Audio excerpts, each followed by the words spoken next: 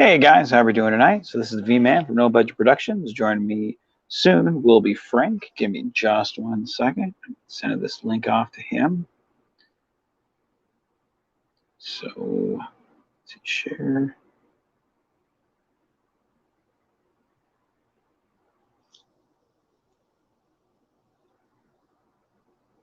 All right, so this is going to be kind of a easy night for all of us.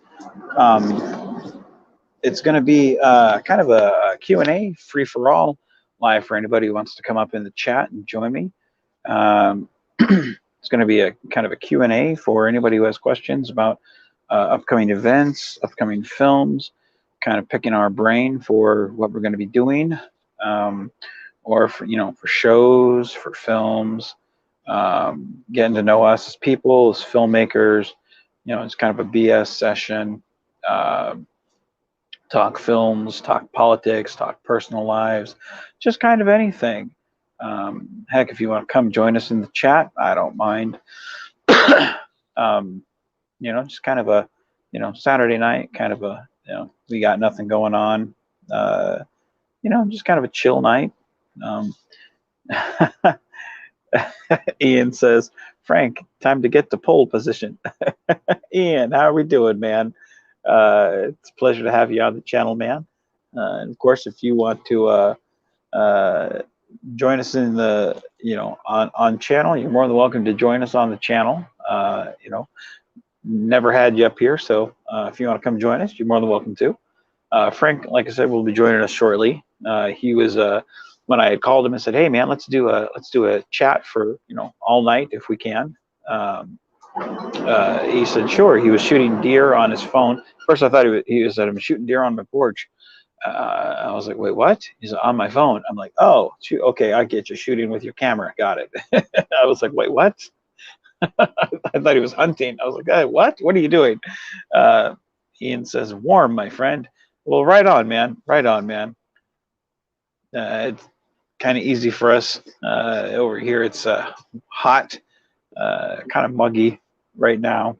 So right on, man. So Ian, knowing that we have 3 films left for our Star Trek Picard era films, question: what do you think so far of the Kelvin Menard / Star Trek Picard era Menard that we have, and the differences between this Menard and the Prime Universe Menard? What do you think about the differences between those 2 Menards? Do you see a difference between how I'm playing each of those characters?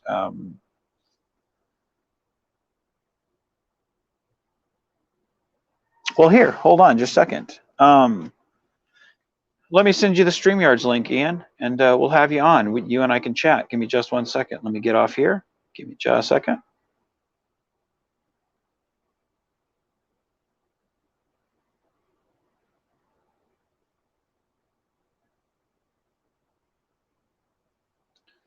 Let me send you the StreamYards link real quick. Share. And I'll send that to you, Ian.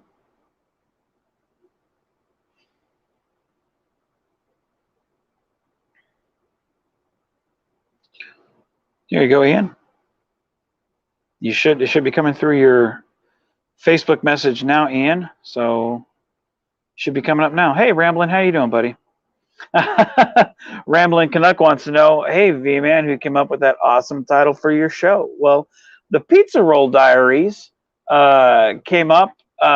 This wonderful guy named Ramblin' Canuck, we were going through, titles of shows, and this crazy cat decided, just off the top, because that's how creative he is, Pizza Roll Diaries, and that's how he came up with that wonderful title, and it forever will be titled Pizza Roll Diaries. Because that's just how creative he is, and I don't know if it was intentional or not, but he came up with that title, and I was blown away by it, because I never in a million years that I have thought of that name. But I loved it, because I was like, man, that's just good stuff there. I would never have come up with that. So yeah, that was Rambling Canuck's idea right there. So you know, if he's ever like, you know, you better put a trademark on that or a copyright, you know, copyright Rambling Canuck. You know, there may one day be a little C and then Rambling Canuck in the corner because it may be copywritten by you know, good old Ramblin' there, you know. But no, my good friend Rambling Canuck came up with that name. So yeah, that's Rambling's idea. You know, the idea was mine for, yeah, what can I do? What would really be, you know, what would be a good name for a podcast show that just says me? And then Rambling's like, we could do this or Pizza Roll Diaries. And I was like, oh, that's perfect. You know, so that good old creative idea from him. So Claude Saling's in the house. Claude, how are we doing, my friend? It's always a pleasure to have you on, brother. Like the description says, any questions, any comments on films or personal life or anything, you know, shoot them my way, man. This is going to be a free for all of us chatting tonight. Please, you know, ask away, because this is a community thing tonight. We're going to be here all day. Bless your heart, Robert. Thank you. My boss just bought me 2 meats on a stick, and I'm going to be chowing down on these guys. Because nobody can cram them away like I do. That's going to be delicious. They're so good. They deep fat fry these things, and man, I can pack them away. So William Jackson says, hail all. Well, hail, William Jackson. How you doing, my friend? Let's see. William Jackson says, hey there, Claude. And Ian Mitchell says, hey, guys. Ian says, PC is having an issue. Bear with me. No problem, Ian. That's fine, man. I usually do it on my phone because, you know, it's what works for me. But yeah, no problem. Technology is a bitch sometimes, man. No problem, man. Catman says, Ian, hello. Yeah, any questions you guys have, you know, bear with me. What soda do you want? You want me to go grab your soda now? Later. Later on. Let me know what you want, man.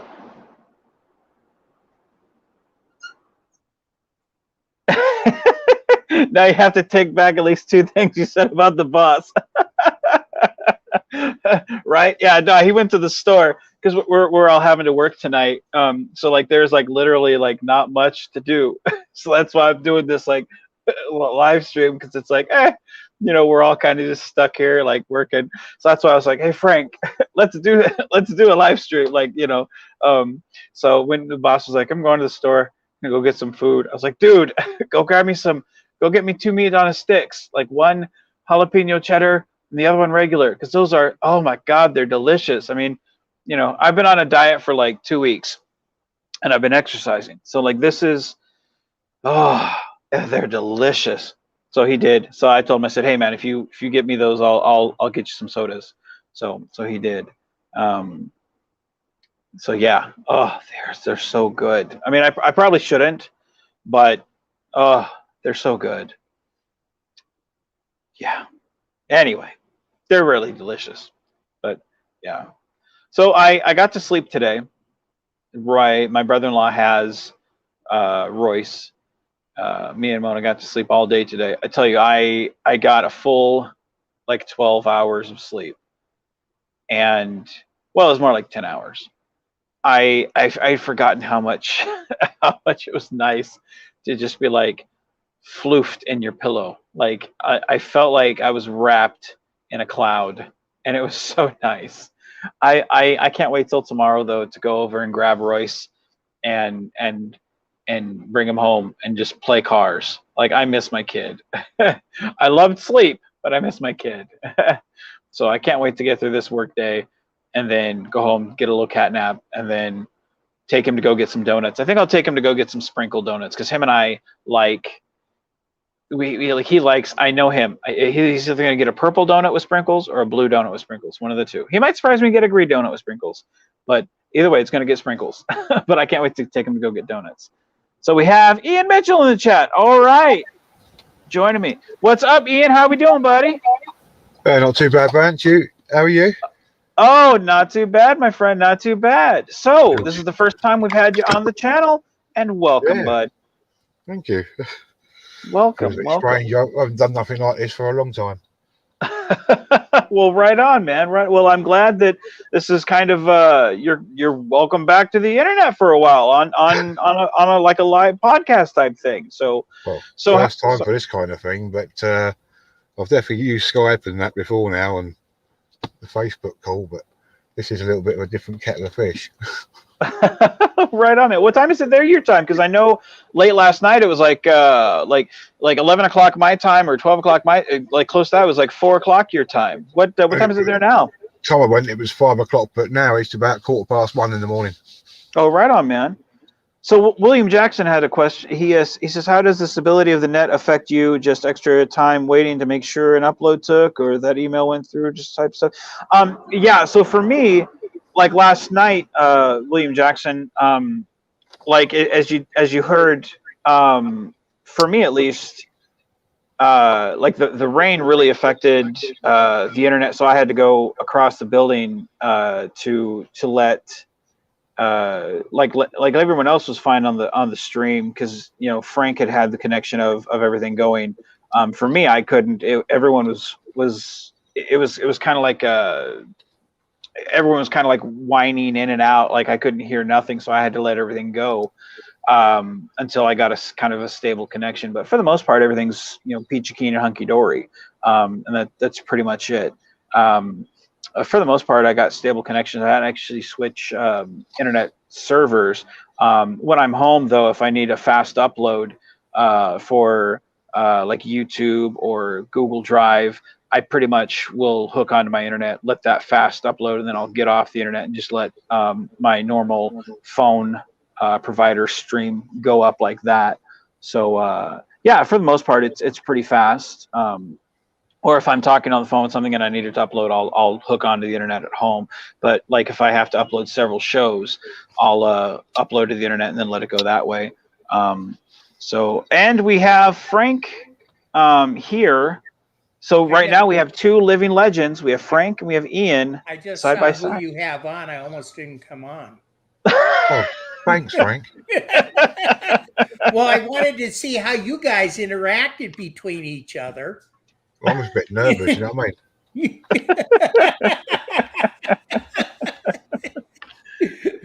If that might not have been fun, that might have been a bit of wind my end. Pardon the pun at the end bit. There we go. Wait a minute. Hold to welcome Ian on board. Let's see here. Where are we? Thanks, Frank. Wait, here we go. There we go. There we are. Oh my word. Hello, Donna. How we doing, Donna? Yeah. How we doing? So we have asking to my question earlier, as someone who I am always thrilled whenever I see you in the chat room, Ian. Hold on. See, Rama says, so I have decided that with these tubes, I am now bored. Oh, right on, man. Right on. So Dig Outlaw, welcome this evening, brother. Welcome. So Ian, as a fan of the films, what do you think of the difference between the Menard that we have with the Kelvin/Picard era and the Prime Universe Menard? What do you think of the two differences? Is there a difference between the two, or do you kind of see it as you can kind of just take them both? What do you think of the difference? Is there a difference, or what do you think? Personally, I actually can't see a difference. Maybe playing it a bit harder. Mm-hmm. But I just sort of stand there or sit there and just watch and enjoy it. Well, right on. Not much of a help for what your question was, but there you go. No, that's the whole point of asking the questions. Like for doing the having trying to play different styles. I know as an actor, I try to bring a different type of sensibility to different things.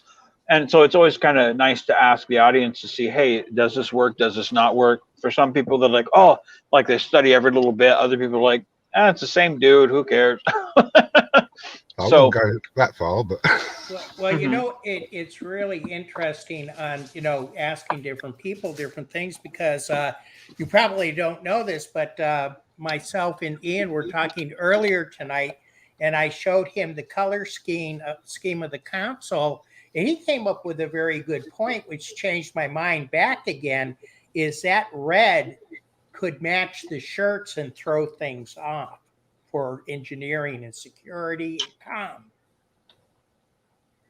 That's really true. That's really true. Never had thought of that. And see, showing and talking to people, you know, and getting their ideas helps the creative process. So I do thank Ian for that and pointing that out to me. You're welcome. That's really true. Well, see, and that's one of the things like I love talking about, you know, talking to the well, quote unquote fans. I consider you guys more friends than fans. Because I mean, we talk to you guys all the time, like, you know, Roy, Ivy, Adega Outlaw, Ramblin', like you guys are friends, you know, not, you know, fans per se. I mean, you guys just happen to like what we like, you know, and we're all fans of Star Trek, you know, so it's like getting that input, you know, that's one reason why I don't mind talking quote unquote spoilers, because it's like, you know, you guys are going to end up watching it anyway. It's kind of like when you know, if you have potluck with the family and you say, hey, I'm bringing potato salad. It's not like, oh, you told me what you're bringing. Oh, dang it, now you ruined the whole thing. You know, it's like, you know, sharing your console pictures with Ian, you know, and getting the perspective. You're like, you know, I never thought of that. You know, that really brings a different outlook. You know, is there anyone else in the chat that would like to come on panel with us to kind of chit chat? Roy, I know that you've been on panel before. Roy, did you want to come on panel and chat too? Or Ramblin', did you want to come on and chat? If you do, let me know and I can send you guys the link. Ramblin' says, well, have to go because he's doing a karaoke stream. Oh, that's right. That's right. Yeah. That's right.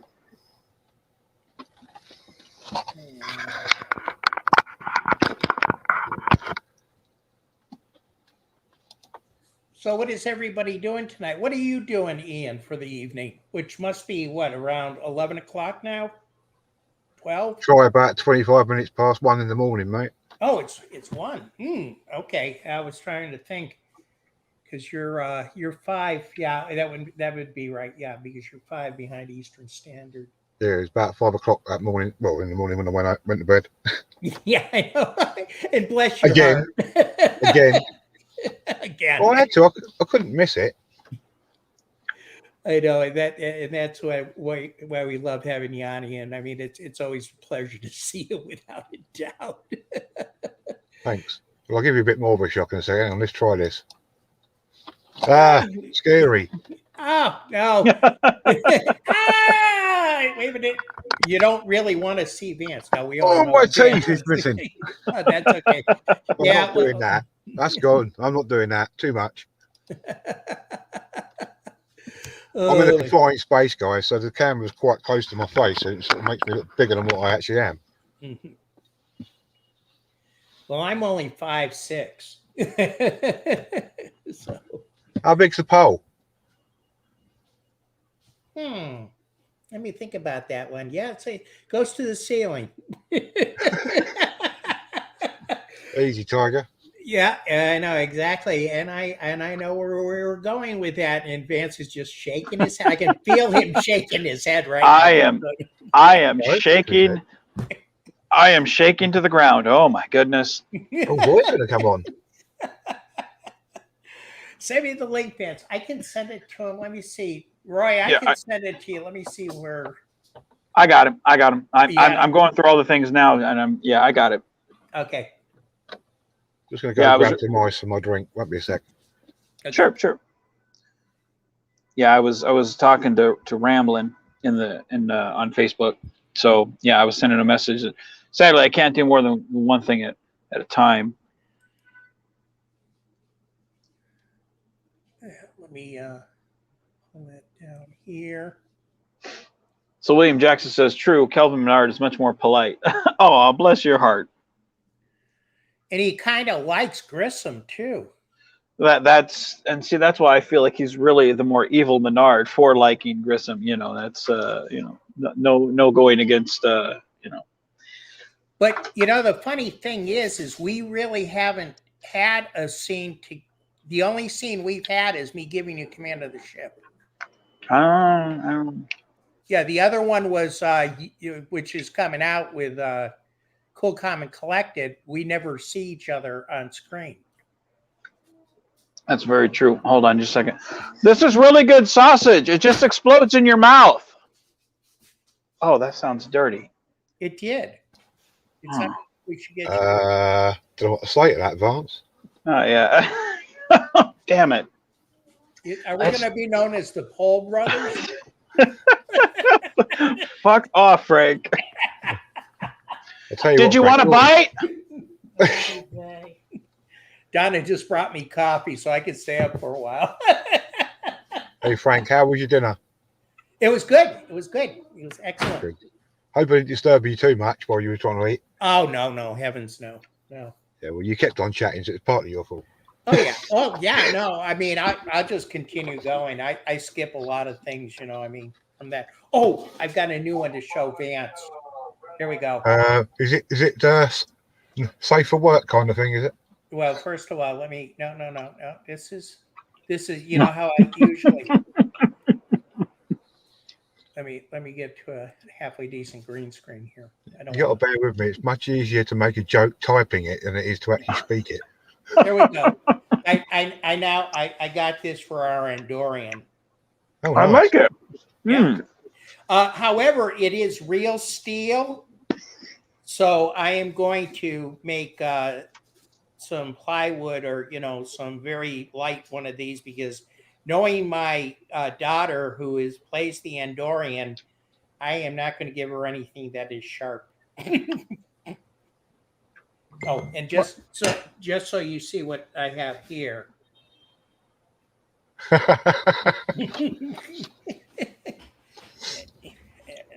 Or in Vance's case, put down those pizza rolls.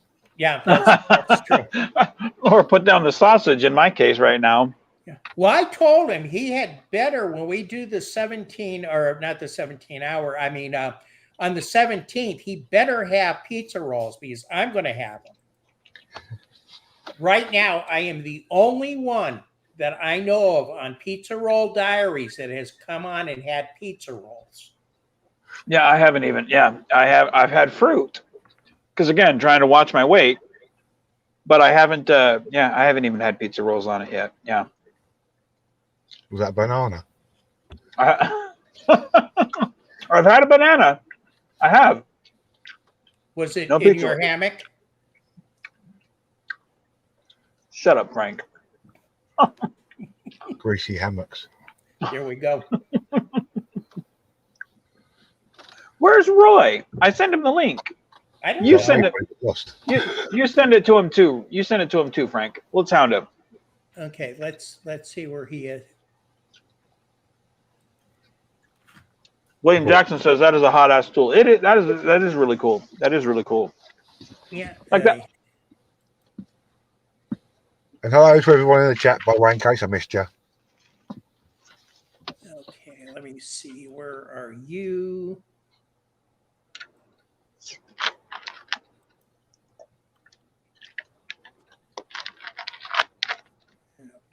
let's see. So do I take it you have to run the YouTube chat alongside another window with StreamYard? What's that now? Do you have to like run up the two windows so you can see what's going on in chat and in StreamYard? Yeah. Yeah, I work on the chat, and there's like two things on the StreamYards. Like I can see the chat, and yeah, You it's kind. you get all feeds through StreamYard. Yeah. Oh. I can't see YouTube, but I can see but the chat thing, that's what pops up on the YouTube itself.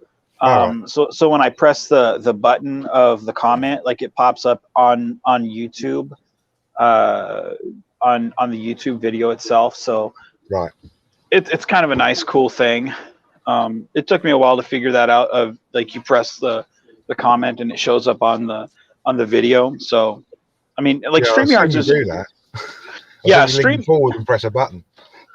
Yeah, like StreamYards is really a nice a nice, easy app to work with. Yeah.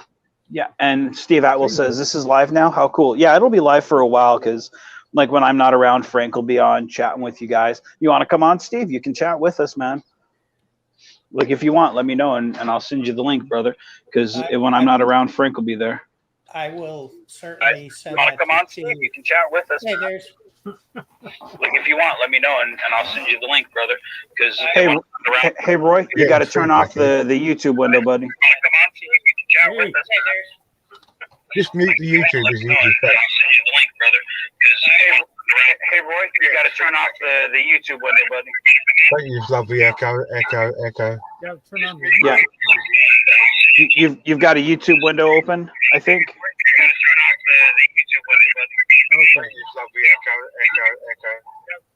Yeah. You've got a YouTube window open, I think. There we go. There we go. Perfect. All right, I just sent it to Steve. Cool. Hello, Roy. All right. Hey, Roy, how's it going? Hey, yeah, here I am. I'm back. Okay. There you go. There we go. I did hear you, but I was busy turning out the window and getting back to the SteamYard window. So, yeah. It's a free-for-all. Right. So, It is. That's what we're here for. We all got the night, so we're partying it up like the cool cats we are, because it's what else you gonna do on a Saturday night? When you're a nerd and you're cool and. I was out taking video of deer. Well, there's that, Frank. They were in front of my yard, so I had to take some shots. Your audio's a bit quiet for me here, Frank. Hmm? Your audio's a bit quiet, mate. Compared to Vance's. Okay, I can bring it up. What I did was I had it down. Is this any better? oh, Korath! That's better. Is that better? Okay. Yeah, I don't know what mine's like. Yeah, yours is fine. Yeah, I had cut mine down, but yeah, I'm up. There we are. Cora, Kapla! Greetings, fellow programs. No, wait. That's a different franchise. Well, I wait, don't think there's we've ever more. been on the same call as Korath. So, that's interesting for me. How's everyone doing? Doing great. We're great. I'm excited. I read that Frank is trying to get Tom Smith on here to do some filking. Oh yeah, Tom will be on. Absolute legend in the filking world. Let me see if I can find my. Oh goodness.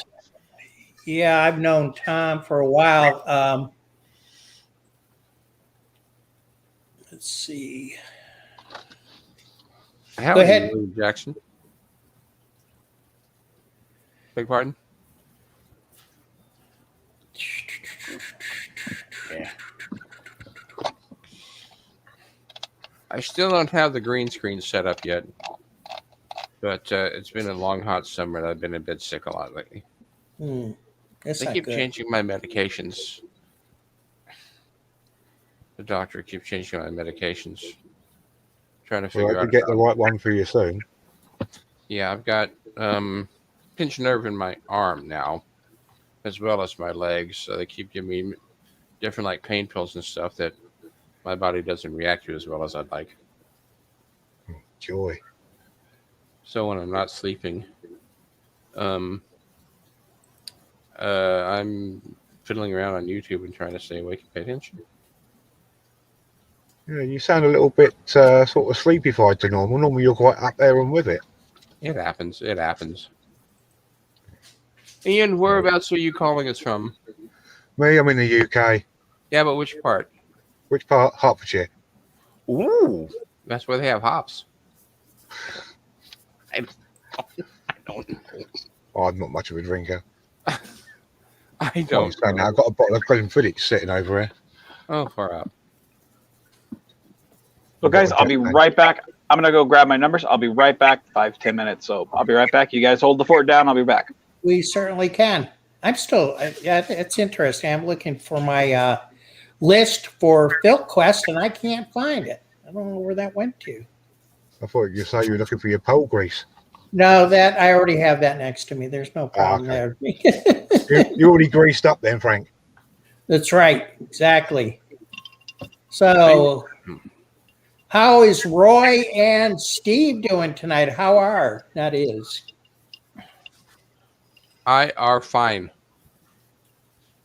And Roy, you're going to be in one of Crossroads' little vignettes soon.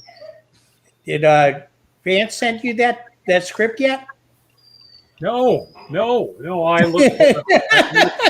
look forward to that. Unless he's already given it to me and hasn't told me what it was. Okay. I'm often surprised when I show up in a film, and in what context. So it's always an adventure. But I don't think I've done anything yet for yours. But I look forward to it. Yeah, it's Josh Irwin's going to be in it. My Admiral Shay Nelms is going to be in it. I'll be in it, and you come in and you're going to be in it.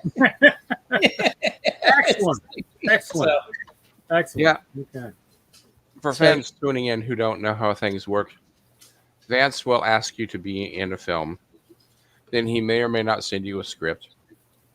And then once you have a script, you film whatever you're supposed to read and do. And then he may or may not stick it in a film.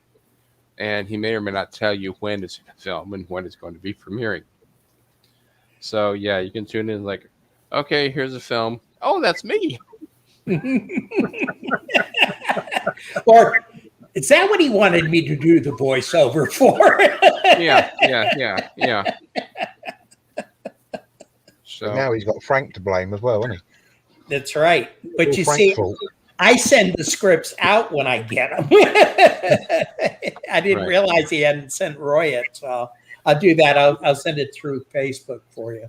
right. Okay, excellent. Okay, so I've been busy trying to work on some scripts myself. I keep hitting roadblocks, but I started hitting up Vance for advice. So getting some progress done here and there. And I've been invited to be in some films that he plans on making like next year oh yeah, absolutely. as a different character. Ooh. But we'll sort that out when we get there. Absolutely. I'm trying to come up with new content for this channel. I've been doing a monthly calendar look at previews, looking at nerdish type holidays every month that people can celebrate, but I've gotten behind because I've been sick and haven't done anything for July yet. And I was going to do a bit about tips for time travelers based on some of my own writings from back in the day. But with the new Loki series and the way they're handling time travel, I'm like, I got to start over. Mhm. Okay, for your answer on this, Korath, Tom Smith will be on 8/25. So August 25th, he's going to be on. Oh, good. Right. I'll jot it down. It's going to be a busy month here in August. Yeah, and then Bill and Gretchen Roper? No, name's not familiar. Yeah, okay, Bill. And I'm working on Bill and Brenda Sutton. But yeah, a lot of Cat Favor, Matt Leger, Moss Bliss. Blind Lemmy Chiffon, Mickey Mason is on in 2 weeks. I know Blind Mikey. on. Yep. Lem Is will be on. Is So- Leslie Fish still around? Yes, she is. Yes, she is. I may try to get her. I communicate with her every once in a while. So Absolute legend. yeah. So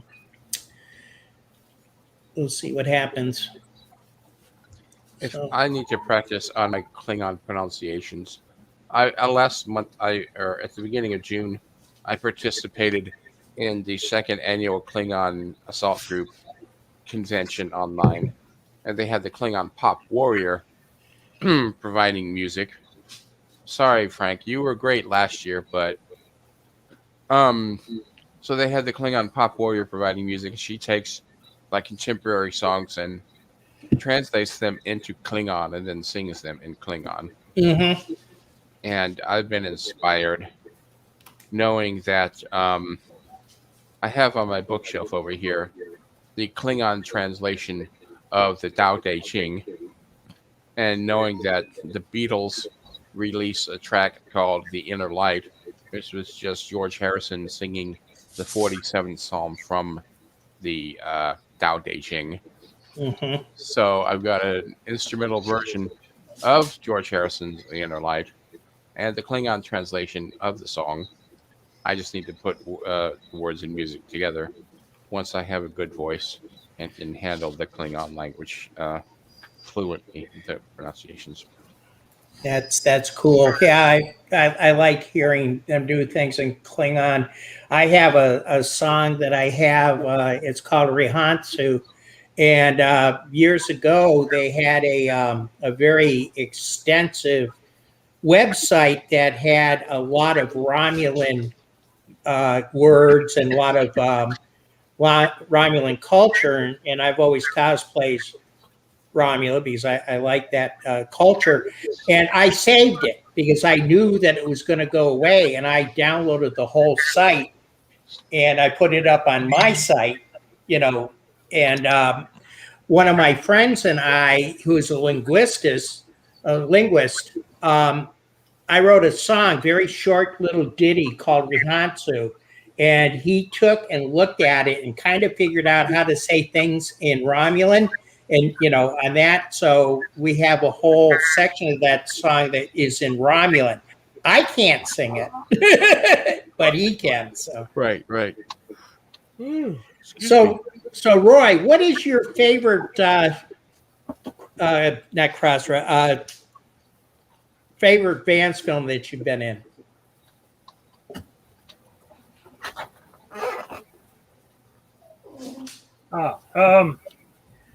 Let's see. The latest one I was in, actually, of The Devil You Know. Ah, okay. Devil You Know, made by oh geez.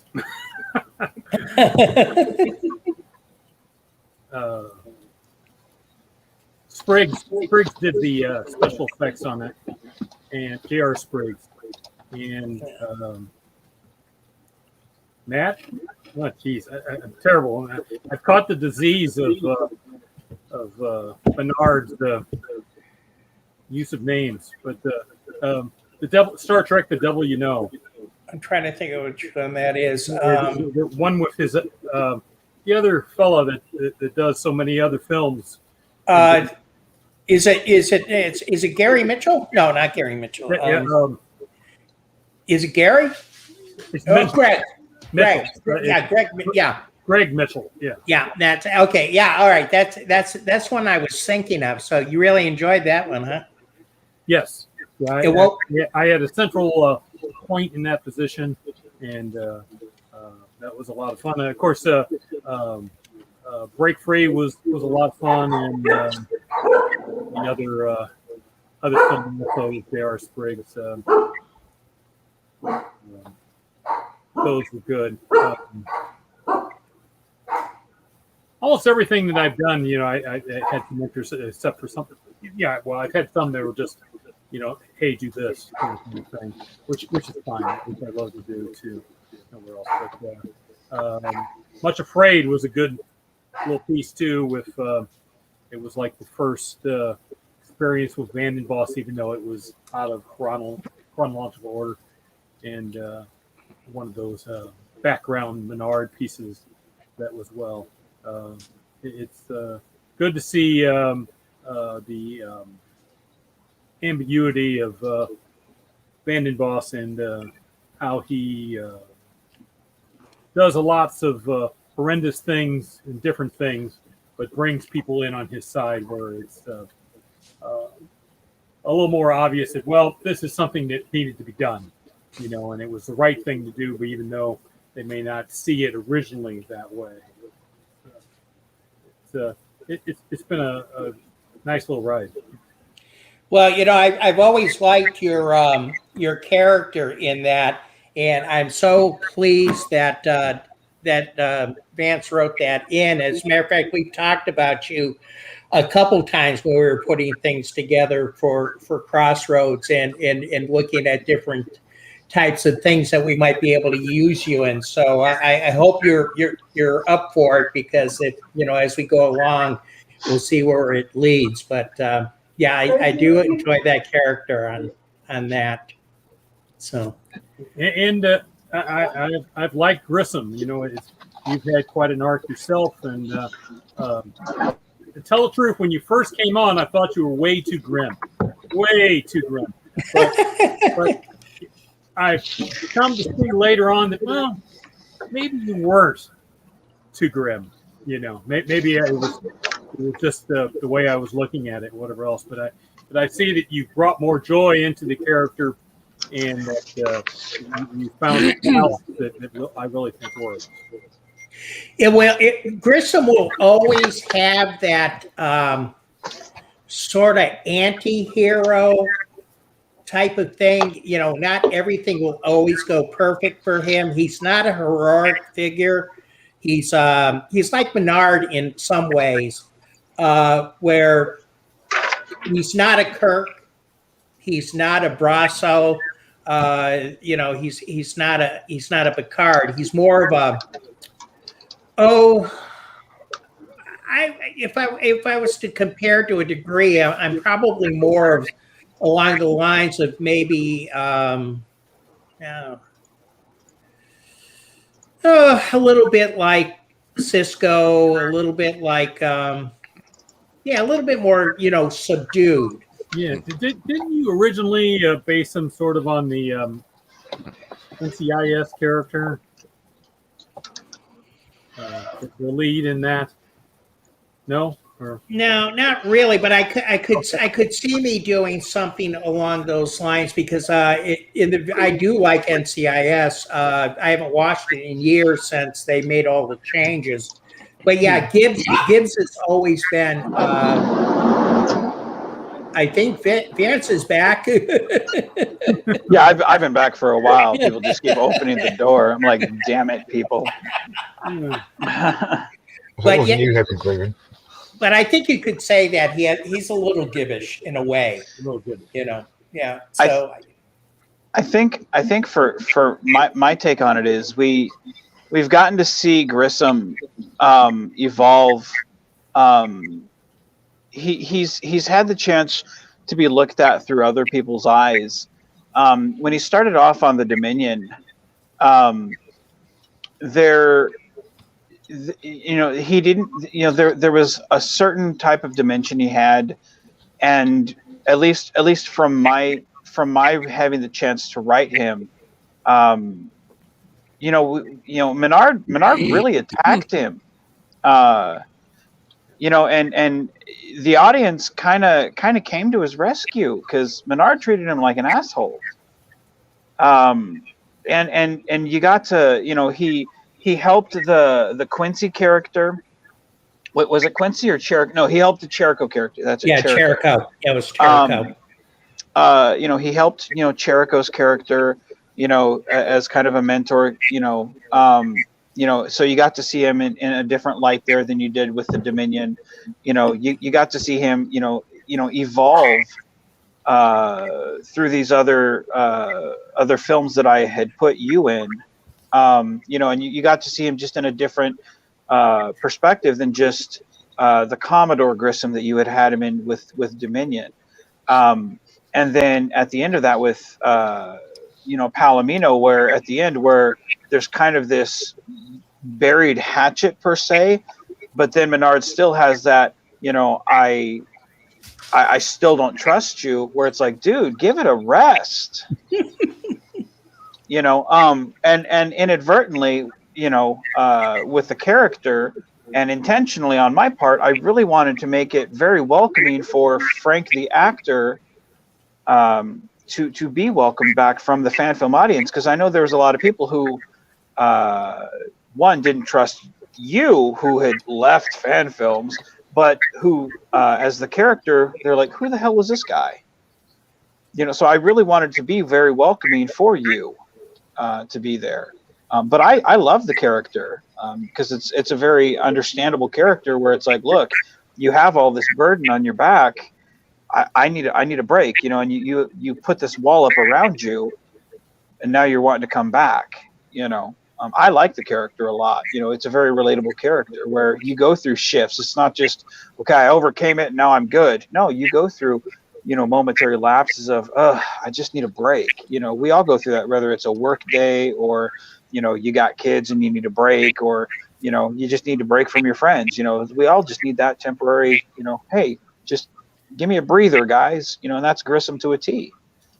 It was something that I don't know who it was, but when Passengers with Baggage came out, and it might have been Ian, I'm not sure, but somebody in the chat when we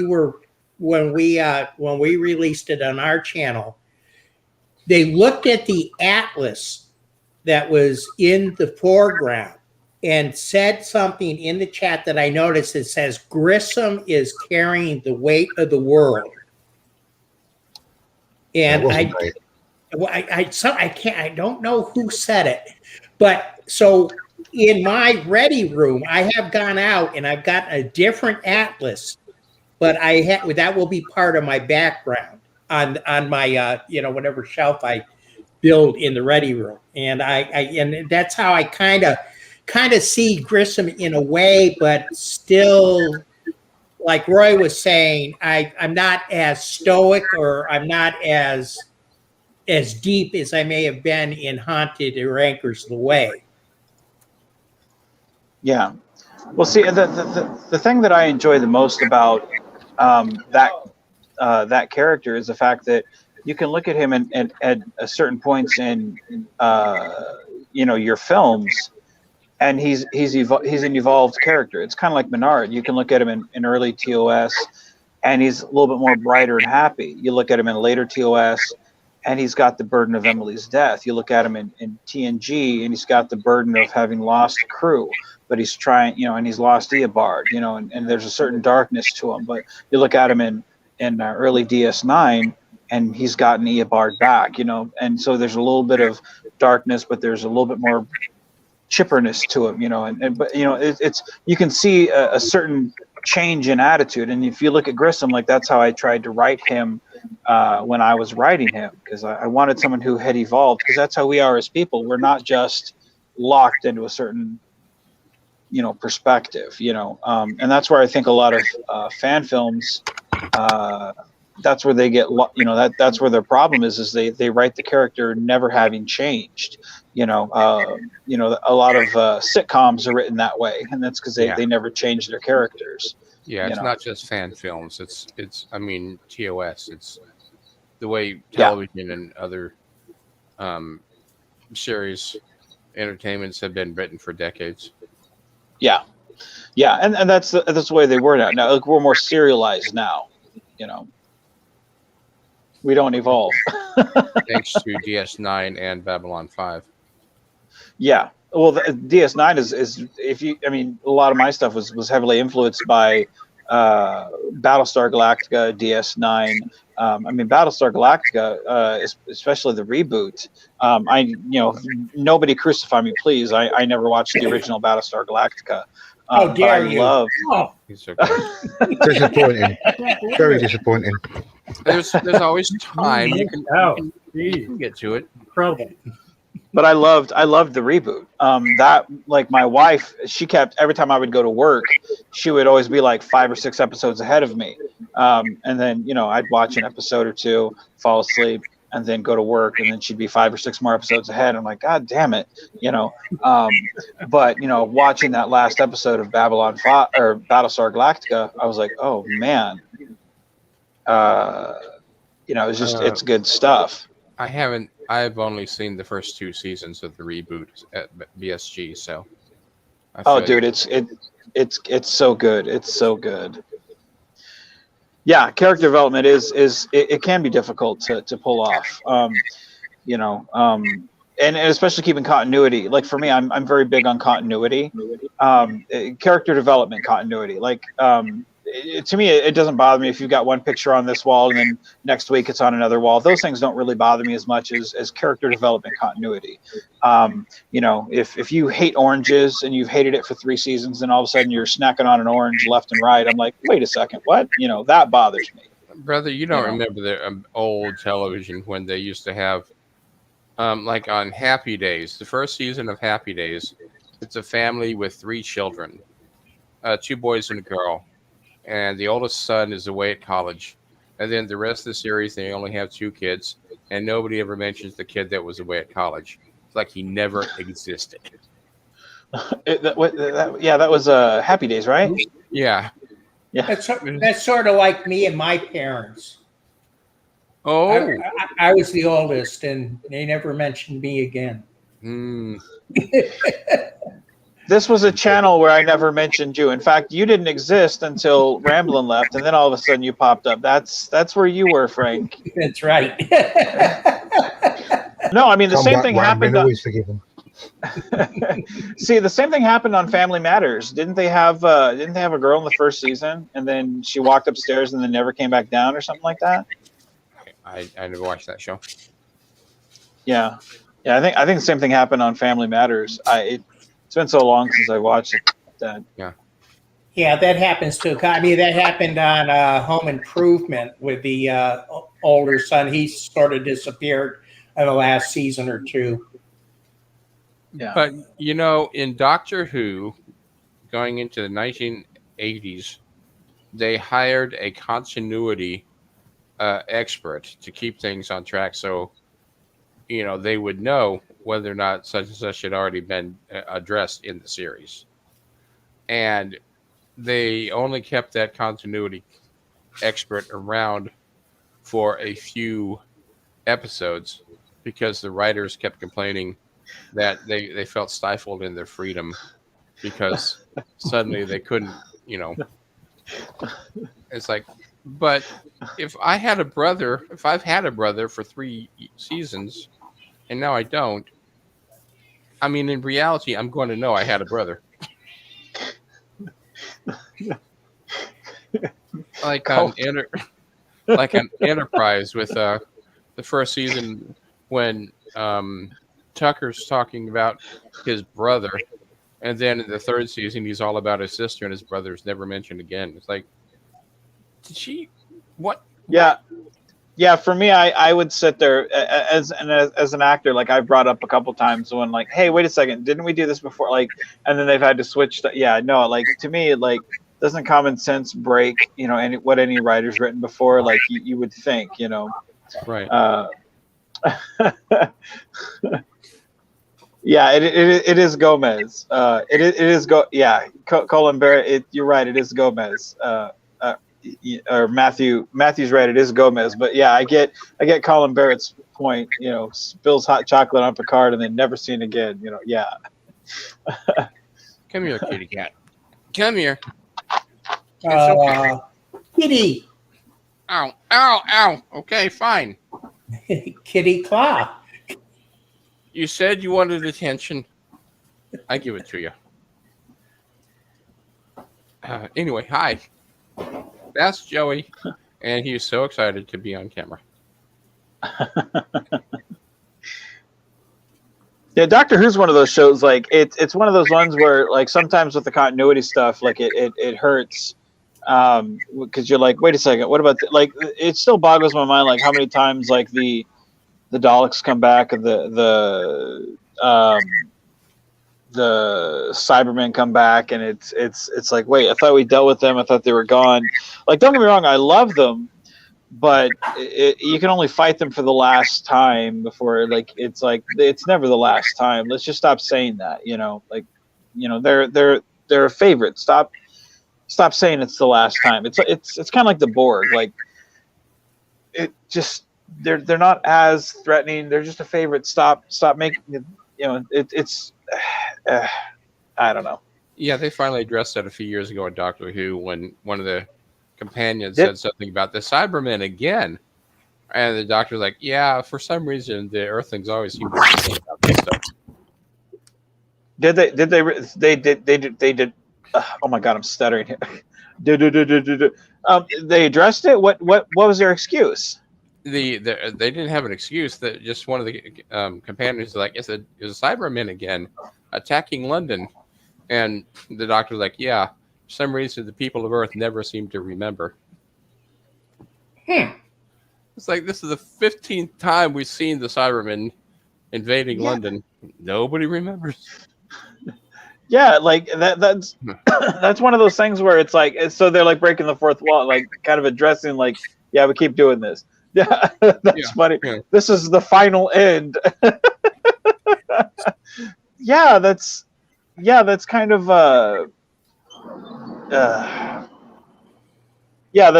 that's been my biggest issue. Is like I have no problem with them bringing back like the Cybermen or the Borg or but don't keep saying this is the final time. Yeah. Right. Because it's like every time you keep bringing back, it waters down that effect. It's like, and that was the problem with Voyager is you keep bringing back the Borg.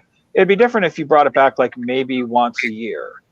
But it's like in Voyager, I mean, it was like 20 times in the last 3 or 4 seasons.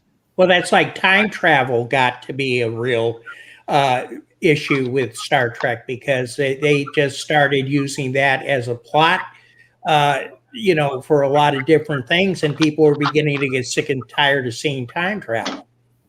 Well, yeah, it was a big deal in Star Trek 4, and then they did it with Yesterday's Enterprise, and I mean, I think you can count on your hand as many times as it happened in Next Gen. It was in Times Squared, Yesterday's Enterprise, and I think Parallels. And Cause and Effect. I think 4 episodes as they had it Next Gen. But Voyager, I think they did it like, a dozen times. Like it seemed like they always hit the reset button on Voyager. And I think they did it in like the 3rd episode on Voyager. 2nd or 3rd episode, they hit the reset button. The whole first season. Yeah. And it was like that was the whole thing of like, it was like a temporal thing where they hit the reset button. They're like, oh my goodness, this basically the equivalent of an atomic bomb, and it was caused because of a phaser blast that they created 2 days early. And it's like, what? Mm-hmm. Yeah. Like their second, their second and like as a 15, 16-year-old kid, I'm sitting there watching it, going, your second episode was a reset button. What the hell is this? Mm-hmm. That's like Who Shot JR. Yeah. Colin Barrett says time travel could destroy the whole Star Trek franchise. Well, actually, I think there's a good part of the Star Trek franchise of fans that say that it has destroyed the whole Star Trek franchise, because there's a bunch of them out there that can argue that JJ films, Star Trek Discovery, Star Trek Picard aren't true Star Trek and that are a result of time travel. So, I mean, that's up for debate. I'm not one to debate it because, I don't mind them and I see a need for them. And I don't quibble over those details. But time travel, I think, has, because it opens up those type of debates for Pike's Bridge is not the same aesthetic as what was in The Cage, and it's because of, Star Trek First Contact time travel, and to me, it's one of those things of like, we've just gone to the well too many times, and I feel like Fonzie jumping that shark. Hey, can I segue into something that was really strange that happened yesterday? Sure. This is something that you and I had a discussion about last night, and today I was shocked. Very, very quickly. And sure. Have we all thought that our phones listen to us? Sure. Vance and I were having a discussion last night after the program, and we happened to mention. I was telling him how I used to go out and find the most advanced chess player I could and challenge them. So I knew I was going to lose. But, you know, I did that as a learning experience. So I'm going through my Facebook this morning, and all of a sudden, a I Love Chess t-shirt pops up, and I have not talked about chess anywhere online at all. And out of the blue, I have an ad for a chess t-shirt.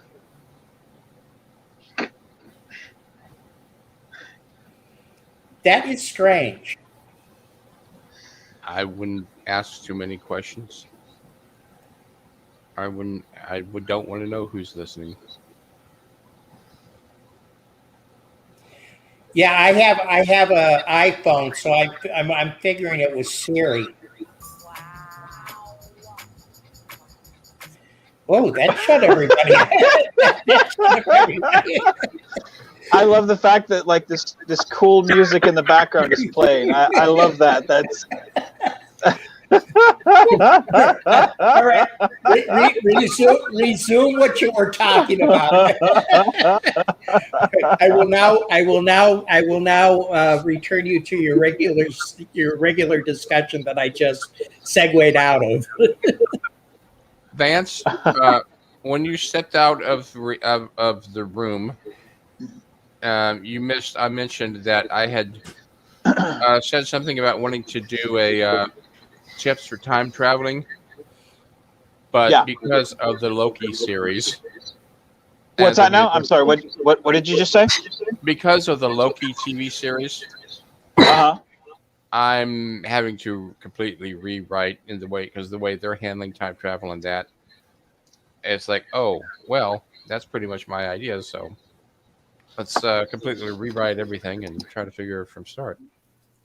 You need to sue them for taking your idea. Oh, of course I do. Of course I do. I'm not one to talk about like ripping out. There's multiple idea. What's that now? There's multiple idea development. It happens all the time. Yeah. But when you're using the same names for things, it's like, dang, what am I going to call them then? I'm not one to question on like the taking of ideas, because it's one thing for me to sit there and watch Star Trek Discovery and then go, oh, well, if I watch a year and a half ago on my channel, I've seen this before in my series. Huh. Interesting. And then watching, maybe 2-3 weeks later in Discovery, oh, 2 years ago on my channel, I've seen this before in my series. So it's funny that you have the chance to course correct on what you're doing, because I don't have that option, because I watch a lot of Star Trek now and I'm like, oh, I've seen this 2 years ago on my shit. So, I don't have that option because. Yeah, Roy, I just sent you after the fall, since Vman has not. I've had to Thank you. reconsider quite a bit of the fiction, science fiction stuff that I was writing in high school and college, because it's so similar to what actually hit the on television and movies and comics and books, before I could get anything published. I think it says a lot about. I think it says a lot about the modern writers. Inspiration from like the bigger companies to find, and I think that's why they put in these either guidelines or like loopholes, for like for the like either fan film awards, like that Lucas the Lucas thing had done years ago, like any idea that that you do in your film or whatever, like they instantly kind of own, because theoretically it should be um, theoretically, it should be like, if you wrote the story, it should be your idea. Right. But technically, once you put put it in that universe, it's technically theirs. Hmm. So any character, any idea, it's theirs. Right. And that's why, like, you can't really get mad. It's just like, eh. But it's one of those things where it's like, inspiration. It's what do you do? So it's if you write something these days that's an original idea, nobody watches it. So you put it in their universe, and then it's no longer really yours. Yeah. So it's just one of those things of like, what do you do? Yeah. So Darth Haster says, are any of you interested in the new Dune coming out? Honestly, I've never even seen the original Dune. So I don't know anything about it. So this is, you guys feel free to chit chat about that. I don't know anything about it, and I don't want to sound dumb. I'm curious to see it, but not like, ooh, new Dune, new Dune. I'm not jumping around anxiously awaiting. It was a very stylish film. So it's in about really high level thoughts, whatever else. So it's it's sort of like Shakespeare, but with sand. See, my thoughts. I love the books. I don't think any of the films that have. I mean, personally, I don't think any of the films that have come out about Dune have actually captured the book.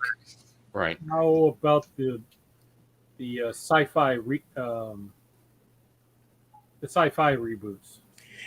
You see, okay? I have to be honest. I didn't see those. Yeah. I thought those were more fun. Those were more acceptable. And they did it over a longer space of time, which was a lot to try to condense Dune into whatever 3 hours. It was a long movie, but it still wasn't long enough to condense, that huge book. Like Lord of the Rings. And I was just thinking of the Lord of the Rings from that point too. So that's one of those. The movie Dune that came out back 35 years or so ago, they had originally created like a 4-hour film and had to cut it down to like 2.5 hours for the theater for release. So quite a bit. That's why we had so many different versions of it then released, some with more material in it, as they kept trying to tweak it to appeal to the fans. I think it's hard to. That was my dog barking. I think that it's hard to take a novel that has a lot of intricacies and put it on film. I'm thinking of one right now, which was very deep, very well put together, was The Postman by David Brin. And that was an excellent book, but boy, did they butcher it on the screen with Kevin Costner. It was completely in the book itself.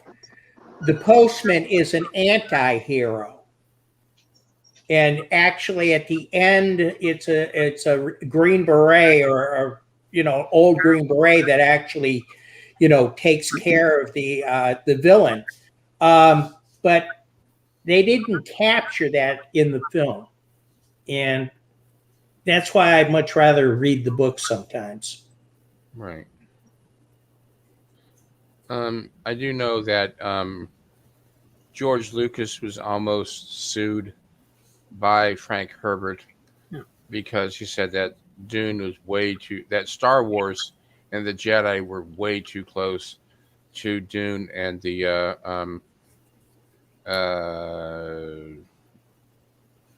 Jesuit and the Jesuits. Jedi?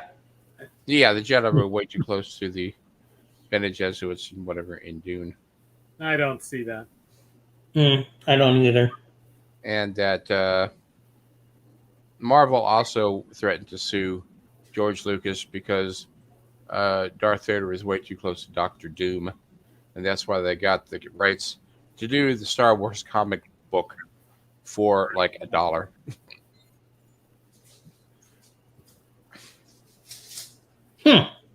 It's It interesting. is a lot like Doom. I don't know which. Yeah, I guess Doom would have been first in the '60s. Yeah, Yeah.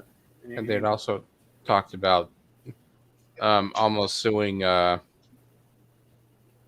guy Gene Roddenberry because Spock was too close to the Submariner. Oh, I hadn't heard that.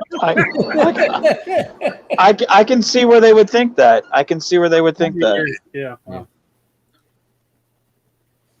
And Mr. Spock did take those long showers, so I guess you could be right. I bet you they were cold too. Yes. I tell you. Oh gosh. So Colin Barrett says, can't recall who, but a big name in Hollywood recently said that if you have an original idea, make it yourself for YouTube, as it has a better chance of getting noticed and picked up that way. I bet you that's true.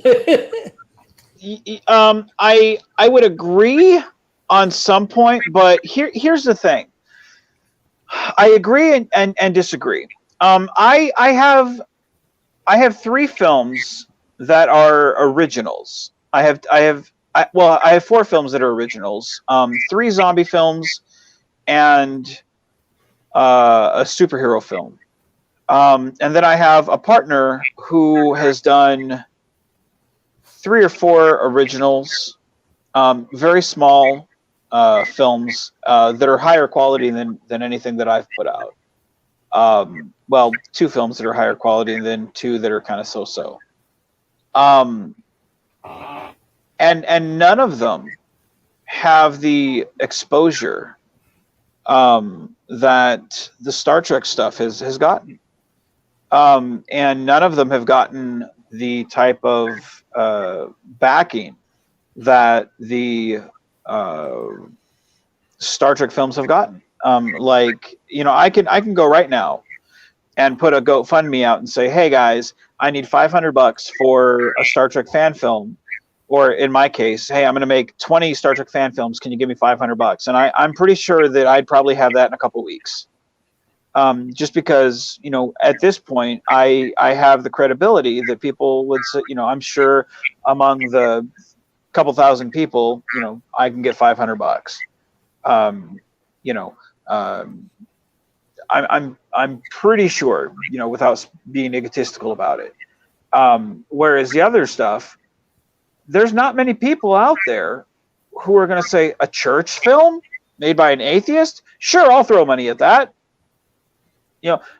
Because it's not, nobody really wants to put something into a property that they don't really know much about. So is it easy to do? Well, sure, it is. But I mean, like, people get excited about my Ghostbuster film, but that's a property people know. The Star Trek film the same way. But if I say, hey, I'm making a superhero film, can you put money into this? Let me start closing my wallet here. And so it's easy to do, but that's when you start having to pinch those pennies. And that's one reason why I am no budget production.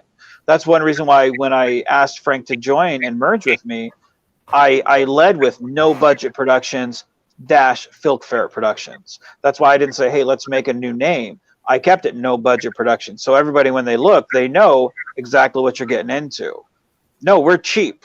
I will always be cheap. And if Frank raises his bar, awesome. Hey, then you still went into it knowing, oh, these guys are basically making phasers with popsicle sticks. As opposed to Frank raising his pole. Right. So, but I mean, it's one of those things where it's not, theoretically it would be better to do it this way, but it's not necessarily. I would say it's better to get exposure through, like, hey, if you have a large network on Facebook or Twitter, and then pass it out that way. But I mean, you really have to have a large network of people, and that's one reason why, like, you guys will get like I'll send a message to Steve. Hey, I made a new film. Can you leave a comment? Hey, Roy, made a new film. Can you leave a comment? Hey, Ian, made a new film. Can you leave a comment? Because to me, I love interaction. So if you enjoy the film, you'll leave a comment. You might share it.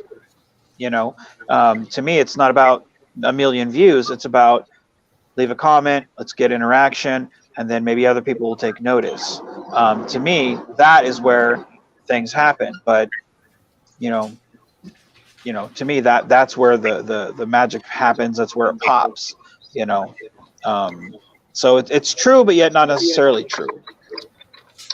Oh, by the way, I just wanted to let you know we got our one down vote on tonight's What's that live. now? I said we got our one down vote for tonight's live. Well, I know who that is. Welcome. Oh, yeah, if we don't get Frank and I know who he is, and if we don't get one at least, it's horrible. In the end, there can be only one. That's right. Yep. Well, at least we know that, time is a constant and things are flowing. I have no idea what I'm saying. But you said it so eloquently, Steve. So I'm hoping that you will have me on for sure with another pizza roll diary so I can chat about what I do have working on. yeah, I was going to stop doing them in the mornings. I was going to take a break from them, but I'm thinking about changing the time so that I don't have to take a stop. I'm thinking about changing them maybe to maybe mid-afternoon when Royce goes back to school. Therefore, it keeps me. So I may do them for like mid-afternoon so I can kind of keep them going. So yeah, I'm still thinking for like September, like early September, because I'm booked up, or maybe late August, mid-August. So we'll get you back on. Okay. So yeah, you're definitely going to be back on. Don't think you're not going to. So yeah, you're gonna be, and just like this thing right here. Once I see you're on, and we're doing something special like this, you're always welcome on panel. And even on you just want to come BS with us, man. You're always welcome to come BS with us. So I'm half tempted to see if I can fit in one of your suitcases, so I can accompany you in Vegas.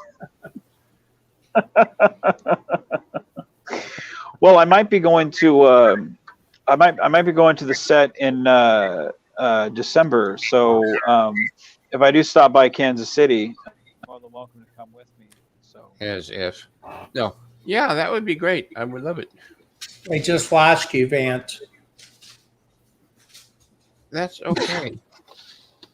He's gone. there we go. Is that good? He went into. Who is that? What's your name? And who invited am I back you in now? here?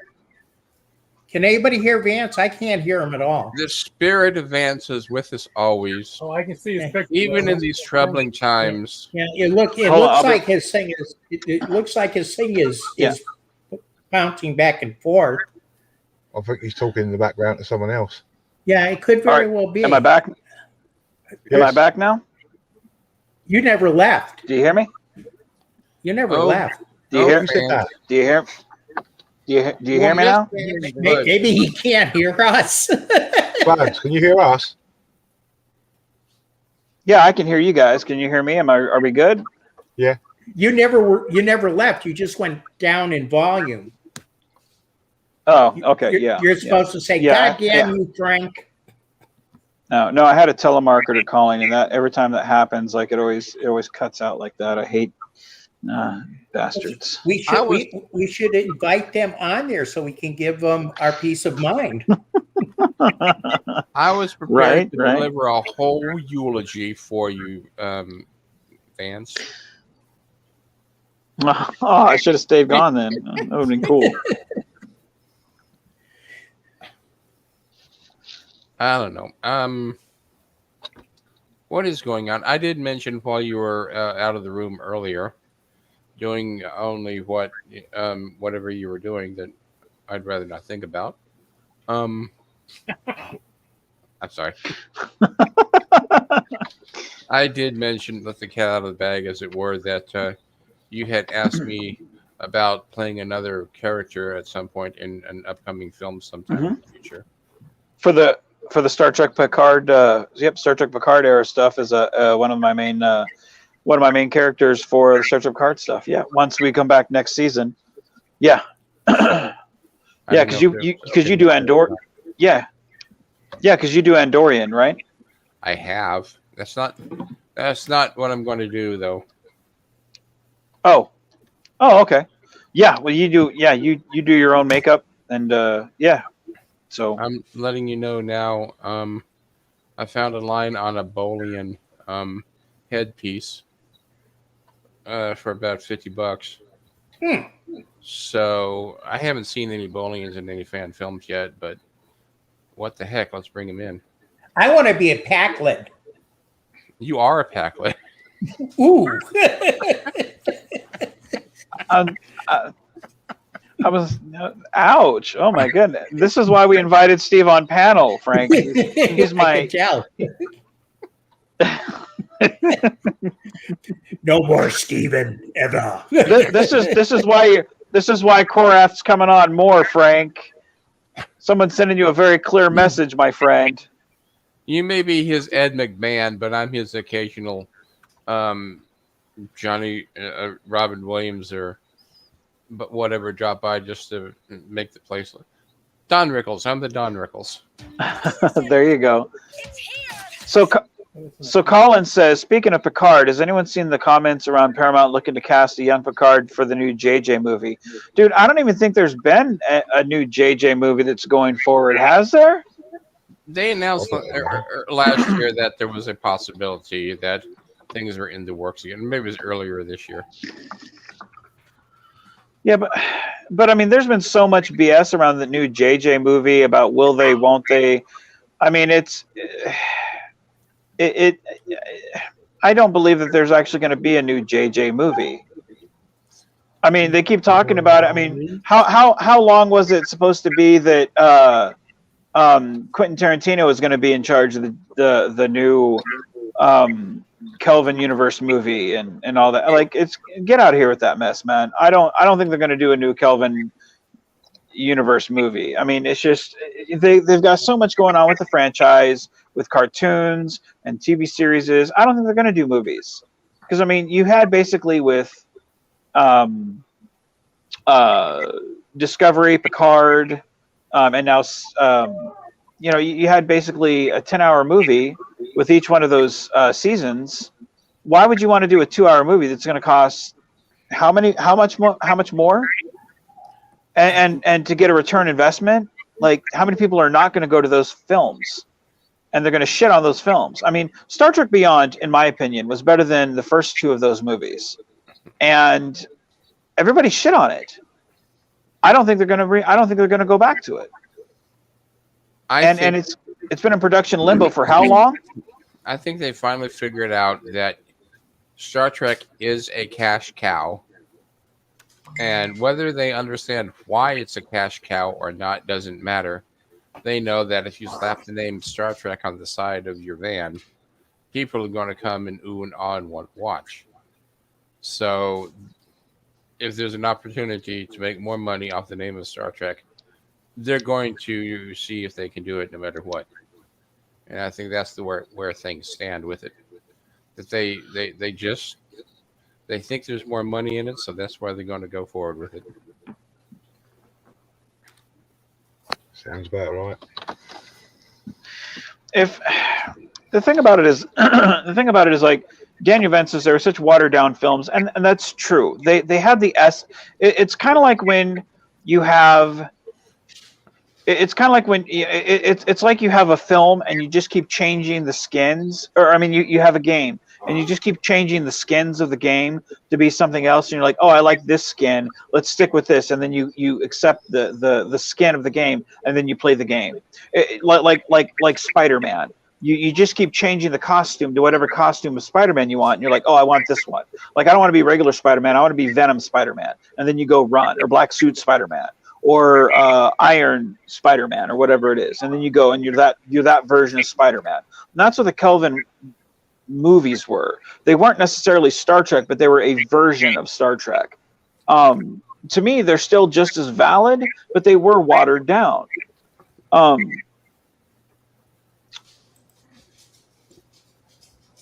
The new movies are like the old movies with all the non-action sequences cut out. Yeah, no, that's exactly it.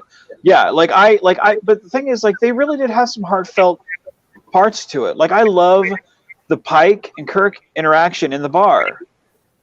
And I loved Kirk at Pike's death. That was really moving to me. And you could see I'm a very big fan of Bruce Greenwood. I loved him in the series Nowhere Man from UPN back in the 90s. That was a great show, and I really wish it had gotten a second season, or at least a TV movie to kind of end that series, because it was cut off before, it should have got renewed, and it never did. But I loved his performance as Pike. To me, that's just as valid as Ensign Mount. But that chemistry between those two, the kind of Uncle Ben role that he had to to Kirk in those movies, it was great. And Pike berating Kirk after his mission to that planet. I loved it. I loved that scene. So they had some really great moments. But the problem with that movie was it was a movie that was a bunch of moments. It's kind of like Batman v Superman. It was a movie that worked as a bunch of moments, but as a whole, it didn't quite work. Star Trek Beyond is why, in my opinion, that movie worked, because it felt the most as a whole that worked structurally. Whereas Into Darkness, that fell apart as a whole. But it had a lot of nice parts. So that whole series, I don't feel like they'd go back to it no matter what you slap the name on, especially when you have all these different series that cost less, and that you are getting more bang for your buck, and you don't have to pay all these actors a ton of money, and that you can get, lesser name and that fit the part. And again, I enjoy them for what they are. But again, they just feel like you're, screen selecting through which version of Spider-Man you want to get what you want. It's not necessarily what you're getting, though.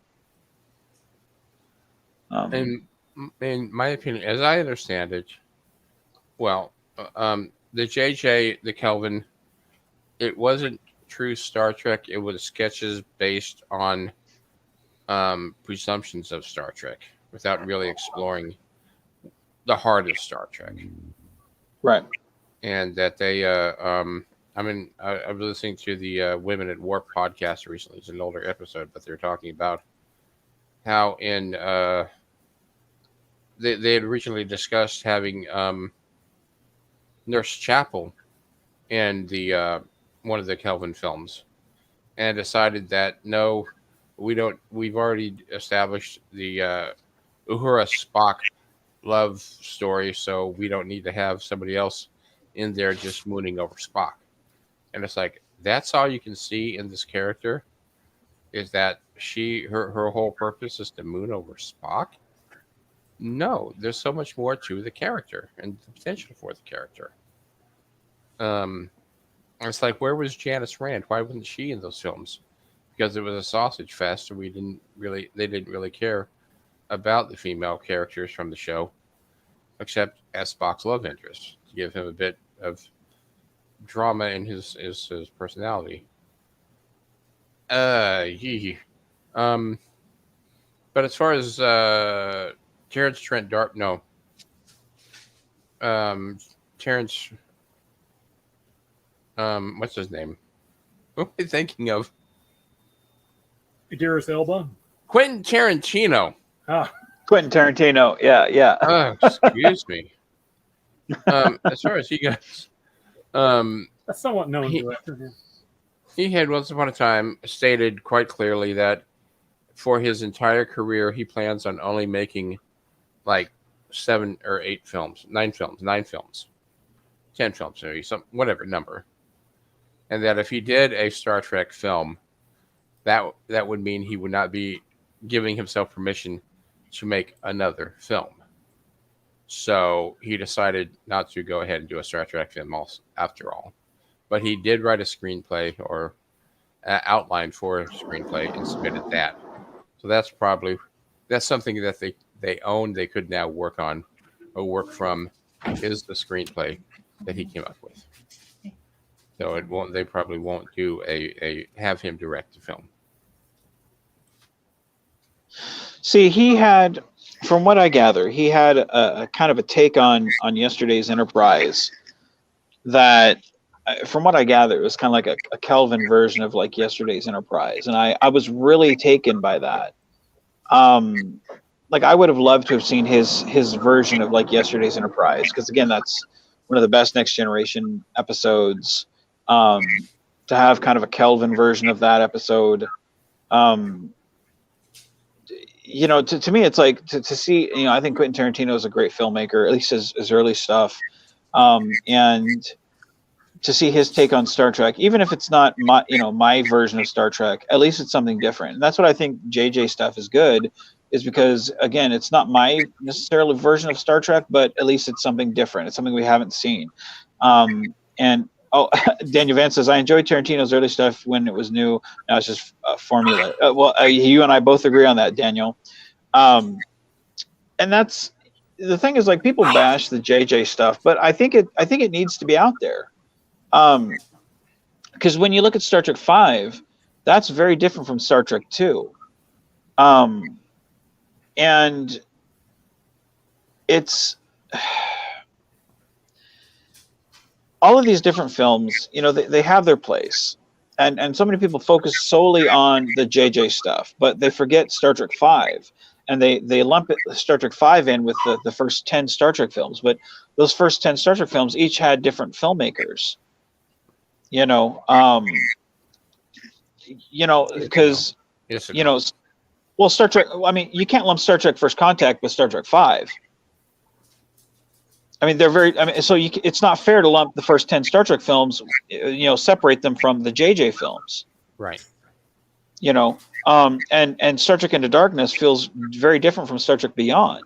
It's you know, it's very different storytelling, even though it's made by the same director. You know, it's very different story. So to me, it's like you got to look at each story from a different, and I come at this from a filmmaker's perspective, having told different stories from different, you know, mentalities, different years in my life.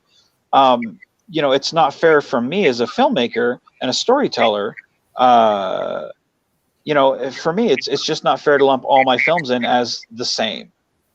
You know, so you know, looking at it from that perspective, I think it would be great to have a Tarantino film and say, let's see what it is. To me, that's the only way to really do that interesting and kind of make your money back and see what it is.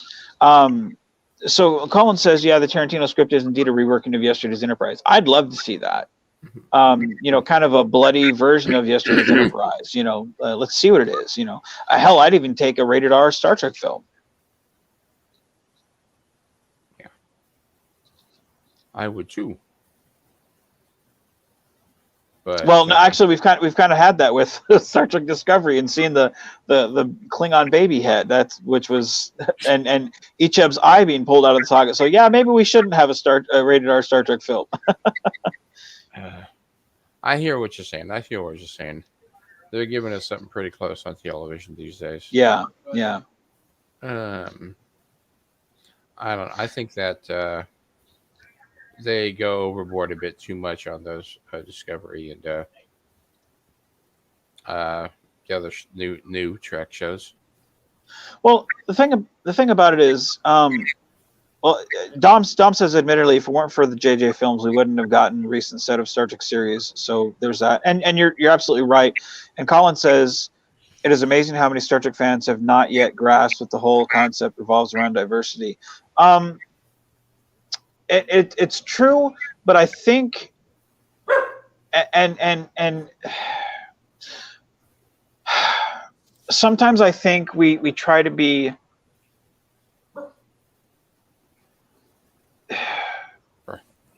Sometimes I think it's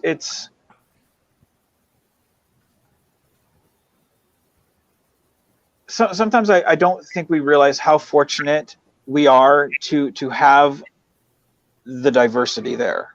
Mm-hmm. Not necessarily diversity for diversity's sake, but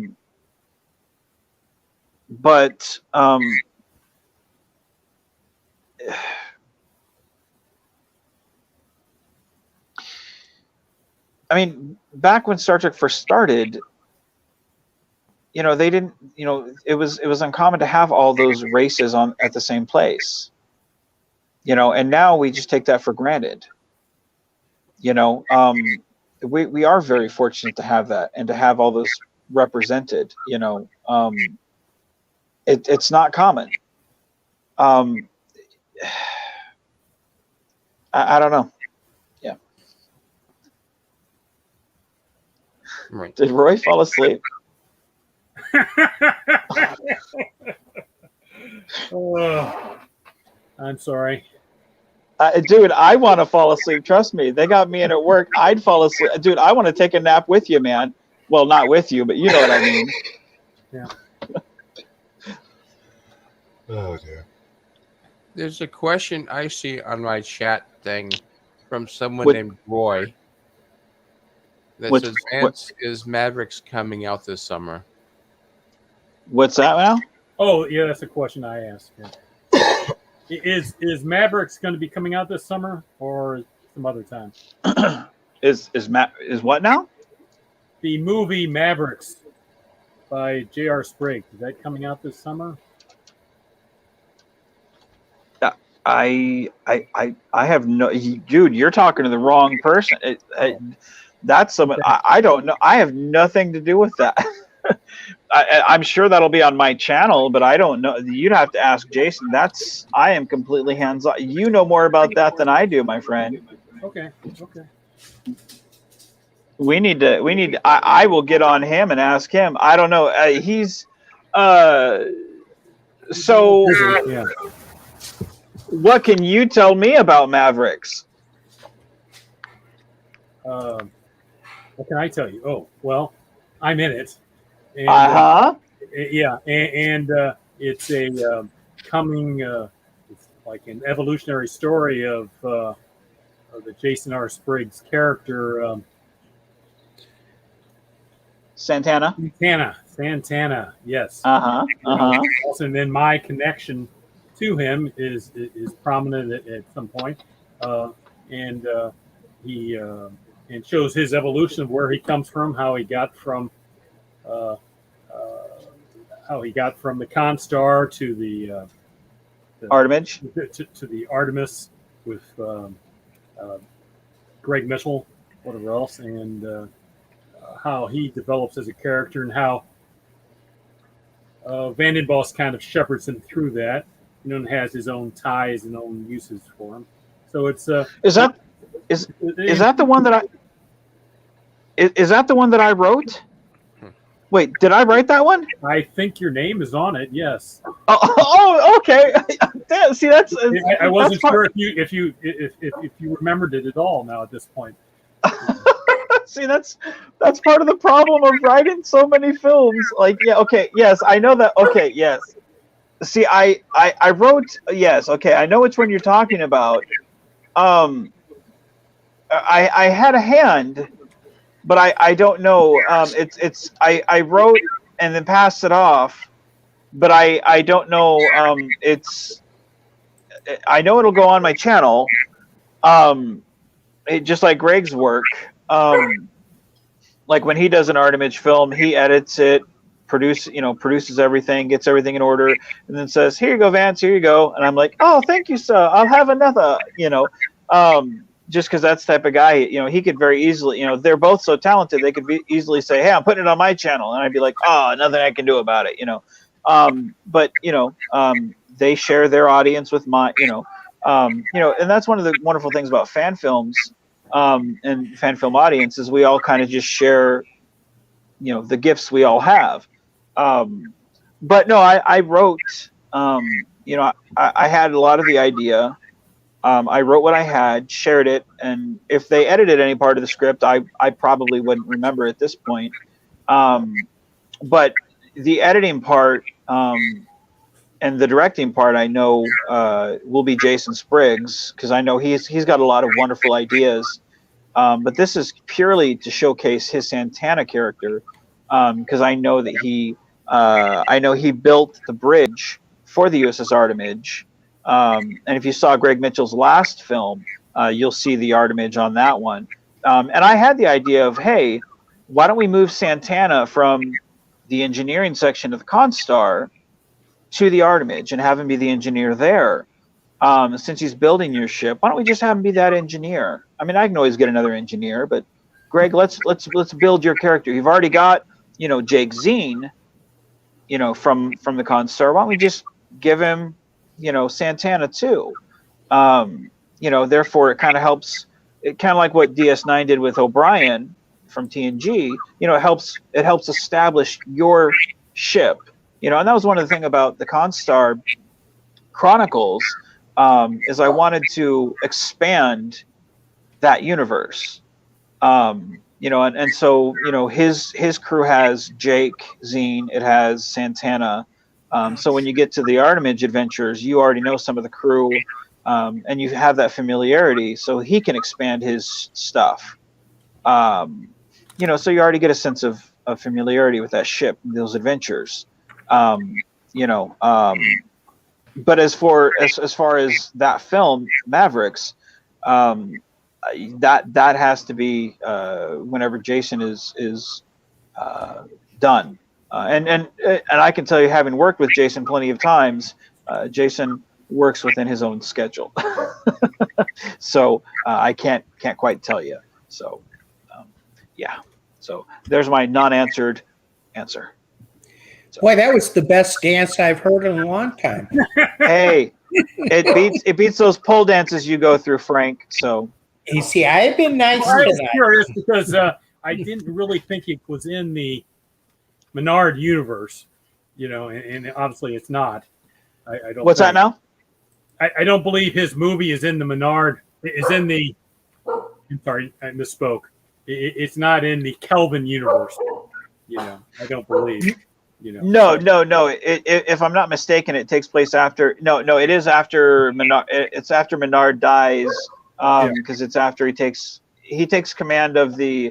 He's in engineering. Because it's after Menard dies, and then he gets promoted to. He basically jumps ship from Constar to Artemis. So yeah. But it's after Menard. It's after Menard's death, because it's one of the things where he kind of gets promoted, and it's kind of like he's very command centric. What's good for me, type promotion. So yeah. Right. If I may sum up for Vance trying to answer your question. Sure. I think there's an emoji for that. Yeah, that's maybe, could be. We'll just wait and see. Yeah. So I know when he was talking about it, it was very ambitious with the green screen and what he wanted to do on some of the stuff. So yeah. So well, I'm in no way complaining. I was only seeking information because you've five more films, and you've talked about the Picard area being next year, but Mavericks is still outside of that. Just like Greg's film. It's just like Greg's. Yeah, it's just like Greg's film is outside of the Constar universe stuff, and Frank's film is outside that. My films, because I mean, even though they go on my channel, it's not, it's not my film. As nice it is to have it on my channel, they're not my films, and I never claimed them to be mine. I mean, it's nice to have the watches and the views and all that, but I never claimed them as mine. Those are their films. So Speaking of films on the channel, yeah, we haven't mentioned the Farragut yet.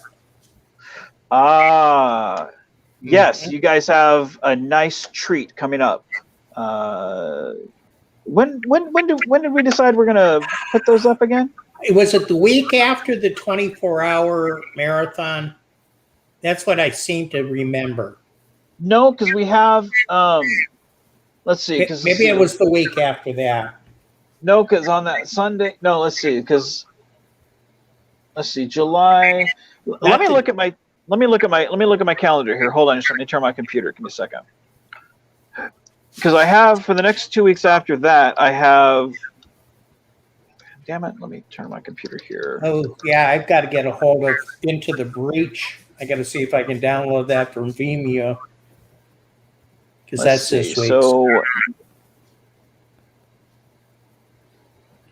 okay, so let's see. The 17th is when we have the 24-hour marathon. So remember it's the first week in August is we were going to start. Okay, yeah, all right, now I remember. Yeah, because you and I talked about that. Because the week after, the day after the 24-hour marathon, we're doing the promotion for next season of Constar, and then the next week after that, we're doing the nostalgia the Nausea universe breakdown, and then the first week in August is when we're going to do this. So I'll let you break down what exactly we're doing.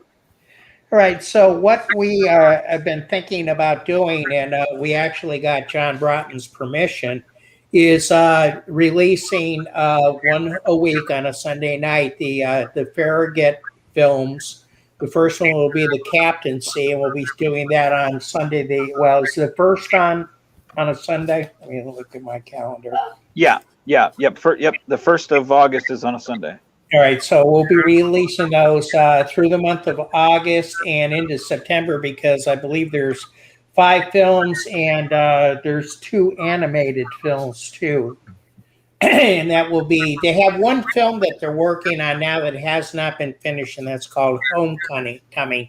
So the ones that we have are the Captaincy, Between a Rock and a Hard Place, For Want of a Nail, Just Passing Through, and then the one that I'm actually in for a short stint is called Price of Anything, and then the what is it? Something of Innocence, and I can't remember that completely. And I'm actually in that one too as a Romulan again for a short scene, and then the one just before Homecoming is The Crossing, and actually in that one Grissom makes an appearance, which is amazing at the very end. And then that will and then we'll do the two animated series. So that's gonna take us almost to October. So those are the complete episode, like as they have it on the channel. The reason why this is a big deal. So we lost Roy. Okay. Mm-hmm. So the reason why this is a big deal, and Roy, if you're still watching and you want to come back in, just hit up the same link, man. Come back on in. So the reason why this is a big deal is how they have it on the channel is all the episodes, and when they were uploaded at the time, they were broken down into part 1, part 2, part 3, part 4. You only could really upload it into like maybe 10-minute segments, 11-minute segments. Yeah, that was the old YouTube. Yeah. We have them in the complete episode version, like 30-minute, 40-minute, however long it is. So we are going to upload the entire episode complete and we've gotten permission from the producers to do this. So we are going to upload the entire episodes complete on our channel, so that you'll be able to watch the complete episode fully. So you don't have to go through a playlist and then have to click and then oh no, it skipped a chapter, I got to go back. You'll be able to just watch in its entirety, how it should be.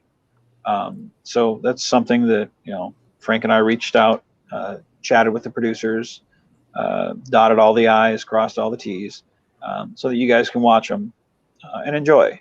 Because for me, I'm a completist. So that's something that you guys will be able to do. Like I said, watching starting August 1st, after we got all of our stuff that we have out, you guys will be able to start doing that and enjoy, because we like having everything out there for you guys. So Yeah, and why it's very special to me is I actually met the Farragut crew in 2000.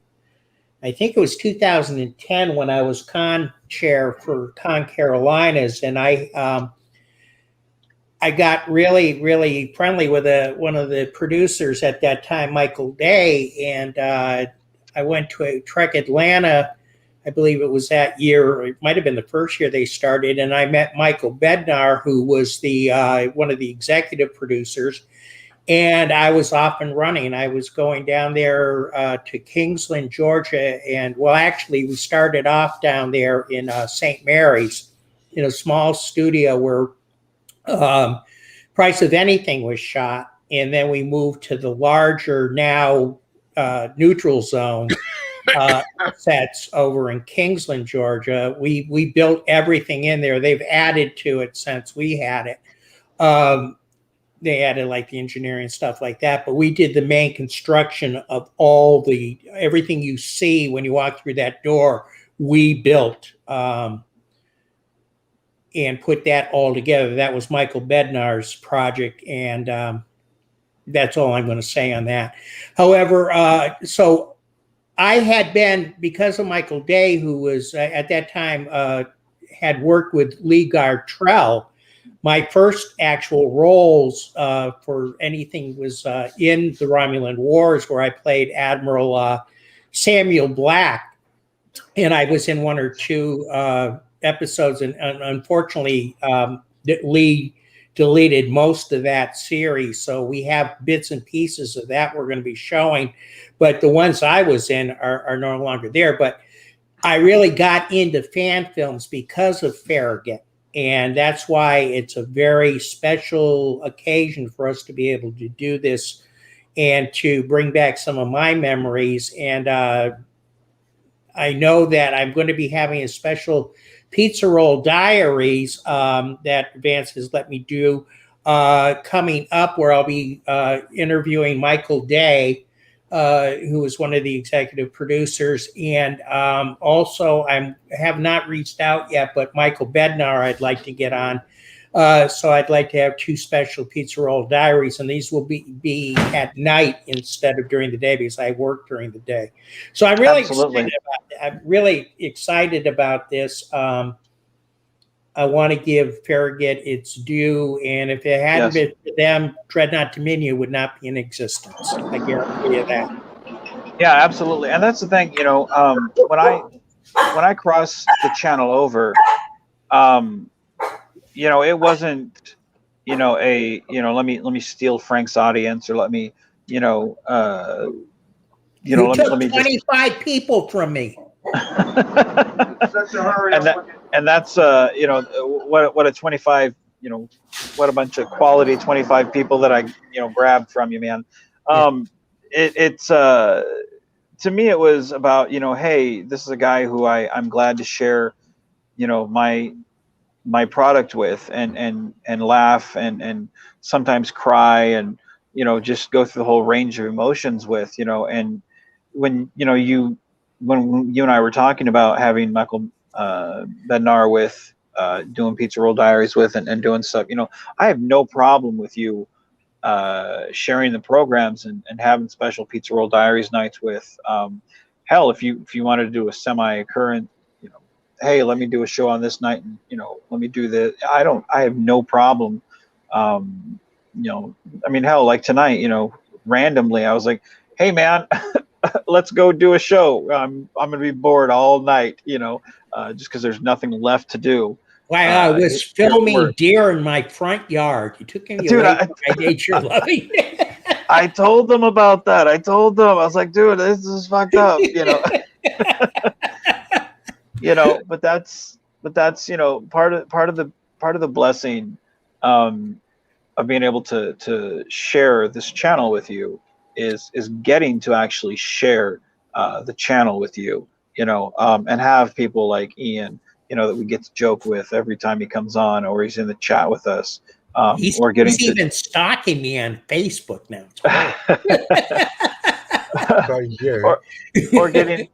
or getting to chat with people like Steve, you know, who, you know, helps me reel in myself when I get out of line. Mm-hmm. You know, who is, you know, sometimes has to play the devil and angel on my shoulder from time to time. You know, we have a wonderful community here that I just fucking love. You know, and we get to do wonderful things. You know, yes, we make films for ourselves. We entertain ourselves. We get to chat. You know, we get to do shows about things that we find interesting. Bye, Noah. Have a good night, man. You know, we get to do. You know, we get to do things that you know, if we want to talk about Batman for 2 hours, or we want to talk about the Flash, or we want to talk about Star Trek, or we want to talk about the Kelvin universe, or we want to talk about, you know, it's like I consider you all friends. You know, if you guys were traveling in the area, you know, I'd be like, fuck, man, stop. Let's go get Burger King. I'll eat a Whopper and break my diet yet again, you know. You know. Oh, the same goes for me. If anybody's in, you know, the North Carolina area and they want to stop in, or, you know, want to get together and do something, yeah, I get more than up for that. You know, it's one of those things where it's like, you know, we have such a you know, we have such a wonderful community of people, you know, and there's you know, there's so much toxicity that's out there on Facebook or just in the world in general. But you know, when we get on here and we can talk about Star Trek, you know, the good things or the bad things, or what we liked or what we didn't like, you know, and I dig it, man. You know, to get to sit there and talk. And learn things. You know, I've learned things from Steve. You know, I didn't even know. You know, you have so much culture, my friend. You know, and I dig it. And you know, the things that my audience, you know, that I didn't even know that they knew that you know, that I'm like, wow. And to see you guys just go back and forth, and I'm like, wow, let me just sit back and watch this. You know, you know, I love it. You know. It's because Steve and I do the old TV shows. Yeah, like stuff, you know, it's just amazing, you know.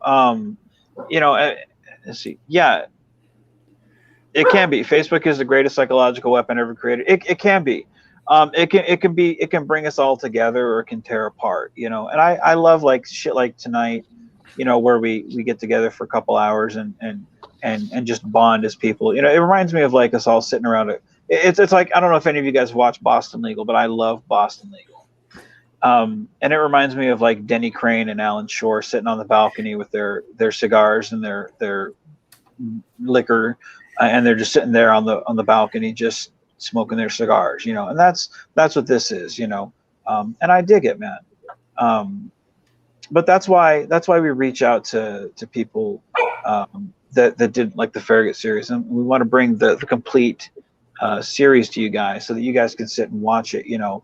And that's why we reached out to the different content creators that want to bring you, you know, something a little different, so that you guys have something to come and watch, and hopefully make your day just a little bit brighter, because there's a lot of of toxicity out there, you know, and I just like to go have fun, because I know for so long, just on politics, I was getting myself stressed. I'd wake up and I felt like, oh my God, I'm about to die of a heart attack, you know, and I'm not kidding. My chest was always on fire. You know, my mind was throbbing. You know, it felt like I was dehydrated, but I wasn't. I was just anxiety, you know, and I feel better, you know, because I've got something else to occupy my mind, you know, and it's because of you good people. You know, I don't care if I have a super huge audience, or, you know, if, you know, I'm world known. I don't care about that shit. I just care about having fun with my friends, you know, and you guys make that possible, you know. But I have to say, Vance, next time I find myself passing through Junction City, it ain't going to be no Burger King. It's going to be JC's. it's going to be what? JC's barbecue grill. Is it good? I don't know. Looks like Yelp gives it a whole bunch of stars and Well, so I think that place caught fire. be great. I think that's the one that caught fire a couple weeks ago. I don't know. Hold on. Is my boss in here? Hey, Robert. What was the place that caught fire a couple weeks ago down the road?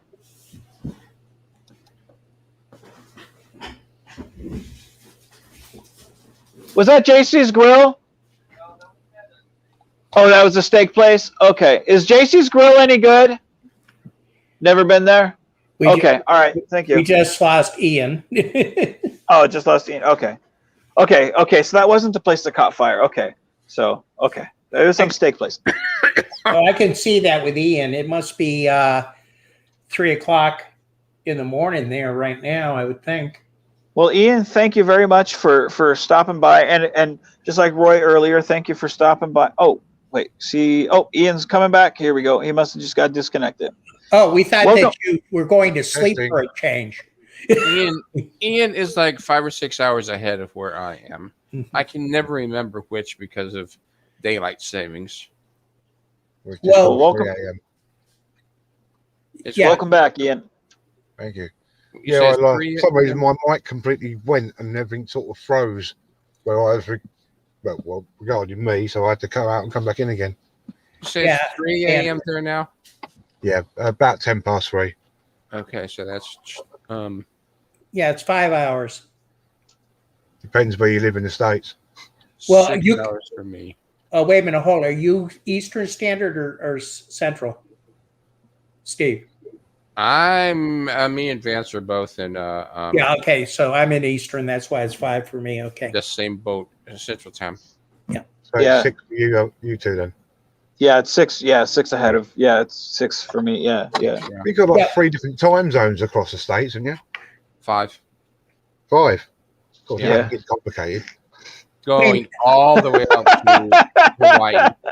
I was going to say, wait a minute, hold on. How do you have 5 time zones going through your one state? That's impossible. No, not through one state. Oh, I thought there's only one state that has like 3 time zones in it, and I don't remember which one. I know Florida has 2. Texas, no? Is it Texas? No, it's something like Idaho or something that, because of the way it's shaped funky, like Tennessee or something. I'm not sure. I think California is about 8 hours behind me or something. Is that right? Probably. Yeah. We're in the Midwest. We're in Central Time Zone. We are currently 6 hours behind you. When it's not daylight savings, we're 5 hours behind you. Yeah. And California is 2 hours ahead of us. Behind us. Do you know that it's called Hawaii Aleutian Time Zone? I never heard of that one before. Yeah, it's 7 o'clock p.m. in California at this moment, even as we speak. And our intrepid reporter on the spot has this breaking news story for us from Hawaii. Take it away. No. Apparently, I was mistaken. We don't have any intrepid reporter on the spot.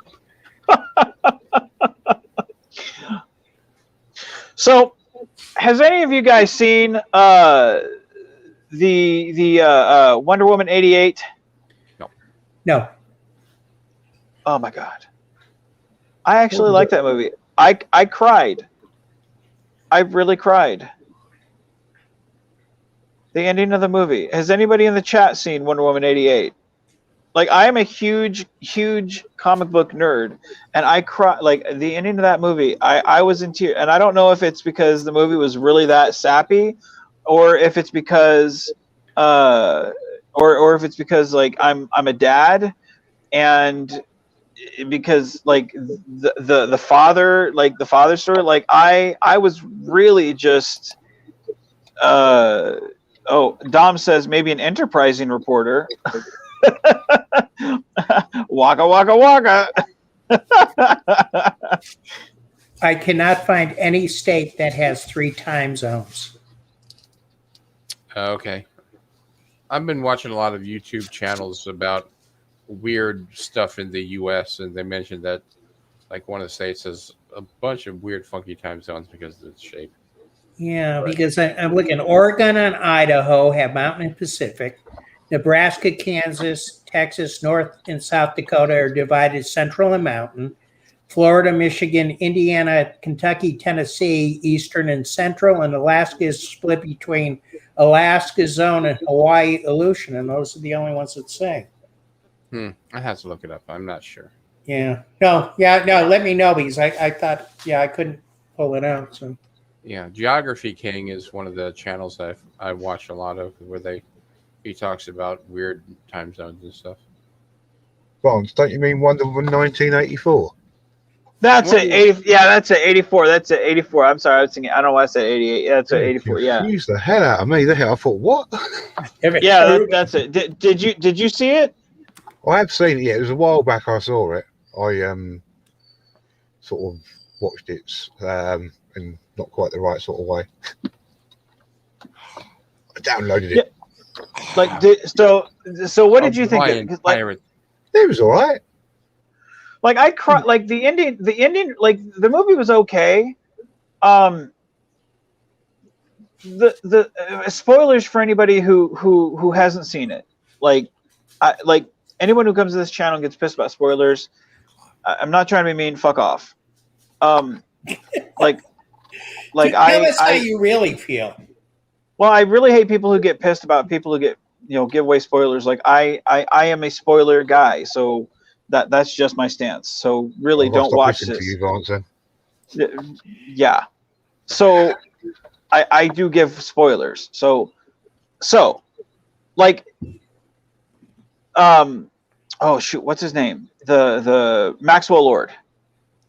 Like my dad was never there for me as a kid. Like he was. I really saw a lot of the father-son relationship. Like the things that impacted me as a kid have been things that I've really tried to fix with me and my son, with Royce. And I've really connected with the father-son relationship with Maxwell Lord and his kid with, dude, don't do that. Dude, don't do that. Dude, don't do that. And then at the end, when he realizes, man, I've messed up. And then he runs and goes and tries to find his son. And then he hugs his kid and he's like, I'm going to fix this. I can fix it. Like I was sobbing. I was literally sobbing because I was like, this for some reason just connected with me. I was like, man, I was looking at, like, Royce and I were having guys' night in the living room, like, because we always have guys' night on Saturday nights whenever I have off from work, and because he doesn't have school the next day, so we always stay up super late. We play video games, watch movies.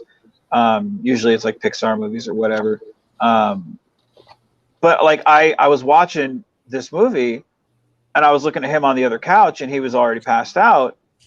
And all I could, like, as I'm watching this scene, and I'm kind of breaking down because I'm like, man, I miss my dad, who's passed away, and we never were able to fix things. And I'm looking at my kid, who I've done everything my whole life to make sure these mistakes don't happen. And I'm looking at my kid, and I'm like, God damn it, this is hitting me in the feels. And I'm looking at my kid, and I'm like, oh, oh man, someone's cutting onions in my house, man. You know, I don't know, man. Is it just me? Like, what did you think, man? Like, what did you think, man? Have you seen the movie? So what do you think? Ian, that's on you. Well, it's hard to say, really, because all I kept thinking of in my mind was Linda Carter, the original Wonder Woman. Yeah. So it just didn't quite catch with me. I just thought Linda Carter was a better Wonder Woman, to be honest.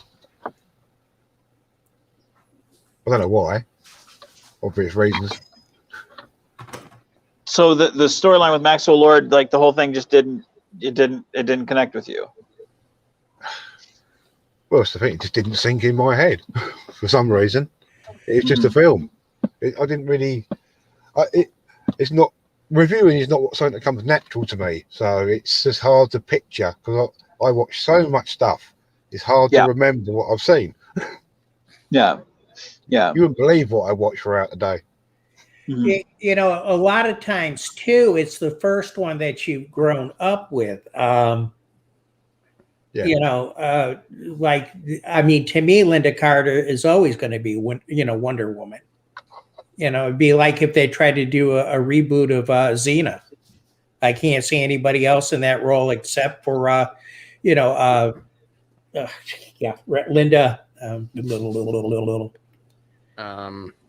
Linda Lovelace. No. Lucy Lovelace. Lucy Lawless. Yeah. I think the porn was the Loveless. But anyways, not that I would know that offhand. And we wonder why you have the pole fixation. I don't get it. No, I don't get it either. So, but anyways, so I think I think a lot of that has to do with who you really saw first. I mean, if I saw, let's take, for instance, a movie that I saw a reboot before I saw the actual movie. It was a movie called On the Beach. And I saw it, and it was, it's about a radiation leak all over the world. And the only place that is still viable to live, and that's slowly decreasing, is Australia. And it's about a Navy submarine that its mission is to go up to. They think that there's a radio station in Alaska that is beginning to transmit, and they say, well, maybe the radiation is dying off. Well, anyways, originally I saw it with I can't remember the actors at that point in time, but it was more contemporary with a nuclear submarine.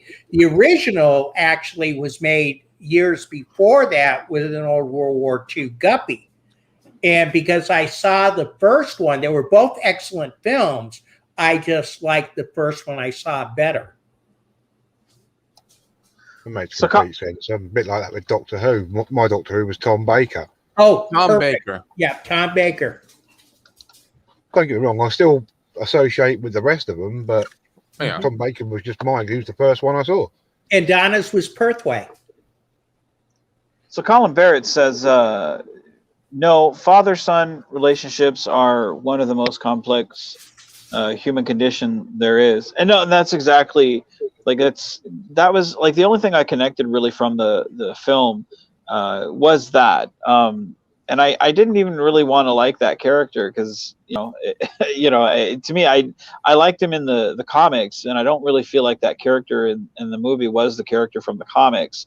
But by the end of the movie, like I said, I really just connected with that storyline because I saw what I didn't want to happen with me and Royce, and I felt like what happened there kind of happened between me and my dad. So to me, like I said, I was really sobbing by the end of that movie, and I never even really saw that happening until it was, tears were down my face.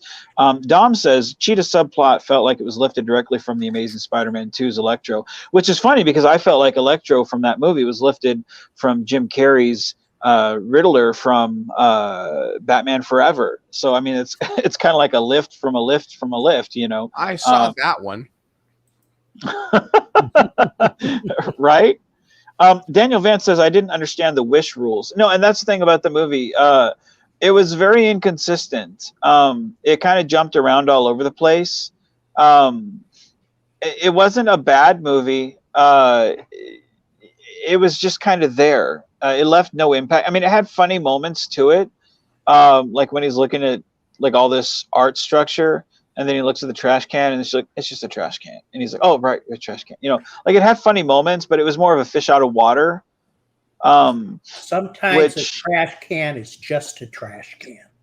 Yeah. It wasn't bad. Like I'd have been pissed if I went to a theater to see it, but given the fact that it was just on what was it, HBO Max, I think it was. You know, I mean, I didn't pay for it, so it didn't matter to me. It was something just to watch, you know, after Royce fell asleep. So, you know, it's not bad, but I'd been pissed if I had played money. So yeah. Let's see. Well, but I was going to say something about Tom Baker, Doctor Who. Sean Connery is James Bond. And he's also the first one in they're making a reboot of it, and there only can be just one. And why? Oh, Highlander. Highlander. Yeah, I couldn't remember that. Yeah. Yeah. Wonder Woman. The first time actually Wonder Woman the character was ever actually presented in any form on television. It was on what show? Who knows? Anyone? On which now? Wonder Woman? The first time the character was presented in any form on television, it was on what show? No clue. No clue. The Brady Kids cartoon. Really? That's where I first saw Wonder Woman on TV, was the Brady Kids cartoon. And then the Brady Bunch. Yeah, it was a cartoon of the Brady Bunch kids after the Brady Bunch went off the air. Oh, right. And then after that, Wonder Woman, I think, was on Super Friends, and then Linda Carter on TV, and live action. But I don't think of the animated Wonder Woman as definitive. It's just an interesting bit of trivia. Yeah, interesting. That it took the Brady Bunch, Brady Bunch kids, to bring Wonder Woman to TV. Oh, So Carl, sorry. And I'm friends on Facebook with the actress that did the voice for Wonder Woman on the Super Friends. So that's pretty cool. So Carl Faulkner has a question.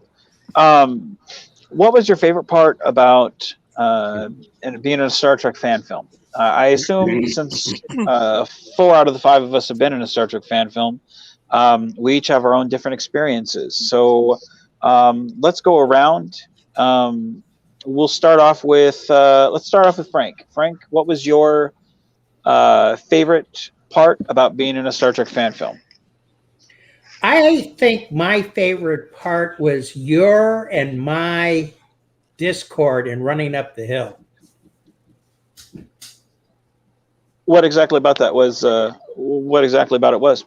I think that basically it was the first time that I ever was able to have decent conflict with a person who I had talked enough with to know how to react to him in that film.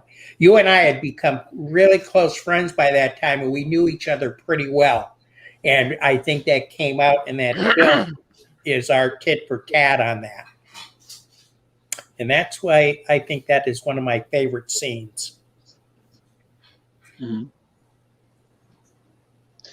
Steve, what about you, man? What's been your favorite part about being in a Star Trek fan film? It's the chance to perform into my underwear without getting arrested. Absolutely. No. Next time, I won't have a serious answer. I'm sorry. I can't help it. No. It's Star Trek, man. It's being playing at Star Trek since I was a wee little shaver back in the 70s, late 70s, early 70s. Good golly. And having the chance to play at Star Trek, in front of a camera, in front of people. And I mean, it's Star Trek, for goodness sakes. Who wouldn't want to do that? I mean, if you're a fan, if you've been a fan for almost 50 years, good golly, yeah, the opportunity. That's it right there. Right on, man. Right on. Roy, what about you, man? You're on mute, buddy. You're on mute. You're on mute.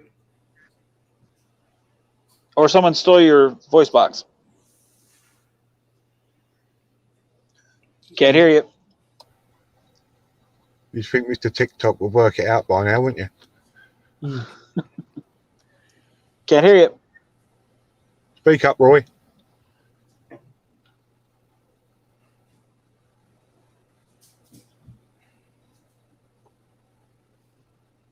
He needs. Nope.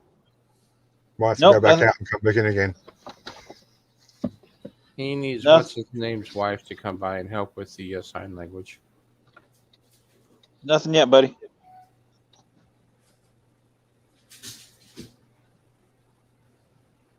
Yeah, Roy, you're still can't Still hear. mute, but Yes, I know. We're working on the telegraph.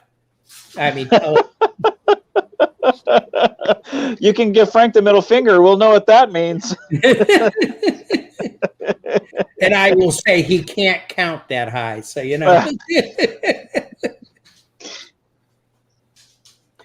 I think So we just, Roy's practicing the silent TikTok. so while we're waiting for Roy, why don't you tell us what your favorite part is, Mr. No Budget? My favorite part of a Star Trek fan film is Korath doing fan films without, in his underwear. So that's that's my favorite part of fan film. When you do a comm box scene and it's just shooting from here up. Dude, that's exactly no. No, what's funny is I know exactly, because there's plenty of times where I have to go shoot in front of my green screen and I have my uniform on and I'm in my boxers, but I've got my uniform on, so I don't have to put pants on. So I know exactly what you're talking about. So I know what. That's exactly I'm it. thinking about now each time I see one of your fan films. That's exactly. Thank goodness the camera doesn't fall over, because it's just me and my boxers, but uniform's up. My boxers. And you're doing it from home. It's not like you're in a studio with people or whatever. That's exactly it. Like Captain's glory, huh? No, my favorite part of being in a fan film. I remember one time we were on set, and this is it's a two-part segment, because it was the same feeling that I had, even more so the second time. It was when we were doing we were doing a segment for Words on his set, and it was when we first moved the studio to Arkansas, and it was for the Constar, and the film hasn't been released yet, but I was sitting there in my next gen uniform, and everybody was at their stations, and I sat in my captain's chair. Yava was over at the science station. Everybody was at their different stations, and we had ran through it was a very easy scene. I looked over at the weapons. I was like, "Weapons report," and she says, "Ready, sir." And I say, "Science report," and she says, science ready. And, I basically look over the different stations and I'm like, report. And everyone's like, everyone says their station and then, ready. And then, and then I'm like, I say whatever the line is and then I'm like, on screen or whatever. But it was a very simple line to go through. And that's how I wrote the line, because I wanted it to be basically kind of an end of the episode action scene. But we had gone through it a couple times. But we were waiting for us to actually shoot the scene. But we were sitting there, and I turned over to Yava, and I looked at her and I said, "This feels like home." And she says, "It does. It really does." And then fast forward about a year later, we're shooting about 5 films in the span of a day. And it's very fast paced. It's very, quick pace. Because anyone who's been on a Vance film knows that's how I shoot. I read everybody their lines. I don't have 5 different shots. I'm very much like, hit the record button, let's go. Hit the record button, let's go. Hit the record button, let's go. But I'm sitting in my chair and we're recording break free at this point. And everyone's at their stations and we're Wolf 359. We're doing the battle. And I look over at Yava and I tell her, I'm like, this feels right. And she says, yeah, we've come home again. And that's the type of feeling that, all the haters online that sit there and talk trash about my films. It's like, that's the type of stuff that, nobody can take that type of feeling from you. Like, I'm the captain of the Constar. Yes, it's fake. Yes, it's plywood. Yes, it's blinky lights. But when you're sitting in that chair and you've got those uniforms for that brief moment that you can suspend your own disbelief, it's the magic of childhood, where when you glue your popsicle sticks together for the phaser, it goes beyond movie magic. It's childhood. It's imagination. That's what I was saying. It's and I love it. Yeah. So for me, that's the best part of making a fan film, is getting to do that. Reliving imagination. So. Has Ian worked on a film? Does he have a favorite moment of working on it? I've never worked on a fan film at all, sadly. Well, there's always an opportunity. Well, you never know. Yeah. That's not a hint. I think someone has a. Okay, no, never mind. There was an echo there for a minute. Maybe it was just me. Sure, I wasn't. Was it me echoing? Oh, I don't know. I don't hear it now. It was there for a minute. I don't know what it was. Hello.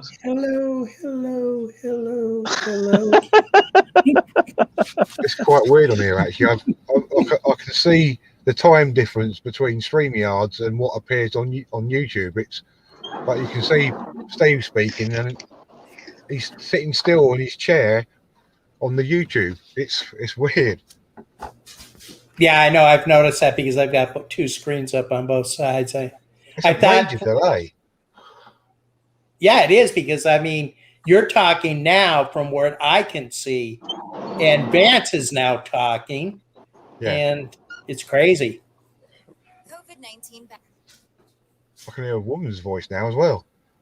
No. Who was that? No. I muted as quick as I could. Who was that? I muted as quick as I could. That is crazy. So Carl Faulkner says, "I wish I could be a part of your fan film." Well, Carl, do you have a captain's uniform or a? Well, you said you've bought a captain's uniform, haven't you, Carl? You and I've talked about doing your own fan film. You talked about being a Captain Kirk. yeah, you talked about being Captain Kirk, and my recommendation for you, it stands. My recommendation for anyone that's doing a fan film, and this is just general for anybody. If you're going to do a fan film, make it an original crew, make it an original character. Don't be Kirk, don't be Spock, don't be McCoy. The problem is you get typecast in the wrong worst way, because instead of seeing you being, and your acting skills, they're going to see William Shatner, and they're going to see you compared to William Shatner. It's one thing if you're in like a play and you do it that way, which you can, it allows certain creative freedoms. They're going to hold you to an unrealistic expectation of what you're not going to be able to reach. So I would say create your own character, create your own ship, create your own crew. It allows you the freedom that you need to tell your story. You can tell the same type of story that you would if you were Kirk, Spock, McCoy. Be creative and base it off of people that you know. Therefore, it's not, man, our captain's the best. No. Base your characters on people you know. Therefore, when you're writing dialogue, well, how would, my good friend Jimmy respond? And then write dialogue accordingly. If, Jimmy wouldn't respond, that way, if he'd say, hey, man, stop eating all the Oreos. Well, Jimmy, screw you. I like Oreos. Well, Chip Ahoy's are better. Well, and write dialogue that's according to how people actually talk. Because when you go back to the original series, Bones and Spock had conversations that were very different from, say, how Troy and Crusher would talk, and that's how you write dialogue between two very different sets of characters. So base them off of people who and that's the best advice that I can give people, instead of trying to do something that's already been done. And that's something that most people just don't get. They try to replicate something that's very fond to them instead of coming up with something that's original and sadly very unflattering. And then you get, go ahead. This is why we have so many reboots of films, because people have forgotten how to write originals. Yeah. So Carl says, yes, he has. So you have a uniform. If you want to appear in one of my films as your original character, hit me up on Facebook. You and I've talked before. I don't mind putting you in one of my films. Now, I've told you, Carl, I'm taking a year off. I don't mind putting you in one of Frank's films because I'm writing that.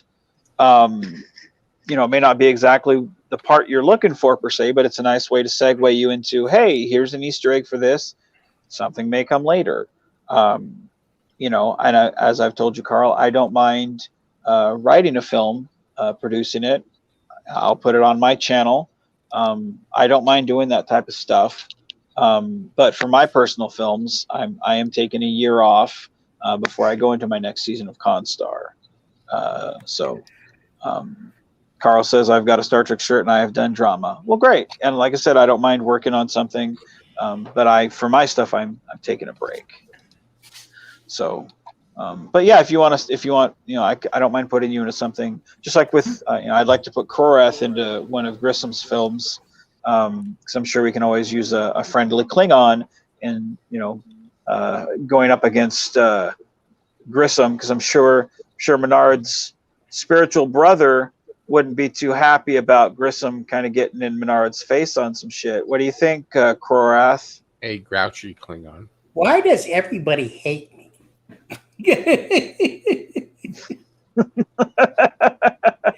Well, guys, we got. I think we got Roy back here. Do we? Roy, speak to us from the void. Nope. No, can't hear you. What are mute? Yeah, I know I can hear a lot of static in the back. Where's your microphone? Where's your microphone? Unplugging. Yeah, try unplugging your microphone and plugging it back in, buddy.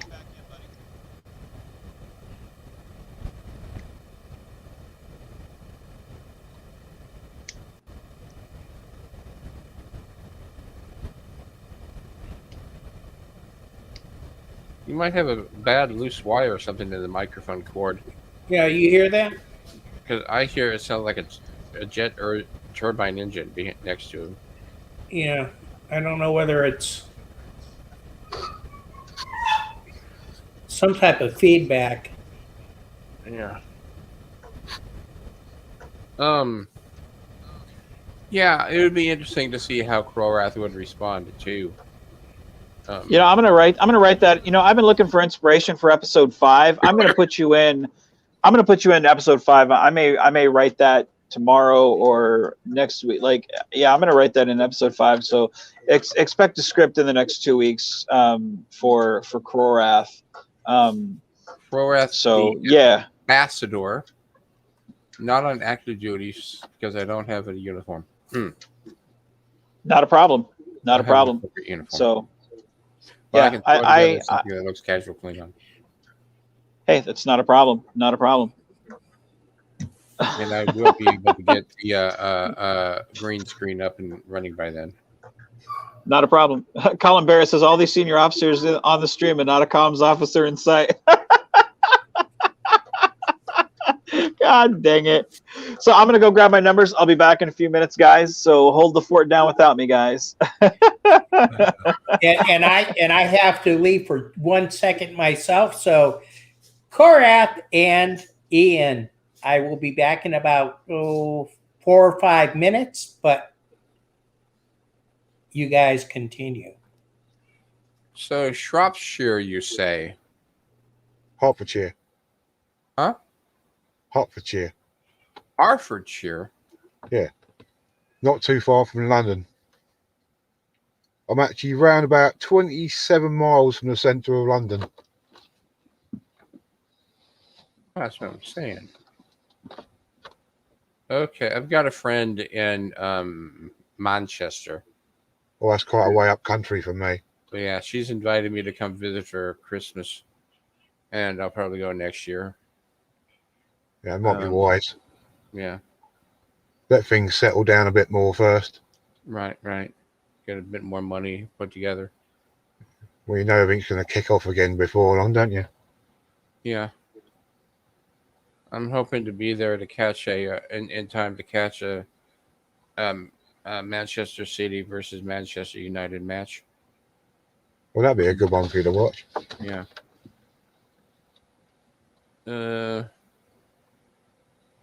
I've been watching videos about the UK to try to learn more about what I'm getting into. And Every sort of part of the UK is different with their own little dialects. well, yeah, I know that. But it's just Their own little ways and meanings of words and yeah, so forth. Yeah. But like national food chains and stuff, what can I expect to find as far as edibles? McDonald's. Nando's. Is it Nando's in the London area? There are some Nando's around, yeah. Yeah. I'm not sure what to make of that. What is Nando's? A chicken joint, apparently. So, what have you been doing with Vance and the fan films? Me personally, I've just been a viewer. Oh, just a viewer. Just a viewer. That's all. Oh, okay. Well, that's fine. He helps me be the spunky comic relief on the channel. Yeah, just to generate the laughs. And Colin, I am not too far from St Albans.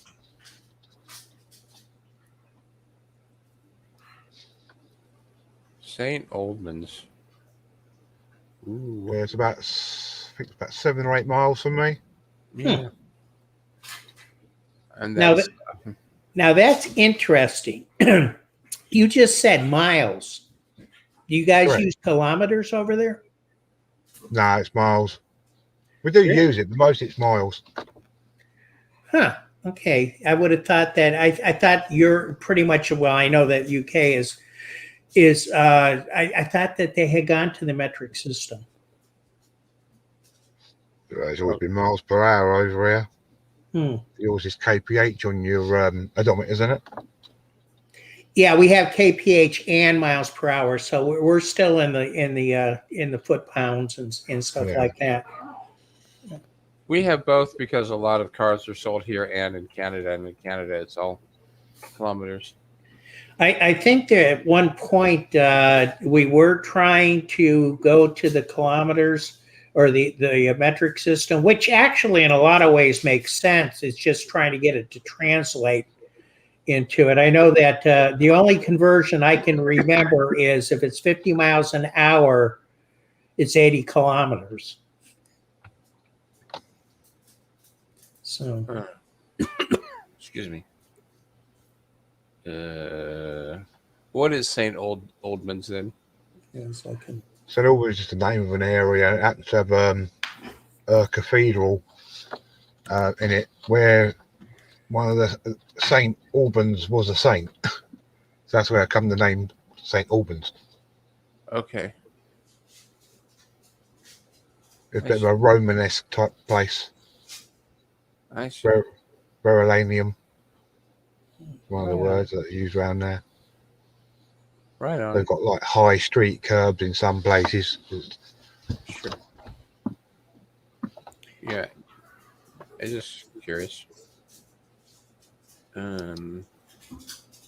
So, do you have a favorite of the fan films you've seen from Vance? I couldn't actually pick out a single one as a favourite because I think they're all pretty damn good. Okay. When you take into account what he has to work with, he does a good job. Right. What's it? No budget productions. What more Yeah. can you say? Talent like me. He does the writing, he does the directing, he stars in his own films. It's a big job to do, It is. especially when you're doing 5 in a day.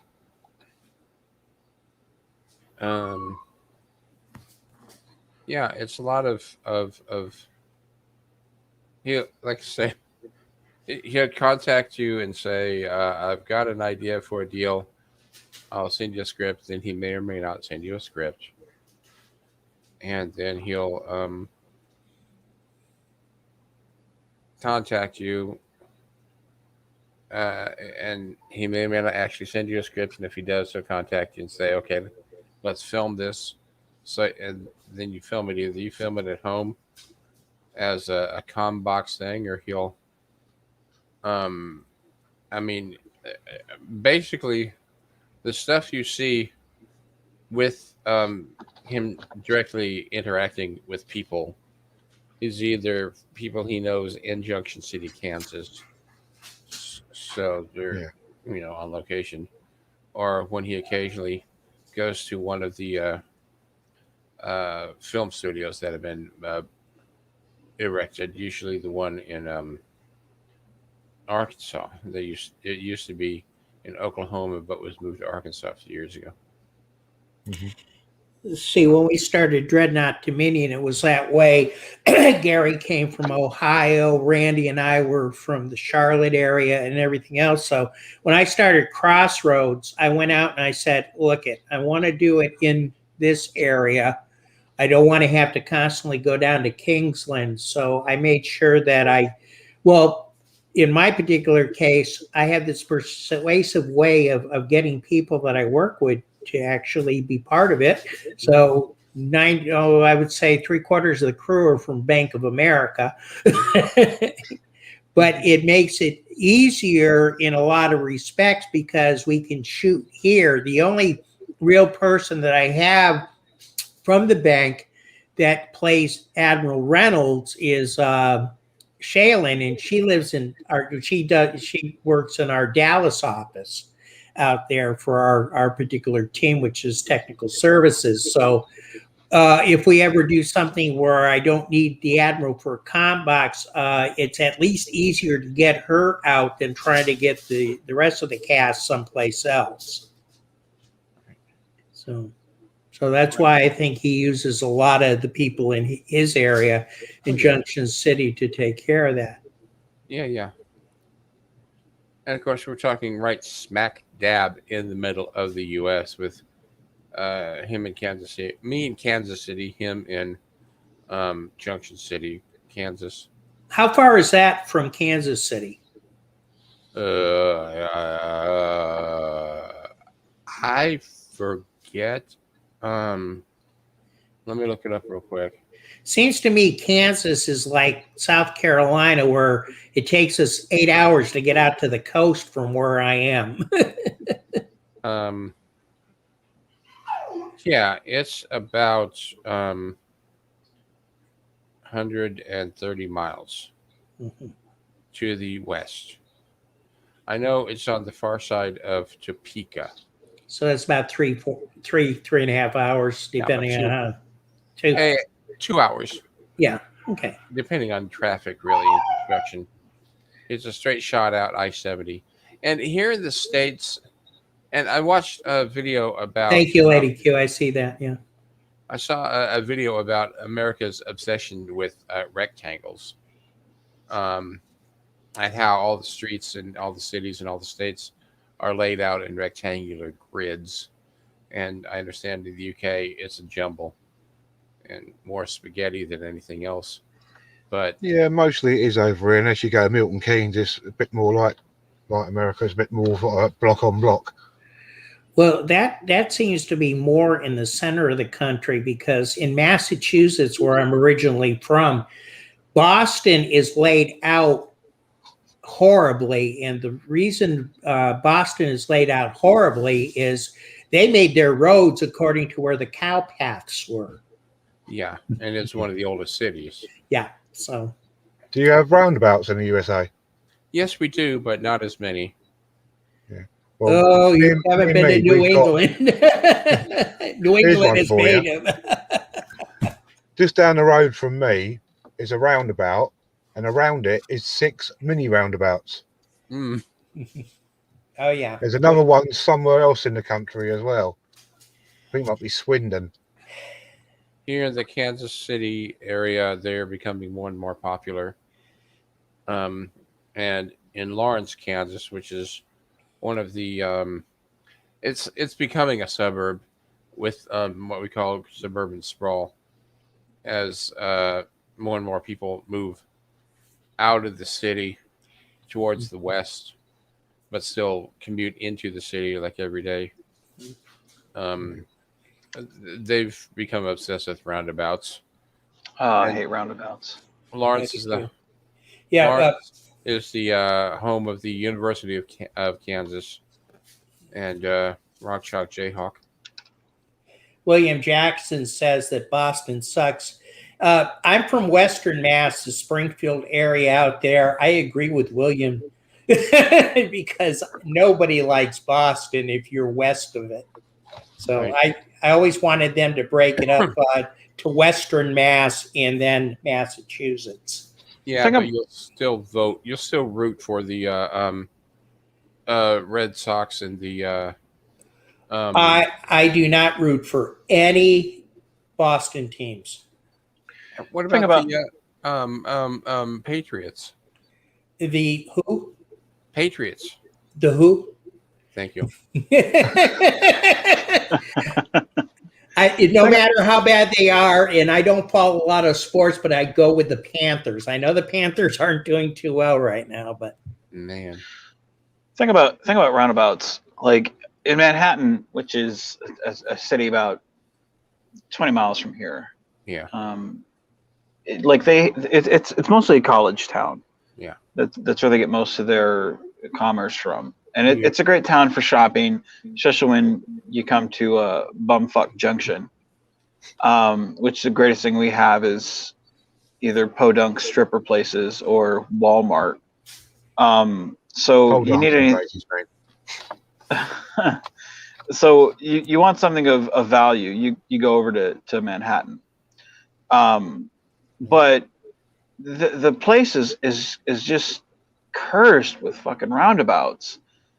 And I remember the first time that I took Royce out with us in the car seat, me and my little brother, which he's not blood, but I consider him like a little brother. If you've watched my films, he plays Martinez. His name's Pete in real life, Pete Ruiz. But we were driving and we went on the roundabout. And this guy who didn't know what the fuck he was doing almost smashed right into where Royce was in his car seat. Mm. And if it wasn't for me knowing how to actually fucking drive, he just smashed right into him.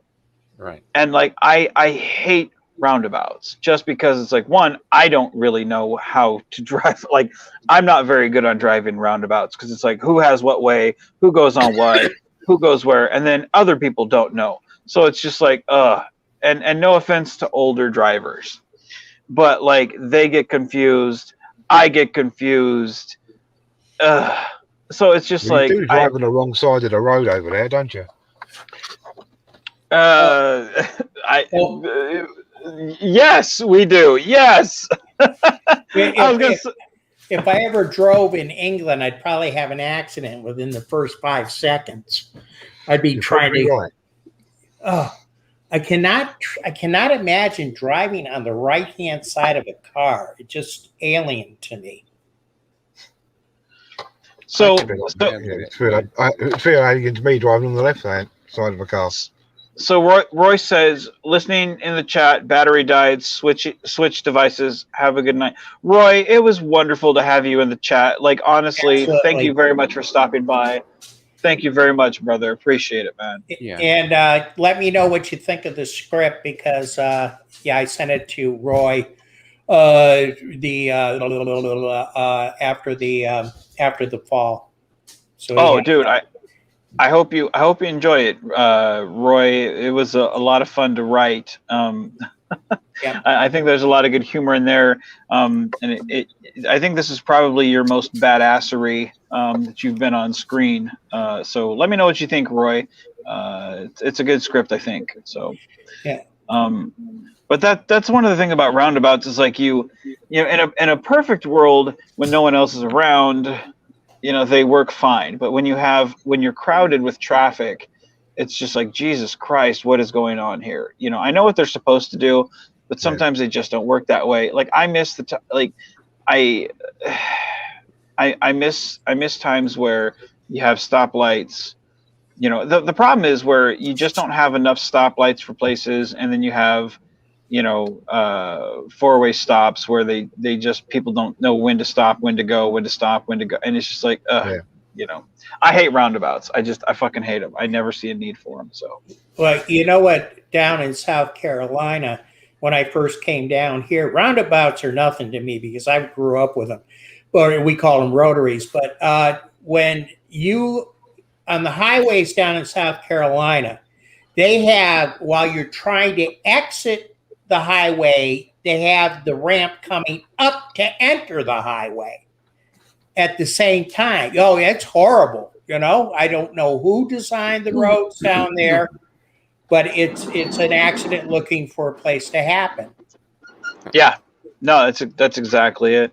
So Full Suffering says, my favorite Vanden Boss line was, "I will do what I've already done." No, that's that was I always try to put in those type of lines for him to where he's always kind of looking at everybody else, always one step ahead, and everybody else kind of looks at him with that kind of when Section 31 came about and nothing was really known about them.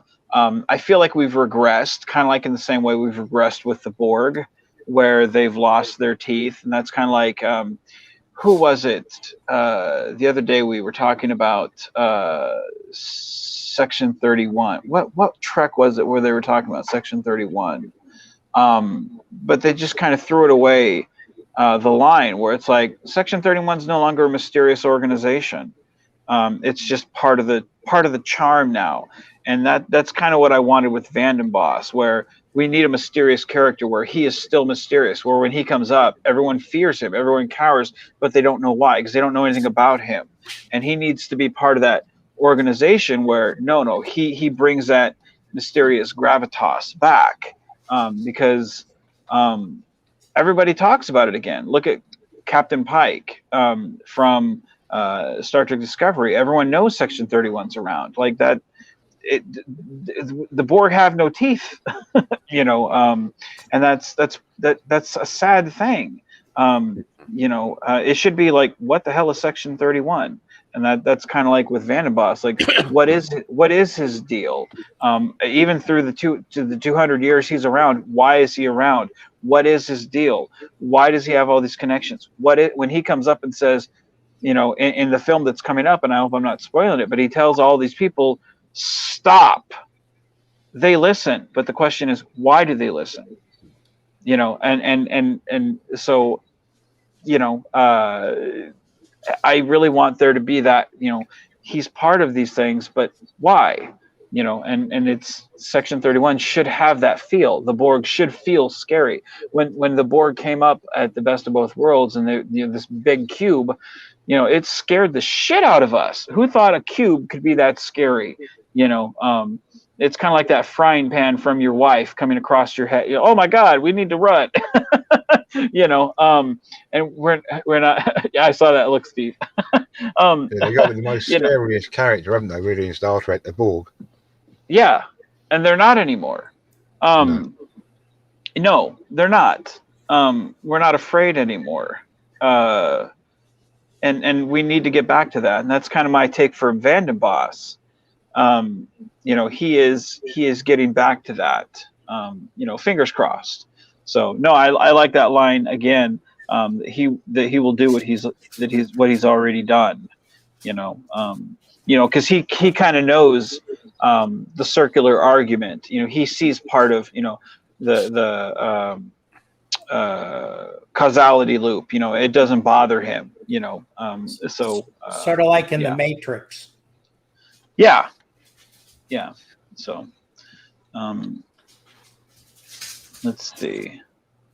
Section 31 started out as Robert Lansing. I'm pretty sure of that in Assignment Earth. Yeah, I could see that. Section 31 first appeared in Enterprise, then later in DS9. Well, yes and no. I mean, from a timeline perspective, yeah. I mean, that's retroactively putting it in there. But I mean, when you say that it was in Section 31, I can kind of bend the rules for that because nobody else really knew about Section 31. So putting Malcolm in there, I can forgive that. But then having it in Star Trek Discovery is kind of being out and in the open, having their own ship and all this and fleet and everything. It's badges. We don't need no stinking badges. Yeah, they even have a comm badge, which I have. Yeah, to me, it's just too out there and in the open. The Borg. Go ahead. I'm sorry.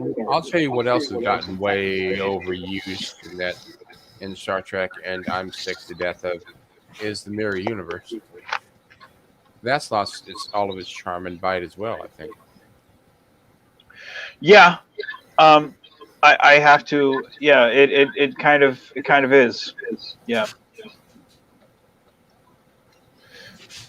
I mean, I have friends who can't get enough of the mirror universe. I'm like, why? All you have there is members of the Federation behaving like Klingons. And that's all it is. Starfleet behaving like Klingons. What's the thrill?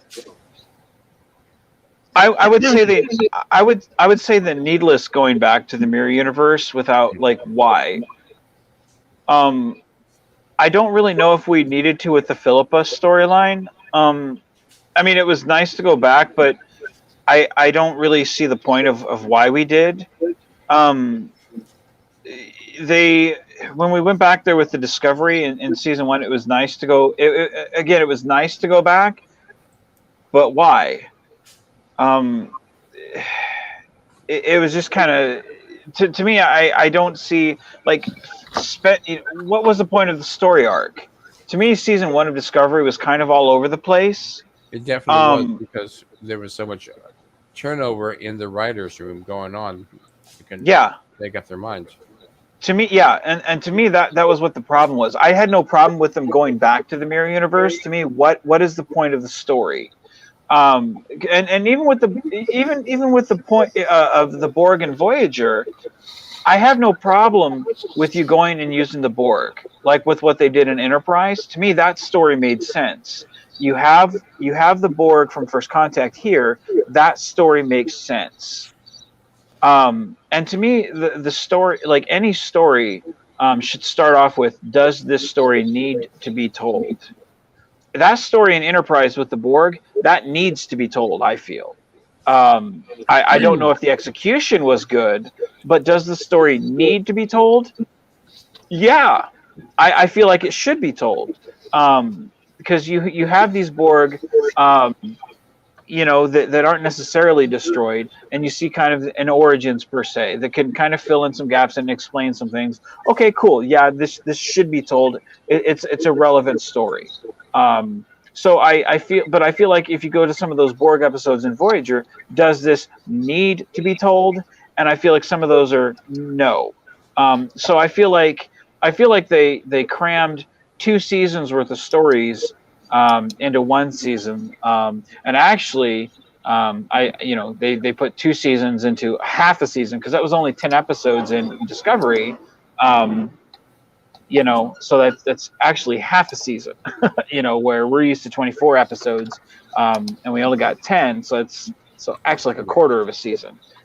So. If they would have told just the Klingon War or just the Mirror Universe, it wouldn't have been so bad. I don't know if part No. of it is because they're wanting to revisit these things with all the brand new shiny special effects, or what. I mean, that could be part of it, but really it's a question of like you say, this is completely unnecessary. We don't really get anything out of it. Yeah, they I think it's impatience. They have these shiny toys and they want to be relevant. Because to me, the Klingon storyline, to me, this is how I would have done it. Tell the story of the Klingons, and then leave the mystery of, where did Lorca come from? This isn't like there's something wrong with Lorca, and then leave that as the mystery of season 2. Right. And then either kill off Lorca and then have Pike come on and then be like, look, I don't know what's up with what happened to Lorca, but have Pike come up, and then go into the go into the Mirror Universe, in season 2. But I wouldn't have gone into the Mirror Universe at all. Right. I would have left that into a completely separate season. There's just no need to cram that many storylines, because again, you skipped. Why did you even do the Klingon arc if you're going to skip over it? So you do one thing really well. Don't do 2 things piss poor. You are a very wise man, my friend. Very wise. Bless your heart. This is why I keep you around, Korath. You speak the truth. You speak the truth.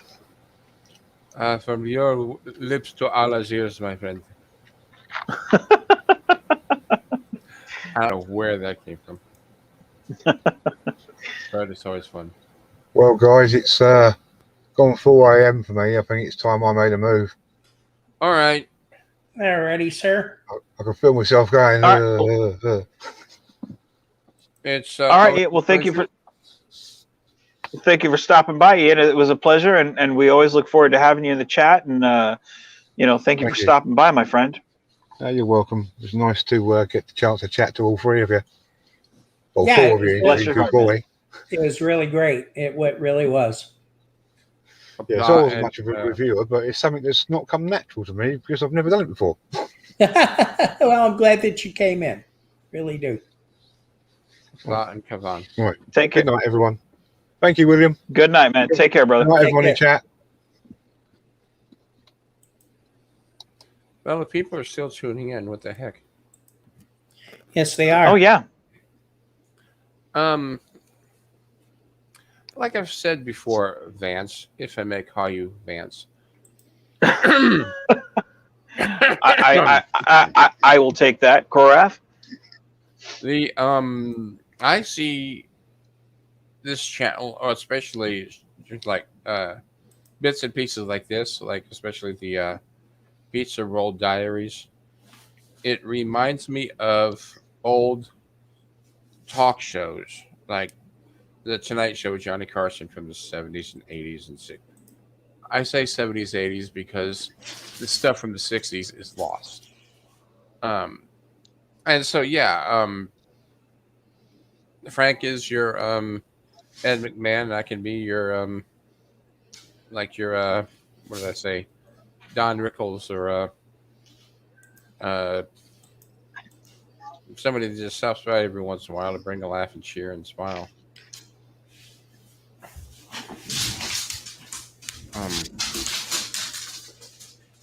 Or to knock stuff around behind you. Because sometimes, we need to God have damn stuff you, Frank. knocked around behind us.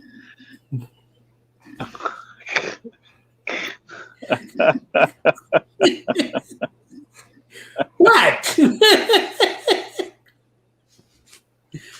I am not a fan, Frank. I just, it's just my spunky comic relief. Ugh. Is that going to be in one of your films soon, Vance? It is golly. actually. It is actually. Yes, it is. Golly. It is. Yes. You're the first one to see that, or actually everybody It- here. Yeah, I've already seen it. Yes, it is actually. It is going to be in one of the films. Yes. Which one is it in? I keep on forgetting. What's that now? Which one is it in? I keep on forgetting. Which one? What now? Which film is it in? That's a Pornhub Pro picture. I think that's in. That one was in. That's in The Pretender. It's in The Pretender. Okay, when is that Yeah. coming out? Or we Dude, haven't. we haven't finished that one yet. That one is a big. That one is a big overhaul of a movie. Yeah. Because you've got William Jackson says that's his Pornhub profile pic. You're goddamn right it is. So, update on The Pretender. Is it like all the CGI is done for it? All of the most of the little bits are done of it. So George has to shoot his stuff. Anya has to shoot her stuff as both her character's name of Ayana, which is Holt Allen's Mirror Universe daughter, and the character of Sharb in the regular universe. So she's playing two parts. And if you have been paying attention to the Antilles film, Ayana will be the character of that's the name of his daughter in the regular universe ish.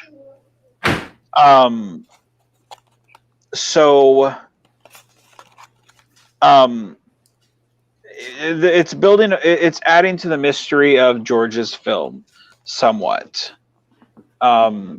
So it's adding to the mystery somewhat. You're getting to know some of the characters somewhat. And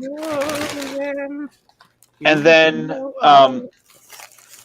I still haven't shot my part for it because I was waiting for the longest time for some of the little bit parts to be done, because that really, if some of the important parts didn't get done, that really changed what I would say during my stuff. So it wasn't until those were done before I shot mine. So now it's just waiting for Frank and I to get to a point to where we're both ready to start shooting. So once George, not Frank, once George starts shooting his stuff, then I'll shoot mine. But I mean, it's a lot of stuff for me to shoot. And I'm in probably about 85% of the film. And honestly, I'm tired. But it's a huge fucking film. I honestly, I think both films together, because you have an Antilles edition, which takes place in the Mirror Universe, which is Korath's favorite place to go.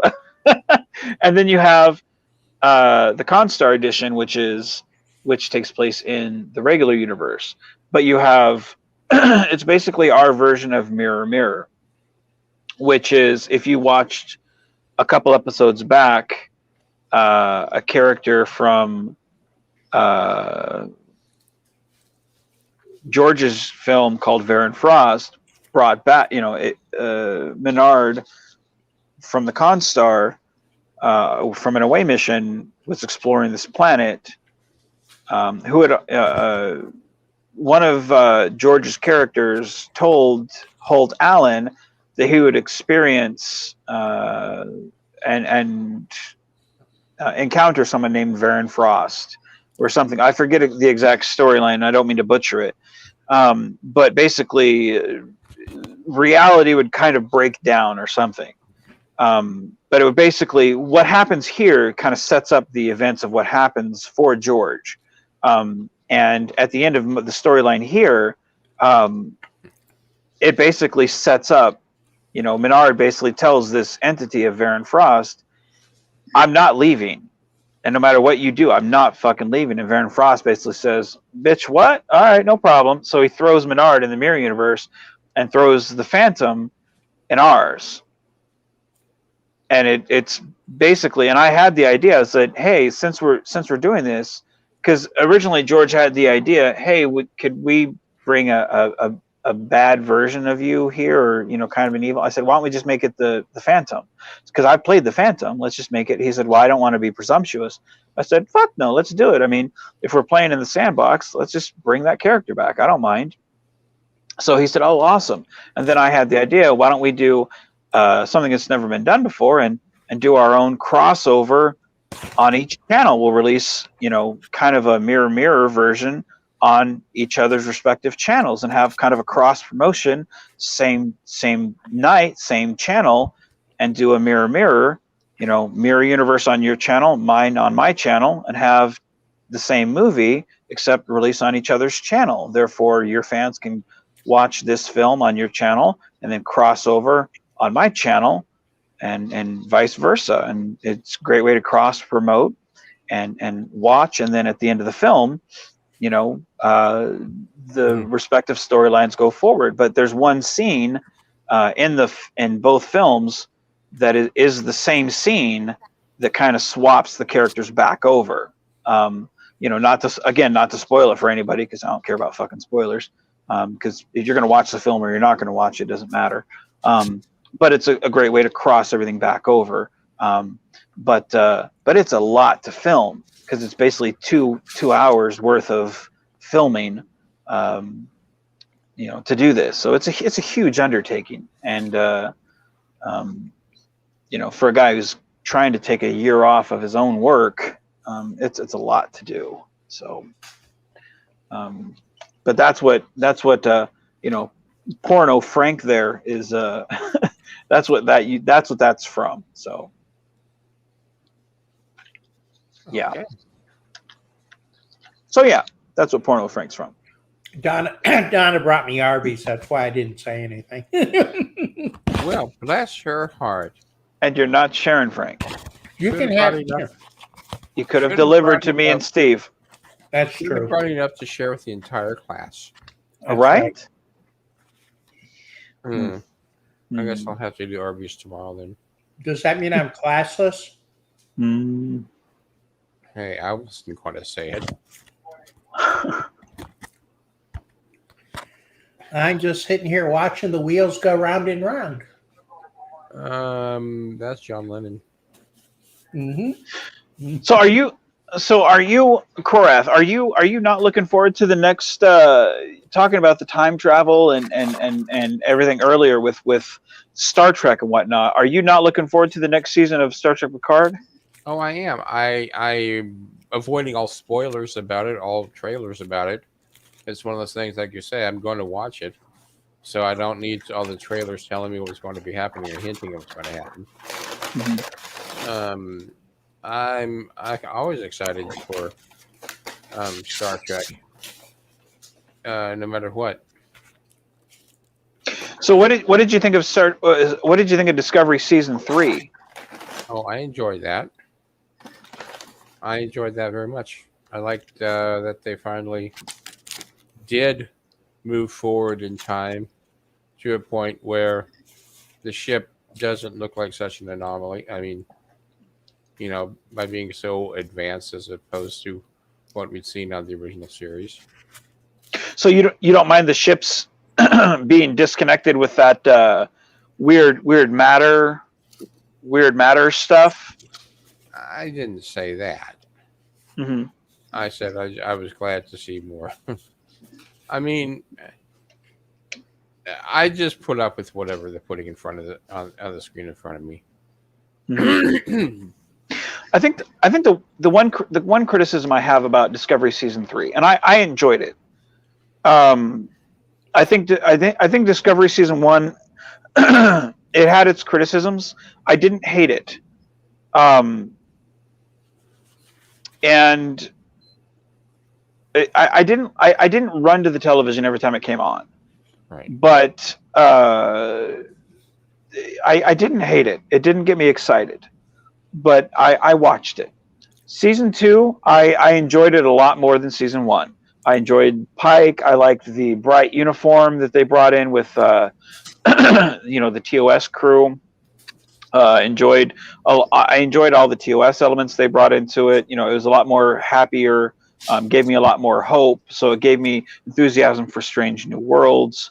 And then season 3 came up, and I was like, I enjoyed what more elements they brought for that. It got me intrigued for what was going on. They had a lot, they had some misses, but they had a lot more hits than misses. And I think with each season, it gets better. Yeah.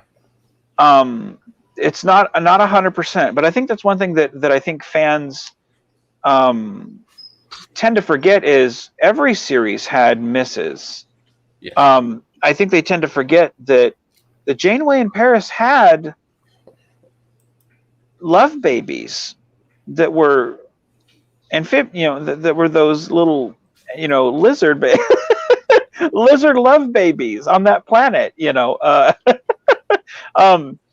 So I think the one critique that I have about season 3 of Discovery is you never really got a good look at here's the ships, here's what we have, and it wasn't until like a couple episodes in until you actually got a good look at the uniforms. So you're like, okay, this is what we're really looking at. You have to go to a place like Trek Yards to actually get a good look at the ships, and that's Sam's doing. It's not from an actual show that you're looking at. I mean, you can go to Next Gen and look at an Excelsior class ship to get a look at a Nebula class ship. Like, you got great beauty shots. You don't really get a good sense of the world that you're encompassing. Even now, you don't really get a good sense of the world. Looking at Star Trek Picard and that battle between the Romulan ships and the Starfleet ships, I still don't really know what those ships looked like that Riker came on. And we had a whole battle fleet of them. I'm like, what the fuck was the ship? I don't really know. And that's not good. I'll tell you everything I thought about Discovery season 3. And, hold on. Dom says we do not talk about Threshold. Oh my goodness. Yes, Go ahead. we do. Oh, baby. Oh, shoot. Go ahead, Korath. I'll tell you one thing. If that had been Captain Kirk's little alien baby chameleon thingy, no. Right. Yeah. So here's the deal. They Arby's. They okay. According to Einstein, whom some of you might have heard of. Right. Doc Brown's dog. Synchronicity does not exist. You cannot say that something has definitely occurred everywhere at once, because everything is in motion and time and space are fluid. So There was this burn and everything suddenly at once. There was this red angel and suddenly everything at once. No, these things don't happen. These things can't happen. It's science. Look it up. But so that's going back to the previous season as well as. I liked season 3 for the action adventure that we got in it. I liked, like I say, actually going to the far future. I view season 2 and the whole ball of knowledge thingy that was trying to destroy the ship as a metaphor for the fans and the fan base and people like me who say, you know, I know so much Star Trek lore that I can tell you everything that's wrong with what you're doing. It was their way of saying, okay, we're going to go away from all this stuff and start over, metaphorically, by shooting into the future, which is what they did. Dang it, my mouse just got funky. And I think that as far as the burn goes, the burn is a ridiculous notion. And yeah, the explanation was Colin's right. The explanation was a big letdown. Yeah. And it's great to see Bill Irwin as Kelpian. Bill Irwin is one of my favorite actors and has been for 40 years. He's an amazing performer in all respects.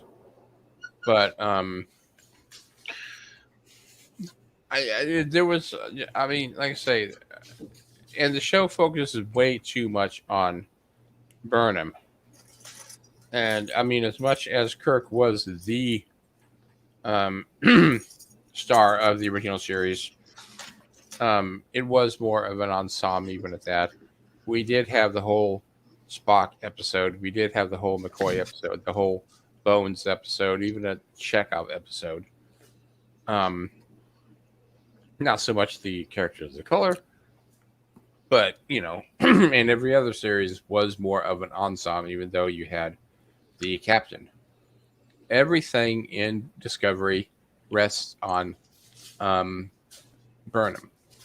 And to me, that's just overkill, you know.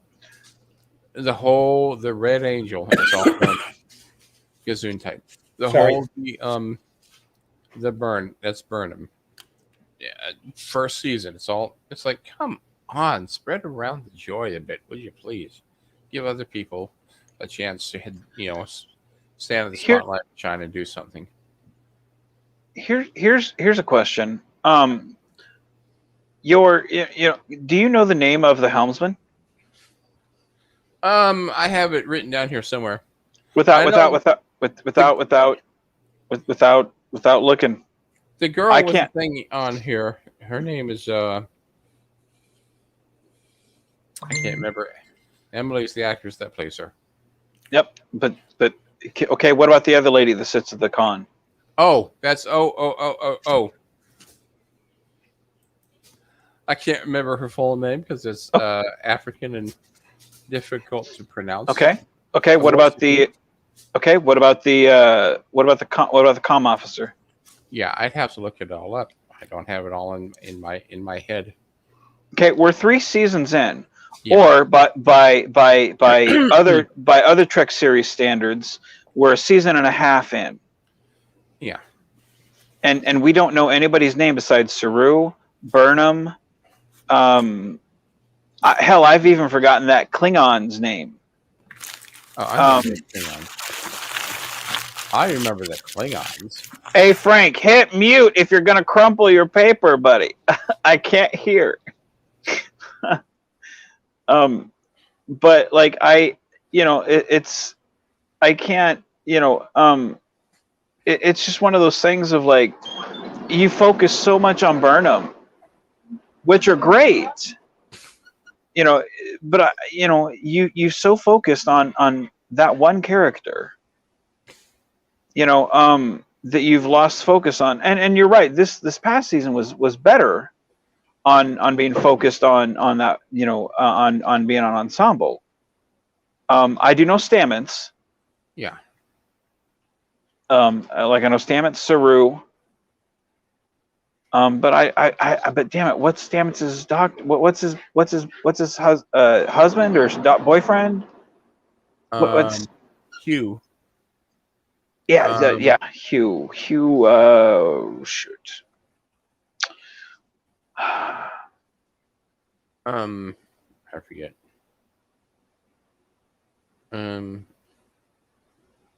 don't know his name. Colbert. Is it Colbert.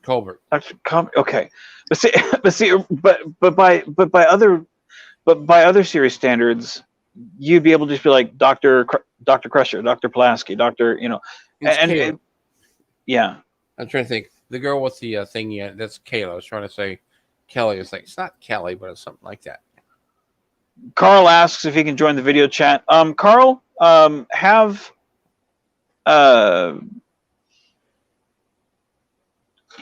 Frank send you the link, buddy.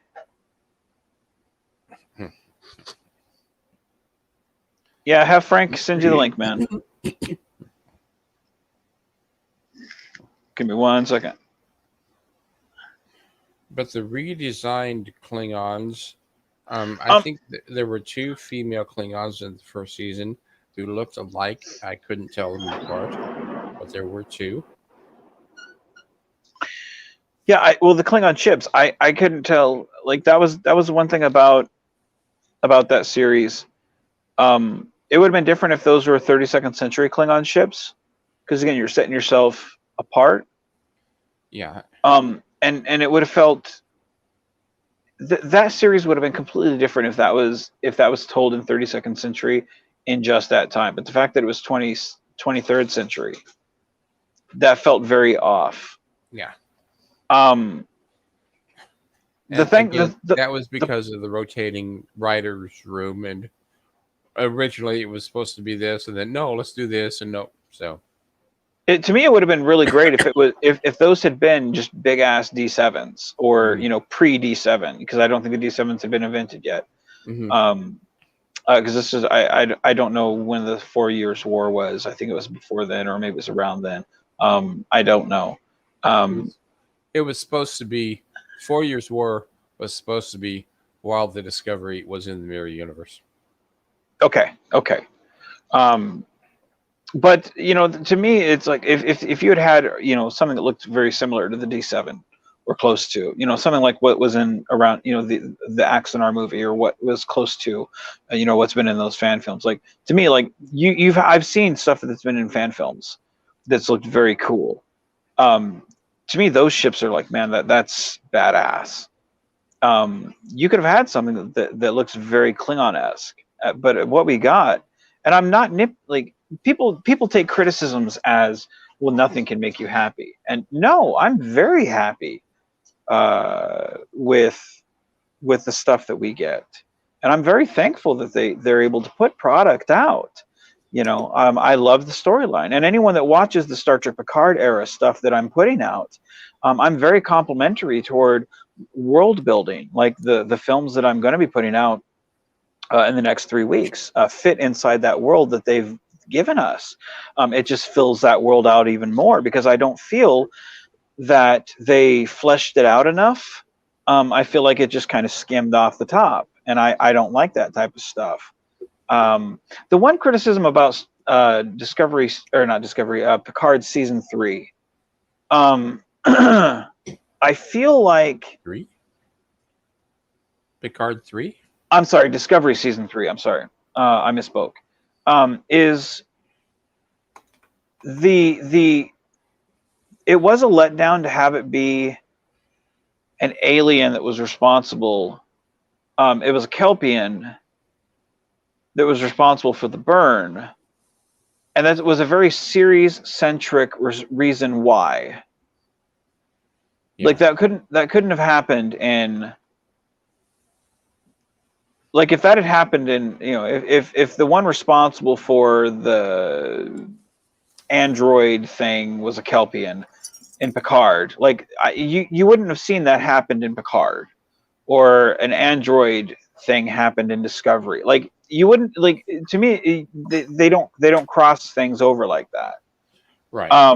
Or why couldn't it have been a Kazon that was responsible for the thing in Discovery? Like, to me, it was like it would have only made sense for it to be a Kelpian because it's Discovery, and to me, that's very lazy. Yeah. And granted, it wouldn't have happened in Voyager because Kelpians hadn't been invented yet. But to me, it's like, make it something else. And to me, it's like that's why this felt lazy, is because you only had it been a Kelpian because it's Discovery. Yeah. Give us something else. Like, make this species 8472 because we haven't seen them in a very long time, and make this their reason why. No, hey, we can't come and invade.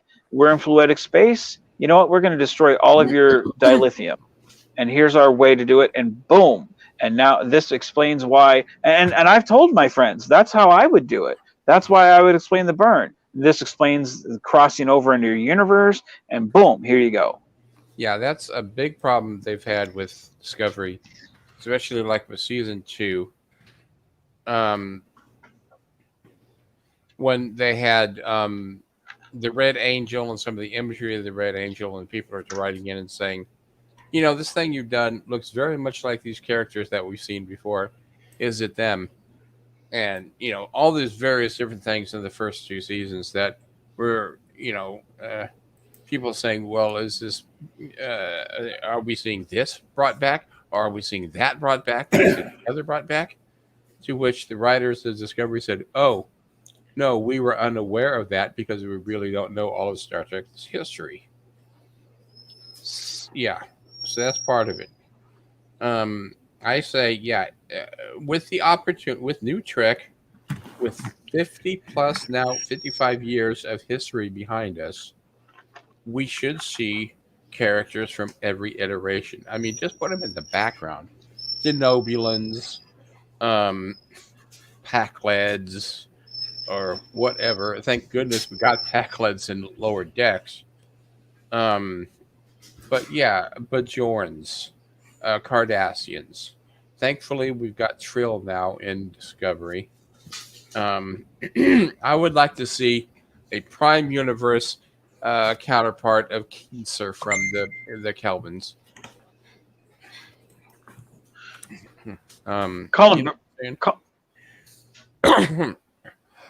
Colin Barrett says, if Discovery had been clever, the burn would have been caused by the sphere builders from Star Trek Enterprise. No, and that's also, like, again, we've, you know, just talking here, you know, I said Species 8472, you said sphere builders. Like, those are 2 very different nods to 2 iterations of Star Trek that are very believable, and 2 very different, like, yep. I mean, that's, to me, those are 2 very realistic, and it makes a hell of a lot more sense than this Kelpian, you know, yells in a cloud. What?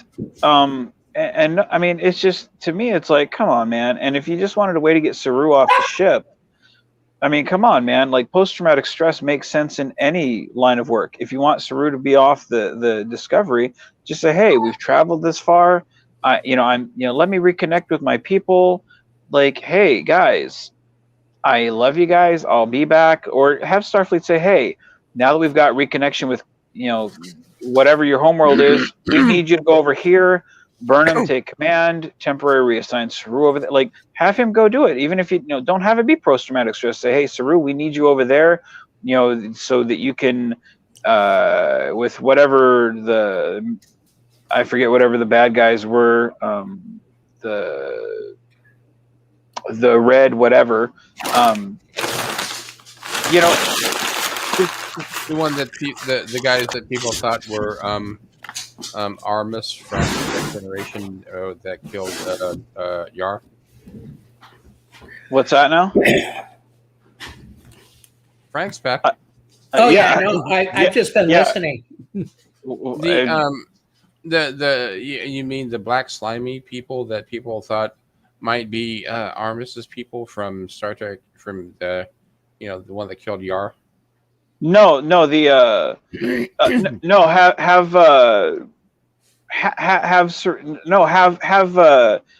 Saru go to have maybe the red, no, not the red. What were the Orions and the Syndicate people? Like Green. they had no. What's their new name in the 32nd century? Like the main bad guys. I don't remember, but I know who you're talking about. Yeah, like that group. Like have them like be like, hey, they're gonna attack Calamar or whatever his homeworld name is. Like just say, hey, we need a new ambassador over there. Like go represent us over there, so that it opens up for Burnham to be the captain. So it gets him off the ship. Like you don't have to have him go train or be the Yoda to the guy.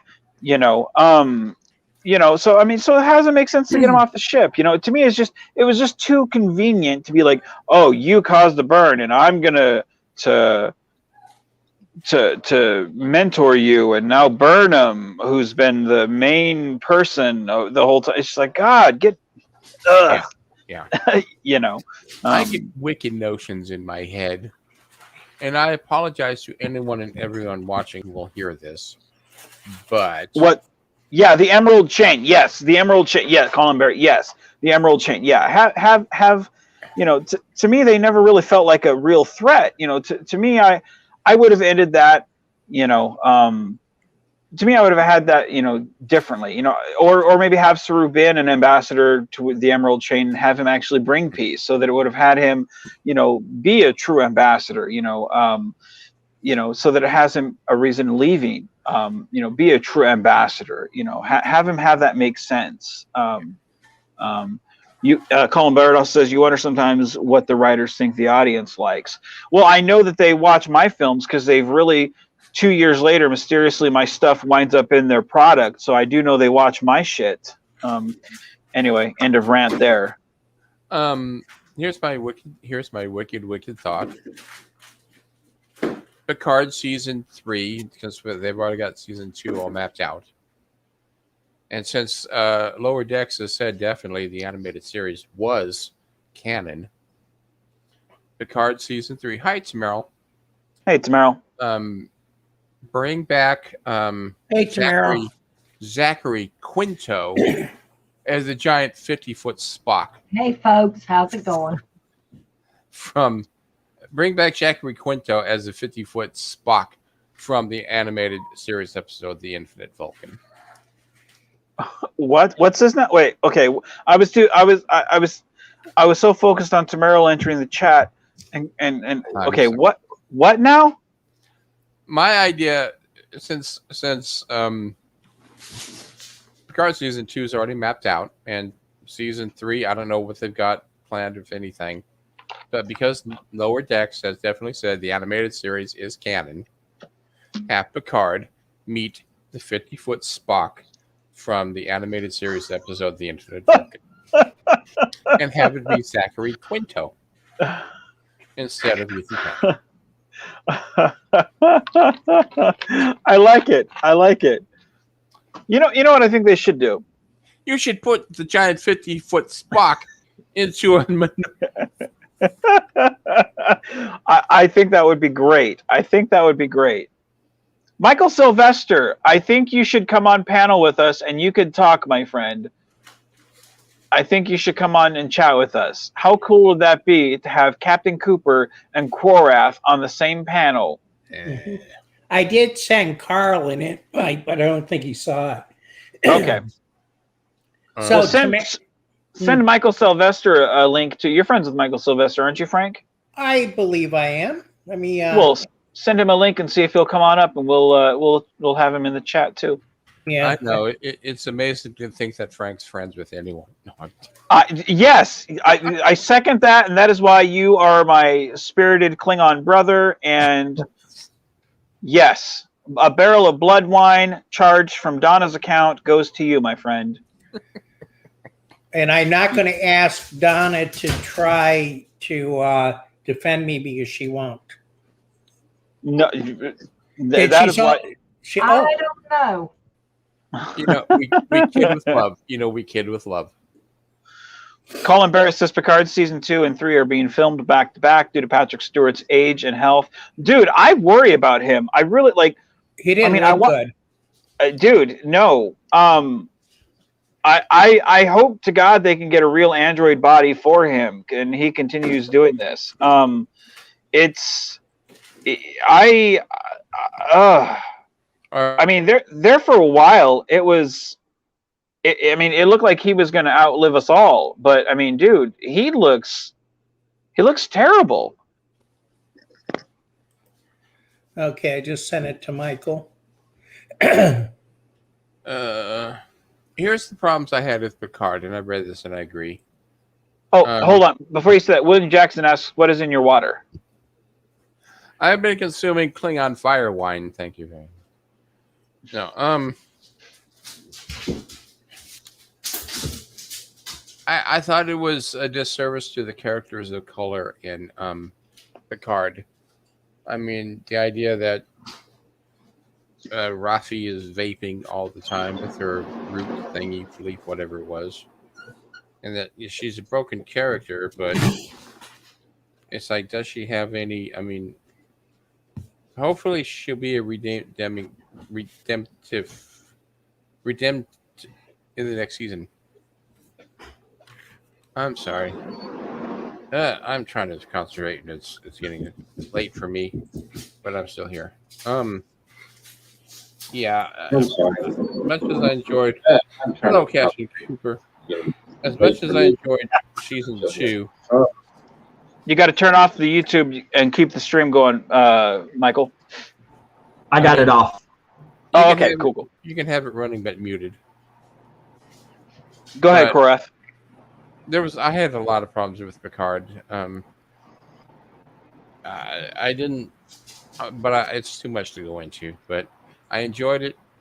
I just hope that next season will be a bit more enjoyable.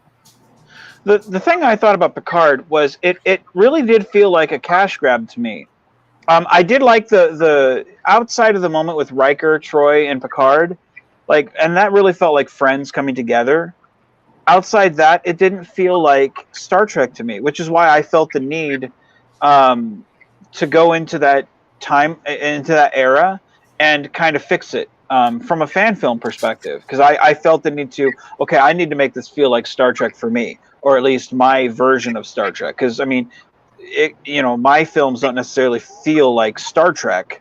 From a Star Trek perspective, but it feels like a fan film. So I was like, let me go into this era and try to fix it, from a fan film perspective, and kind of fill in some of these gaps, because I felt like from watching Picard, it's like it's very hit or miss, but I feel like there's more misses than hits. It didn't feel like Picard in a lot of era. It had a lot of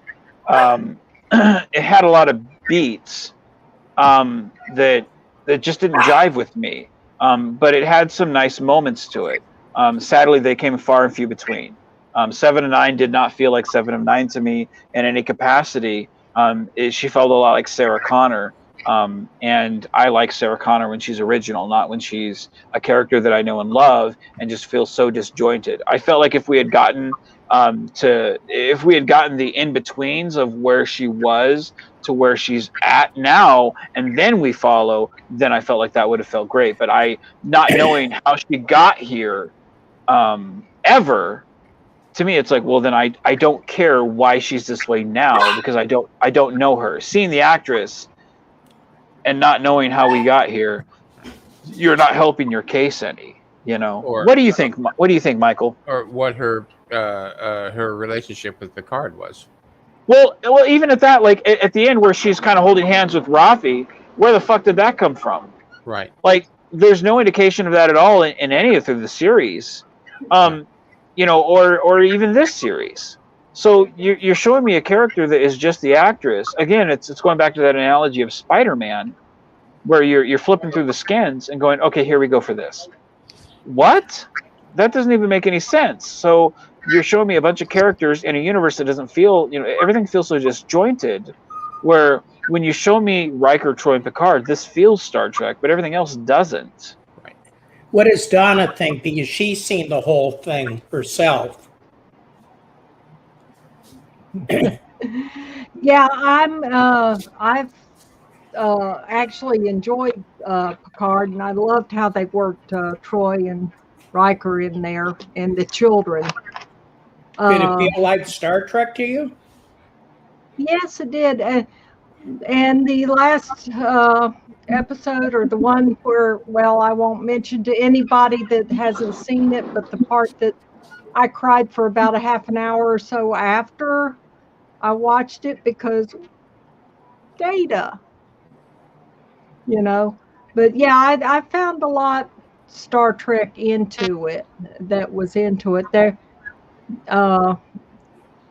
he was trying to save the Romulus, and it blew up, and he felt guilty about it.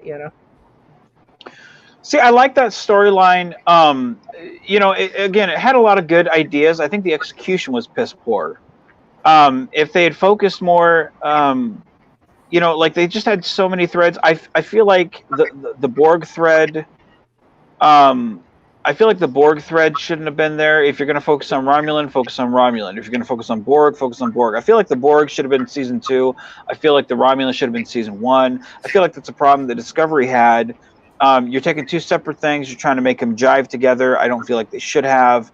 Just to garner, hey, let's throw everything up in the air and try to grab as much as we can and say it's a success. Trying to be like hey, if whatever you like, we got something for everybody, and come to the table, and I feel like it's a disservice to everybody. Michael, what do you think, man? Well, I mean, here's the thing about their relationship with 7 and 9. I feel like they're making the same mistakes as they did during the Voyager series. If you remember the last episode of Voyager, Chakotay and 7 and 9 was in a relationship, and I'm trying to figure out, like, where in the hell did that came from? Yeah, And also, and there was the part where Riker showed up, and then you had like all the Starfleet ships showed up. I don't know. It felt like an Avenger moment right there. It feel like they, like they said, oh, this was cool. Let's do this also right there. I don't know. Just feel like that one scene right there, they was copying, taking that idea from the Avengers. And I have to agree with you. I mean, some parts felt like Star Trek, especially with the Riker, Troy, and the children in Picard. I mean, I love that moment. Matter of fact, that's probably one of the best scenes out of the whole series right there. But my biggest thing was that relationship. I'm sitting there thinking, like, oh gosh, they're doing it to her again. Like, where this came from? Yeah. Well, like the thing is, like it's like they took different elements. They're like, well, what works best for this? What ideas are great? Let's take that. Let's steal that. Let's do this. And again, it's like the best thing they had going for it was the personal moments, like Riker and a pizza, not the space battle, not the space battle. And then when they did the space battle, it was a copy and paste, where it's like, hey, your best space battle you had was in DS9. When the battle to retake DS9 to go get the space station back, and that's because you had all these different ships. Whereas with this, I think it was Colin Barrett said earlier in the chat, the last time we had a ship, it was in TOS when they had one class of ship, part of the same fleet, and they had like a bajillion of the Constitution class. Was the same thing here. It's like, come on, man, really? And that was the thing, is like, you just got here. It's been like 2 hours, and you have everybody you just got here, and it's an entire fleet. How long does it take to get there? I don't know. To me, it just felt, it's like Doctor Strange put him through those tube things, like you said, Avengers. It just didn't feel very Star Trek-ish to me. Hey, Carl, welcome to the chat, man. You hit the mute button, buddy. How you doing, bud? I'm all right. Good, good. Welcome to the chat, my friend. So what did you think of Star Trek Picard, brother? I've got Star Trek Picard on DVD, but I haven't seen it yet. Oh, well, I hope we're not ruining it for you, man. No, I've got a whole box set of the films of Star Trek. Wait a moment. In a way. Are you also contacting us from the United Kingdom, Yes. where it's very, very early in the morning? Have you got enough sleep in you, brother? No, I don't sleep. Okay. Well, that's not good. That's not good. You need your sleep, man. I hope you get through work okay tomorrow. What is the sleep you speak of? I never heard of it. I'm actually on my summer holiday breaks from college, actually. Well, right on, man. Well, right on, man. Well, we're glad you're here, man. Welcome, welcome, welcome. Yeah. Well, I will tell you, there is one moment that has to do with a Borg cube and a planet that is one of the coolest moments in all of Star Trek, I will say, and that's all I'll say. It is badass. That's all I'll say. So there is that one moment that is very epic. So that's all I'll say. So I hear you wanting to make a fan film yourself. So what got you interested in fan films, man? Seeing yours. Really? Seeing your fan films. Oh. Well, I'm honored, man. Well, like I said, what's that? I've heard that before, Vance. I've heard that before. Well, I'm deeply honored, man. Like I said the other day, I'm taking a bit of a break, but if you're willing to wait, I will help you make your film. I don't mind writing a script specifically for you, but I'll put you in one of Frank's films, and I'm going to make one for Korath here to be put in Frank's film. So I'll put you in. You say you have a command uniform, you say, brother? Yeah, it's actually hanging up, but there you go. Okay. That's the uniform. Okay, and is it a captain rank? Yes, it is captain rank. Okay. It is. Okay. Then we'll make an original character. We'll get your character name and everything. Yeah. So I've actually yeah, got on my windowsill the model of the original USS Enterprise. Oh, right on, man. Yeah. But, Well, then we'll get you.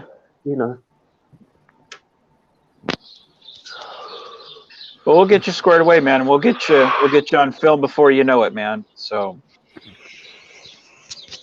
Yeah. So Roy Ivy says, "Hello, Michael. I'm lurking, but I wanted to recognize you." Hey, Roy. And there's honestly Roy right there. Well, there's an honest history between Roy and Michael here that most people don't know about. Michael, you want to kind of fill him in, man? Me and Roy has been friends for quite a while, and I believe we worked on a few things together too.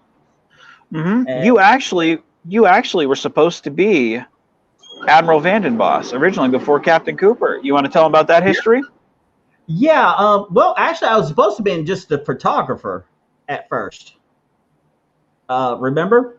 Because you had somebody else, and then you asked me what I consider just having a little small role, just a few lines, being Admiral Vanden Boss, and I'm like, sure, why not?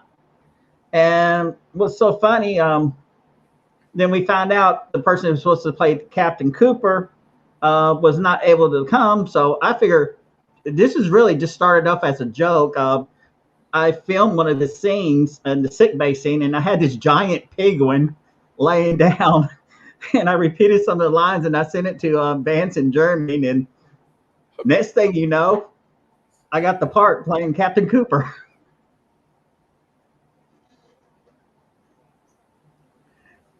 And then Roy and joining us.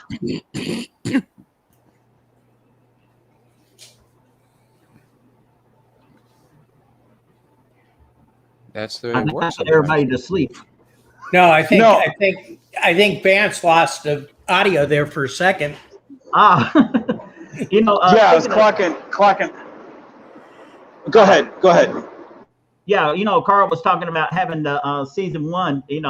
I got it also. I had not even opened it. I've been waiting to watch it because really, I buy these right here because I always like the behind scenes, the deleted scenes, and the interviews and the commentaries. That's why I always like to buy these because I don't know. I find them more interesting sometimes than some of the shows they put out.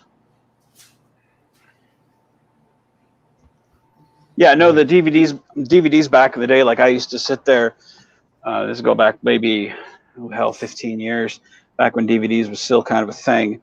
I would sit there and watch the movie, especially Kevin Smith's early work, and I would watch the DVDs with the commentaries on, and I'd go to sleep to that, just listening to that, because those are funnier than the movies, Yeah. And you learn a lot too.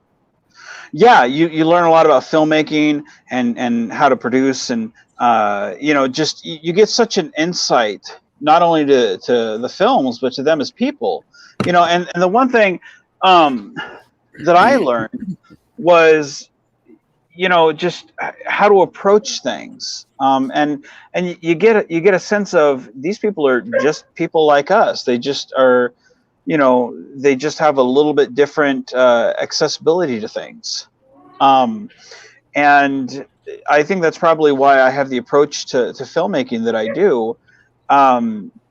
It's because of those commentaries on the DVD tracks to like Mallrats or Chasing Amy or Dogma or Jay and Silent Bob Strike Back or Clerks or Clerks 2. It's because of those commentary tracks. So I love them, and I think that's something, even though I have Netflix and Hulu and, HBO Max and Paramount Plus, they're great, but there's something to be said for the commentary tracks, Go ahead. And also, you sometimes they'll explain why they went this direction or why they left this scene out, or sometimes they explain how they pulled this scene off. I mean, like there was watching not too long ago. I went through the whole series of the X-Files, but listened to the commentaries, and it was really amazing. It was some of the simplest things they did. Made those scenes look incredible, and you're sitting there thinking like, holy crap, I can do that right there. Make it look like that. Absolutely. It's completely inspirational for what, is attainable, and again, for, just what you can do and what you can't do, and just approaching things, because again, when you don't have any idea of how movies are made and television is made and whatnot, you look at things and you're like, man, it just blows your mind. But when you start seeing these people as people instead of larger than life icons and whatnot, it puts it in a completely different light. And that's one reason why, like, I put a lot of the behind the scenes that I have.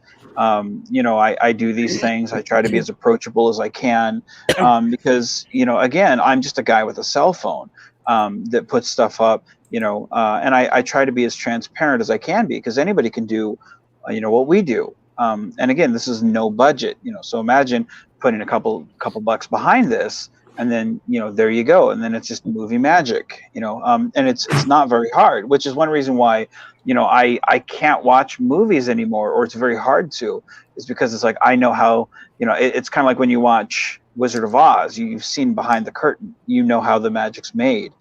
It's hard to, for someone like me who analyzes everything, it's hard to enjoy the movie. But that's why that's why those commentaries are great, though. It's because they're great to see how you start that process. So DVDs and box sets are great, that offer those little bonus features, because you can't always find them on YouTube, because not everyone's uploaded them. Can I just throw this out? One thing also, Vance, what I like about your films, It feels like sometimes it's going back some of the older episodes of Star Trek. They did not; these older episodes did not rely on CGI too much. Right. Like some of the newer stuff they got out now is I like Discovery, Picard. Just it seemed like about 90% of the show is like CGI one way or another. But if you look at some of the like Deep Space Nine, even Voyager, and in Star Trek the original series, you really did not see a whole lot of CGI in I these think shows. I think it's because of the way people view movies now. With the lens flares and the CGI. I mean, it's just gotten so much easier to throw in the effects. One of the things about Vance is he's telling a story. Where Exactly. today it's bang, bang, bang. Let's see this flashbang over here, and who can flip 30 times and kick you in the chin. And to me, that's not entertainment. No, it's taken away from the story. Yeah. So Reliant. Oh, I think we lost him again. Vant was going to say, am I good? I have a cough. I have COPD. It's what killed Leonard Nimoy. Sometimes I get flare-ups. I have the beginnings of COPD myself. It's just something I deal with, and I haven't taken my medicine for a while. So I do have medicine that helps suppress the congestion, but I'm okay. I'm just listening to the discussion and waiting for a moment to jump in with something. And I'm trying not to cough too much. It's okay. Colin, if you look carefully, you can see the point where Voyager switched from studio model to CGI, and I have to agree with that. But of course, at that time, that's where their storyline and their story started going downhill too. Like that last episode felt like it was rushed. Yeah, with I know with Deep Space Nine, when the first season, first half of the series, 3.5 seasons, they said it was like 80% practical effects and 10% or whatever 20% of CGI, and by the last episode they had completely turned that around to 80% CGI, 20% practical effects, because that's the advancement of the technology that they're using, that they have at their disposal. Yeah, it's one of those things. Reliant says, "Take it easy, my good sir." It's one of those things where you can definitely tell. And I don't know if like if you look at in the mid season 4 or well no I'm sorry early season 4 of Voyager, where they had the Borg had taken over the ship, and you had the Borg stuff all over the Voyager, because it had parts of it had been assimilated and kind of torn apart, whatnot, and they were still trying to take pieces of it off. That of course was CGI. So that part, it's one of those things, like CGI doesn't necessarily detract from storytelling, but part of the problem with Voyager is by the time you get to season 6, they had allowed the CGI to overtake it. You get to Year of Hell in season 4, and that of course was a great story. At least in part 1. I feel like part 2 kind of dampered. The ending of that I think kind of sucked, but seeing Voyager bombarded, that of course I don't think you could have done justice with a model. So that of course needed to be done CGI. So of course CGI should always accentuate the story, but it shouldn't be the story.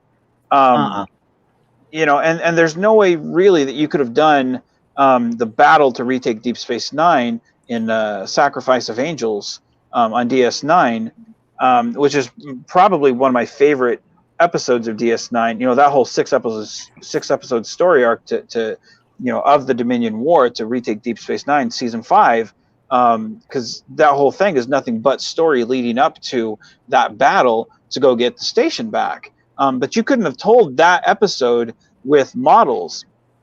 All of that is CGI, and it's nicely done. But it's not.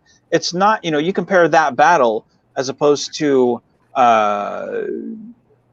Episode 3 of Star Wars, the opening sequence, where it's nothing but CGI, but it's so oversaturated and it's overly done to where your mind is just bombarded with CGI, and you can't sit there and be like, what am I looking at? And it bombards you, and it's mind numbing. So it should never be the story. It should just complement the story you're telling, and that's where Voyager, I think, got it wrong. Like if you remember the movie Babe, which came out about 30 years ago, about the pig, and the CGI was just to manipulate the mouths of the animals, and then you get something like Scooby-Doo with a fully CGI dog. It's like that looks terrible, but Babe looked magical. Yeah, it's just enhancing and exactly. Like I will hold up. Like you go to, and here's a right way and a wrong way. Like you go to, like I think practical should always be it. Like I think the beauty shots of, you go to Star Trek II: The Wrath of Khan, the practicality of that ship shot versus, and the Reliant battle, which are very simple fire torpedo, pew, fire phasers. And those, the slowness of that battle versus go to Star Trek Nemesis, and they've got explosions and torpedo shots and and that ship in the and it's essentially the same battle in a nebula fighting another, and it's such cheap, crappy CGI, and it's essentially two ships in a nebula fighting, but it's much different circumstances and the reasons why, but it's essentially the same thing. And one I care about, and every time an explosion happens, the stakes go higher because the story is being told as opposed to the CGI telling the story. Yeah, and Colin Barrett says cheap CGI can ruin the suspension of disbelief, and that's a big problem of what happened with Nemesis. I didn't give a fuck about Nemesis. On that one now.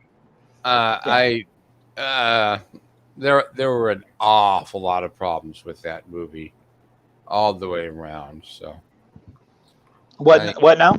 There were an awful lot of problems with that movie all the way around. I tell you. Yeah, Nemesis was terrible. To me, I would have had. Me personally, if I was writing Nemesis, I would have had Shinzon make him Damon Bach, make it a personal enemy from the series, make it come full circle, someone that we actually know and care about, as opposed to a villain of the week. Somebody new. Someone new that we don't know about or care about, make either the android either lower or don't have him in there. Or have, that Romulan lady, have that be Sela. Therefore, you can bring Denise Crosby back, and again, be somebody that we know and care about. The problem is just you had people running that franchise who, this is the end. ... Maybe ... Yes, it is ... Maybe ... And then you had people that were running it who didn't know about Star Trek, which questionably is possibly what's happening now. Yeah, one thing I hated about Nemesis is where Riker just crashed the Enterprise into Shinzon's ship. Hey, look, if it worked in Generations. Well, here's the thing. Here's the thing that blows my mind. You have Riker and Worf, they're fighting the Remans. And they say specifically they're at the bottom of the ship. And then Riker, I don't enjoy the scene with Ron Perlman's character and Troy. That really bothers me, and it bothers me for the wrong reasons. Every time there was mind rape, it was wrong.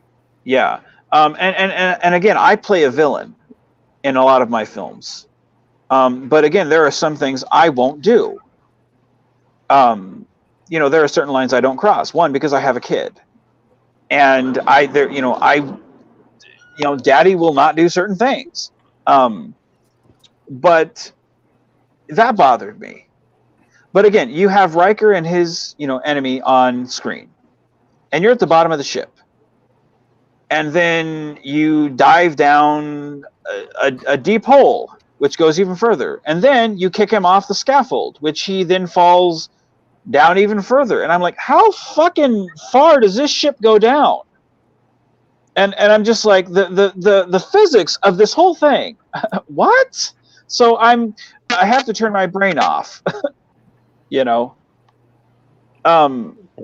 I digress.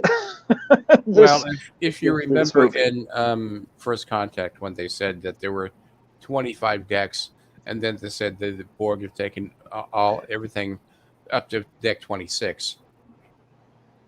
Yeah. Yes. Yeah. Yeah. Yes. I feel like we have like the inside of the TARDIS inside the Enterprise. So the team that came on and wrote Nemesis knew Star Trek. They knew the Next Generation. The director they got did not, and he pitched out what they gave him. Stephen Baird, I believe his name was. Yeah, Stuart Baird.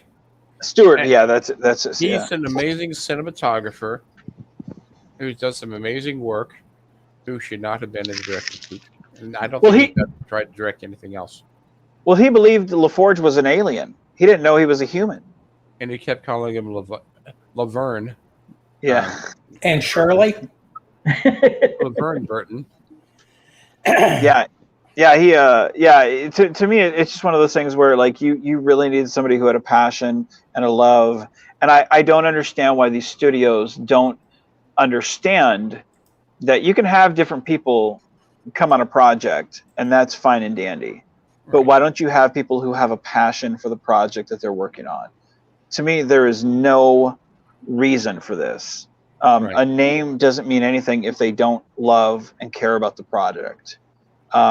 What's the point? Because I mean, I don't understand. Like, to me, I have no idea who this guy is, and I don't care. To me, if he doesn't know the project, and it's one thing to look at something through fresh eyes, but to me, that can come with, what other projects do you have? Do you love Star Trek? Do you know Star Trek? Like, if you don't know Star Trek, but and flip side of the coin, you could say, well, Nicholas Meyer didn't love Star Trek. No, but he had an understanding of world building. This guy doesn't seem to know his head from his ass. Yeah. So, I mean, I digress. Reliant 1864 says, worst Star Trek film has got to be number 5, thanks to Bill Shatner. Well, yes and no. What do you think, Frank? Let's go around. Let's go around and get the summary of this, because I think we all have an opinion on this. Let's get Frank. What do you think? Okay, I have a story about that.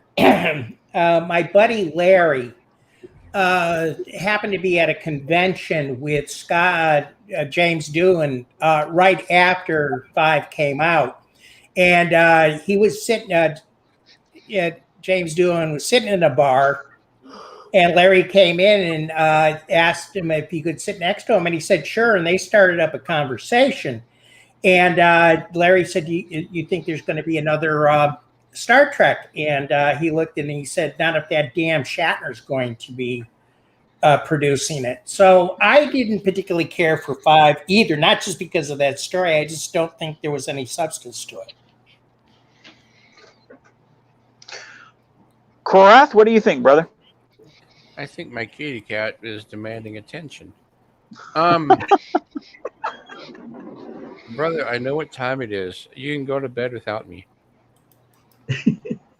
I told you my story about going to see Star Trek 5, didn't I? Yes, you did, but I'm sure some of our people on here may not have heard it. I went over to visit a friend of mine. I was in college at the time. I went over to visit a friend of mine, who is a nerd, and his girlfriend was bouncing off the walls up and down. The new Star Trek movie's out. The new Star Trek movie's out. We have to go see the new Star Trek movie.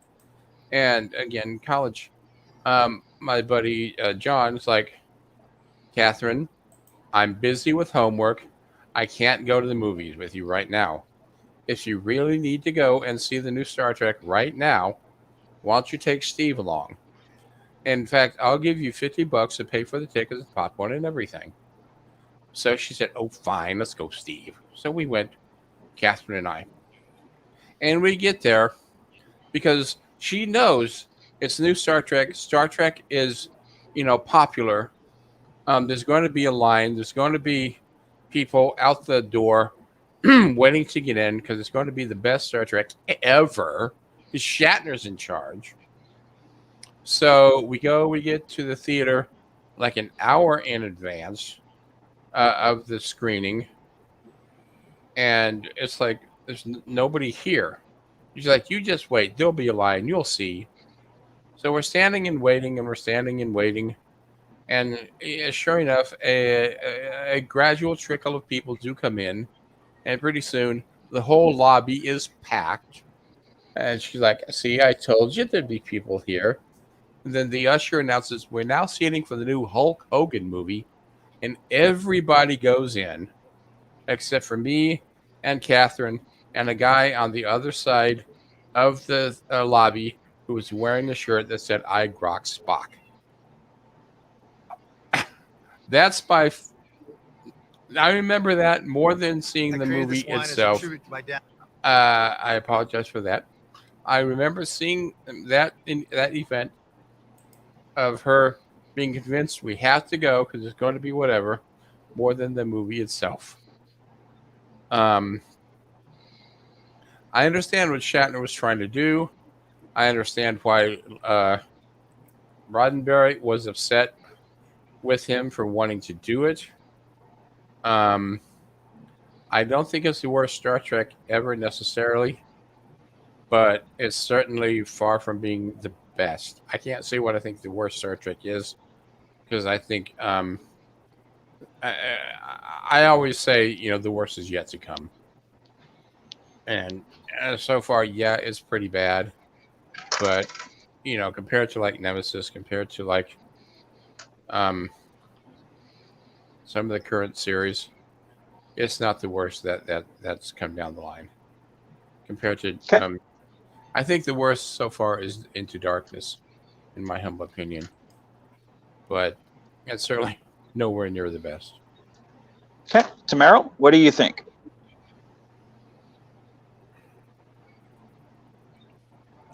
Did she Figure out how to unmute this thing. Yeah. What's that?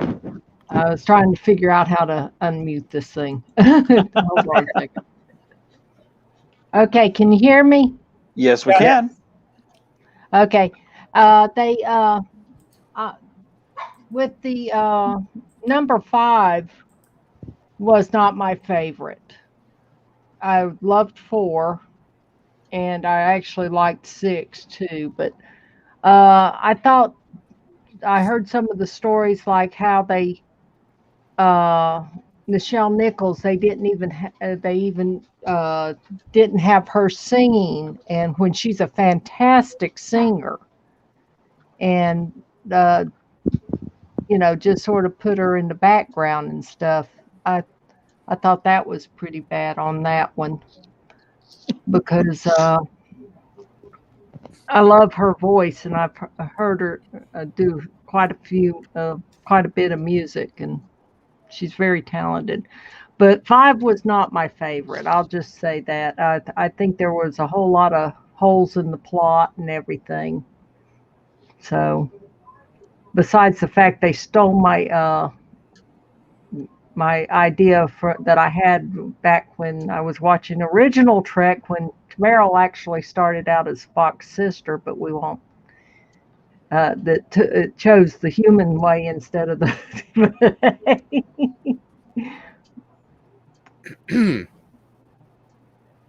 Okay, Michael. Well, I pretty much have to agree with everybody. I mean, 5 was not the worst, but it definitely was not the best, and it's definitely on the bottom. Um, I was about probably 18 years old, but it came out in what, 89 when it came out. Yeah, I was gonna say 89. Yeah, it was same year as I Yeah, think Batman came out. Yeah. The yeah. Final Well, Frontier came out in 1989. American science fiction was William Shatner. It yeah. just happened to be So on it. yeah, I was 18 years old. I remember that. Yeah, 18 years old when I went to the movie theater. Now, our experience at our movie theater, there was actually a line waiting to see this movie, and I was kind of got there like maybe like 40 minutes before the movie started, and there was probably already maybe about a good 30 people already lined up, and then within that, more people started lining up behind us. So the first showing pretty much sold out. It was packed, and I remember watching the movie, and then the part where it revealed that Sava was his Spock's brother. I was feeling like kind of lost. Like, where did this came from? you know? And I remember going home, and I had a bunch of the original series on VHS tapes, and I was trying to go there and see if they could have. Was there a reference where Spock had a brother, but at the same time, it's like Discovery, a sister. I mean, they're just. It was not flowing well with me. I mean, they would have had a good story, and I love some of the scenes. I love the rescue where they try to rescue the ambassadors off the planet. I mean, I thought that was pretty good, and I love the point where I don't know. It seemed like they should have not been Spock's brother, but it's somebody who was a big part of Spock's life from maybe from one of the original episodes would have made more sense to me. Yeah. Yeah. I'm reading something here that's very interesting. Shatner also developed the initial storyline in which Cybuck searches for God but instead finds a devil. His primary inspiration was the phenomenon of televangelism and the high potential for fraud among its practitioners. Interesting. Yeah. So Colin Barrett, and we'll get to Carl's opinion in a second, but I wanted to stop real quick and make a point. He says Star Trek V was the first cinema release after I became a fan, being indoctrinated by Wrath of Khan, then seeing the other three. TNG hit TV screens locally. Imagine my disappointment leaving the theater. And that you're the same time as I am. That was exactly me. Wrath of Khan, Search for Spock, Voyage Home were all on TV. Usually NBC or CBS, whatever it was. TNG season 1 and 2. I even got the comic book that came out in gas station stores. So I was very excited. I never got to see the theater, or I never got to see it in theaters or whatnot. So yeah, it's, I know exactly what you're talking about there. And then he says, after Voyage Home, I was really looking forward to seeing 1701 in action. Damn thing broke down when when we see it first. LOL. and you're right. So Carl, what was your opinion? I didn't like the way Kirk destroyed one of the shuttlecrafts.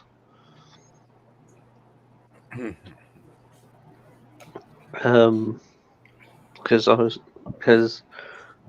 that was a shuttlecraft that could have been used more, but Kirk had it. One of the nacelles broken off it. In a way. Mm-hmm. what did you think of the whole like search for God plot and everything, and everything else like the televangelism type thing, like the whole plot and everything? I enjoyed it, but there was just that part of, well, they let Spock's brother on, not thinking about security wise and everything, and like knowing that Spock had a brother was a bit off in a way. Yeah. Well, my thinking of it is this. I don't think it's the worst movie because I hate it. Like I actively hate this movie. It's got nice bits in it, like the camping scene. That's a nice scene. It's good character moments between Kirk, Spock, and McCoy. And that's really kind of the only nice moment we have. It's got a semi nice moment between Scotty and Uhura, which is kind of out of left field. It's got kind of a nice moment between Sulu and Chekhov, which is kind of too short. But it doesn't really have it doesn't really have any substance there. It's kind of like when you walk into someone's kitchen, like, oh man, I smell a nice soup, and then you go over and you go over. Yeah, you go over to the stove, and you dip your spoon in the soup, and you're like, oh, it's nothing but broth. There's just nothing there. But I actively hate this movie because Colin's right. You wait to see the 1701 in action, and nothing's where it should be. It's broken down. We're once again the only ship in action, ready to go do it, but yet we're not. I mean, Starfleet's supposed to be a fleet, but yet we're the only ship that can get to Nimbus 3. What? Starfleet's a large organization. To me, that doesn't make sense, especially considering the Enterprise is basically a redress of the USS. What was it? The USS Lexington or USS Yorktown or USS. It's one of those two ships. So to me, it's like, why is this ship basically ready to be mothballed?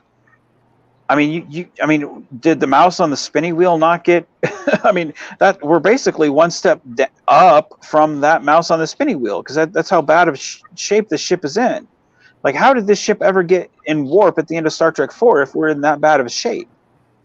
I mean, I know Scotty makes a joke that says, "Let's see what she's got," and we found out. Like, I mean, but no, I mean, it's almost played for laughs. So I actively hate this movie. The only reason why I say this movie isn't the worst is because when I watch Star Trek Insurrection, I feel nothing in that movie. I don't feel hatred. I don't feel love. I feel indifferent because I feel nothing. And that's the sign of a bad movie. Like that, like a movie that's worse than hatred is indifference. So I would say that Star Trek Insurrection is worse than Star Trek V, because I actively hate Star Trek V.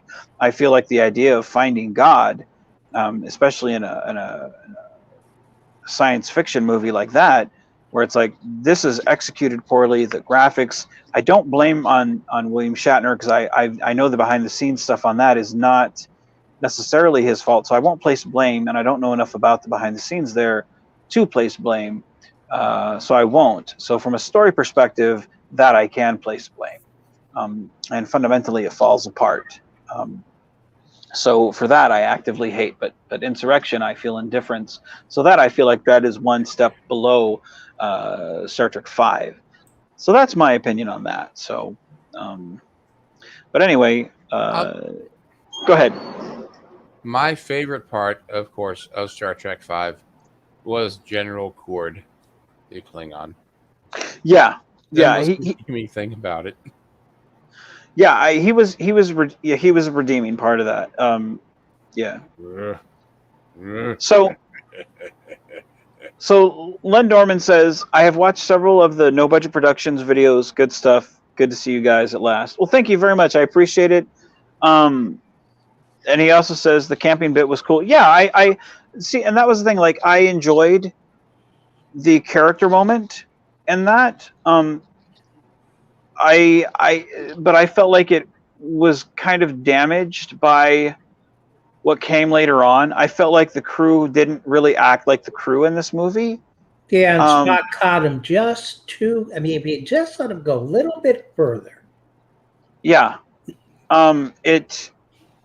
To me, I felt like you have maybe 12 people on the ship with guns, and you have the rest of the ship that could have, just on a numbers game, you could have had them just run down the hall and punched all of Cybok's people and overtaken them. Like, come on, man, really? You let these people overtake the ship? Really? So just from a numbers game, like, you could have easily taken back your ship, and you just, I mean, the whole thing didn't make sense, and that's not even taken into account getting to the center of the galaxy, and I mean, the whole thing is just fundamentally flawed. But that one scene of camping, I would still say that that's probably one of the best examples of characterization of three friends getting together. So, you know, Lower Decks makes fun of that when Bulmer says, if it was important, Starfleet would send the Enterprise. Right? The Enterprise and malfunctioning the whole way through Star Trek V, the jokes stopped being funny in the first 20 minutes. No, and that's exactly it. Or just lock the shuttle bay door. No, and that's exactly, I mean, again, yeah. It's just like, I mean, Lore was smart enough to do that when Worf and the security officers in the episode Data Lore walk right up on him and surprise his ass. He's like, computer emergency close, and then the doors close on him, and he's like, let me see some of that Klingon heart or whatever he says, and then Worf hits him like twice, and Lore's like, bitch, please, and sends his ass flying, you know. It's just like nobody was using their head in that movie, and it's like, if this Captain Kirk was in the TV show, he'd have gotten taken out by Gary Mitchell. So you know, it's you know, I don't it's not the worst film.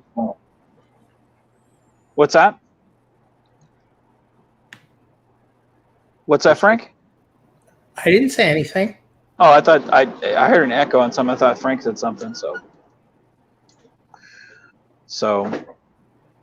I was going to say something myself, but I don't remember what.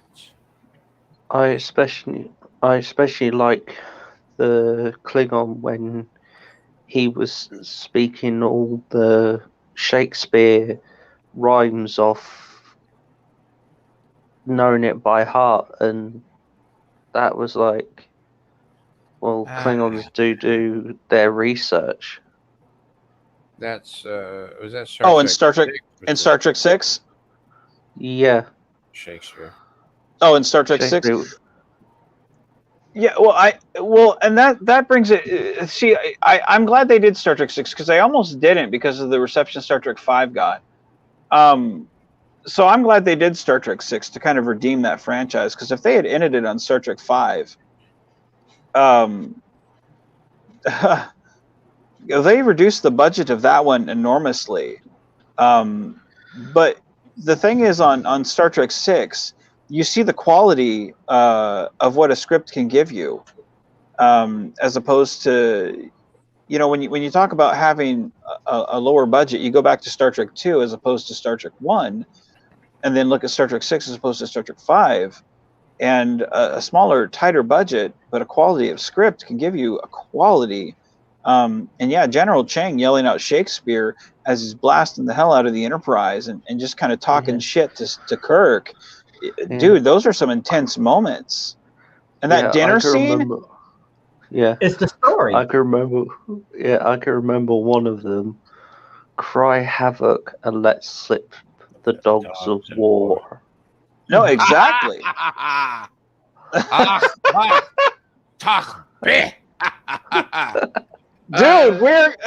Dude, we're gonna have Korath do that to Grissom. Yeah.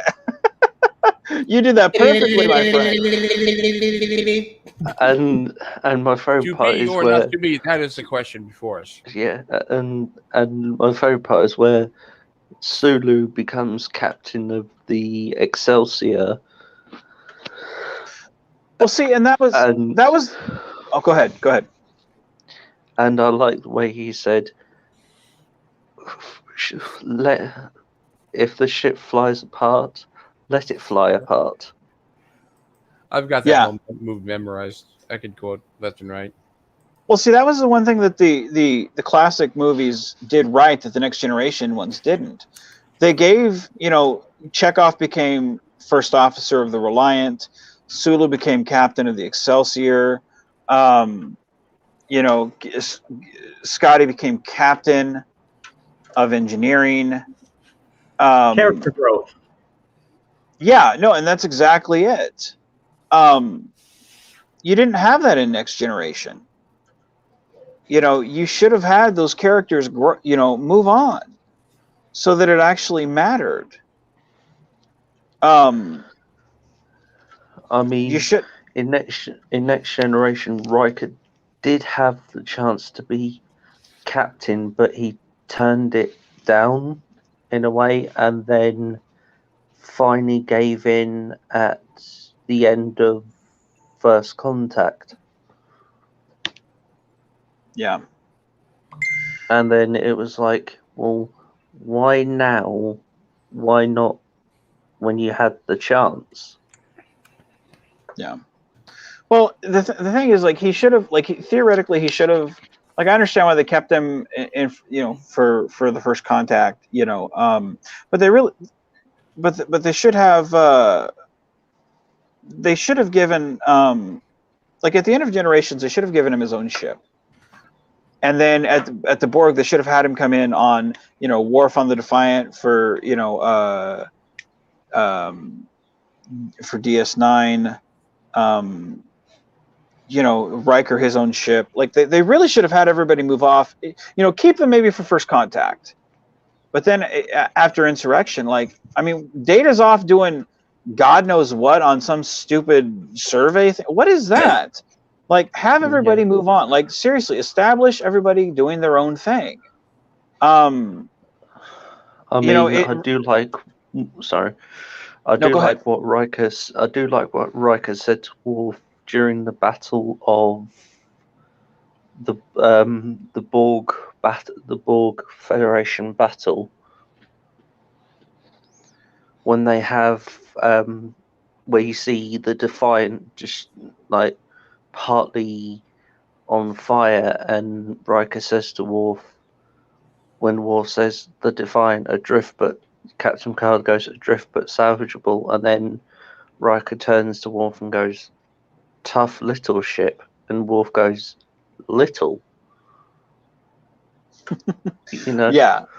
Well, that was the one thing. I love the fact that they had that in there, because Worf was on Deep Space Nine at the time, and it gave that continuity between the series and this movie. They didn't just say, well, Worf's on as part of the crew. They did that, and that was wonderful. That for those that were paying attention, because those that didn't know, it made them go, well, what's Worf doing on DS9? Maybe I'll jump over. But to me, the thing that really sucked about the Next Gen movies is every time you brought Worf on, it became less and less more clear on how did we get Worf on board. Because in Nemesis he comes on, oh, I just happen to be in this area. Okay, we'll go with it. Yeah. And then in Nemesis, they don't even explain it. They're just like, oh, he's on the bridge. He's a tactical. Well, if he's in tactical, as your tactical officer, why is he in red? He should be in yellow if he's your tactical officer. Because he's back at his old post. Theoretically, at the end of DS9, he went off with Martog, and he's the Federation ambassador. Yeah, so this completely contradicts what you'd set up there. So this does not make sense. In my opinion, you should have had him say, there should have been a line saying, Data is going to go be the captain of another ship in a few months or in a few weeks. Worf is going to be the new XO. That's why he's in red. Like, your continuity is just falling apart, but they don't even care. That's why, again, those things are fundamentally flawed with the story. They just don't care at this point. They're just like, fuck it, just put Worf on the bridge. He's a tactical. The audience is stupid. They're not going to ask questions.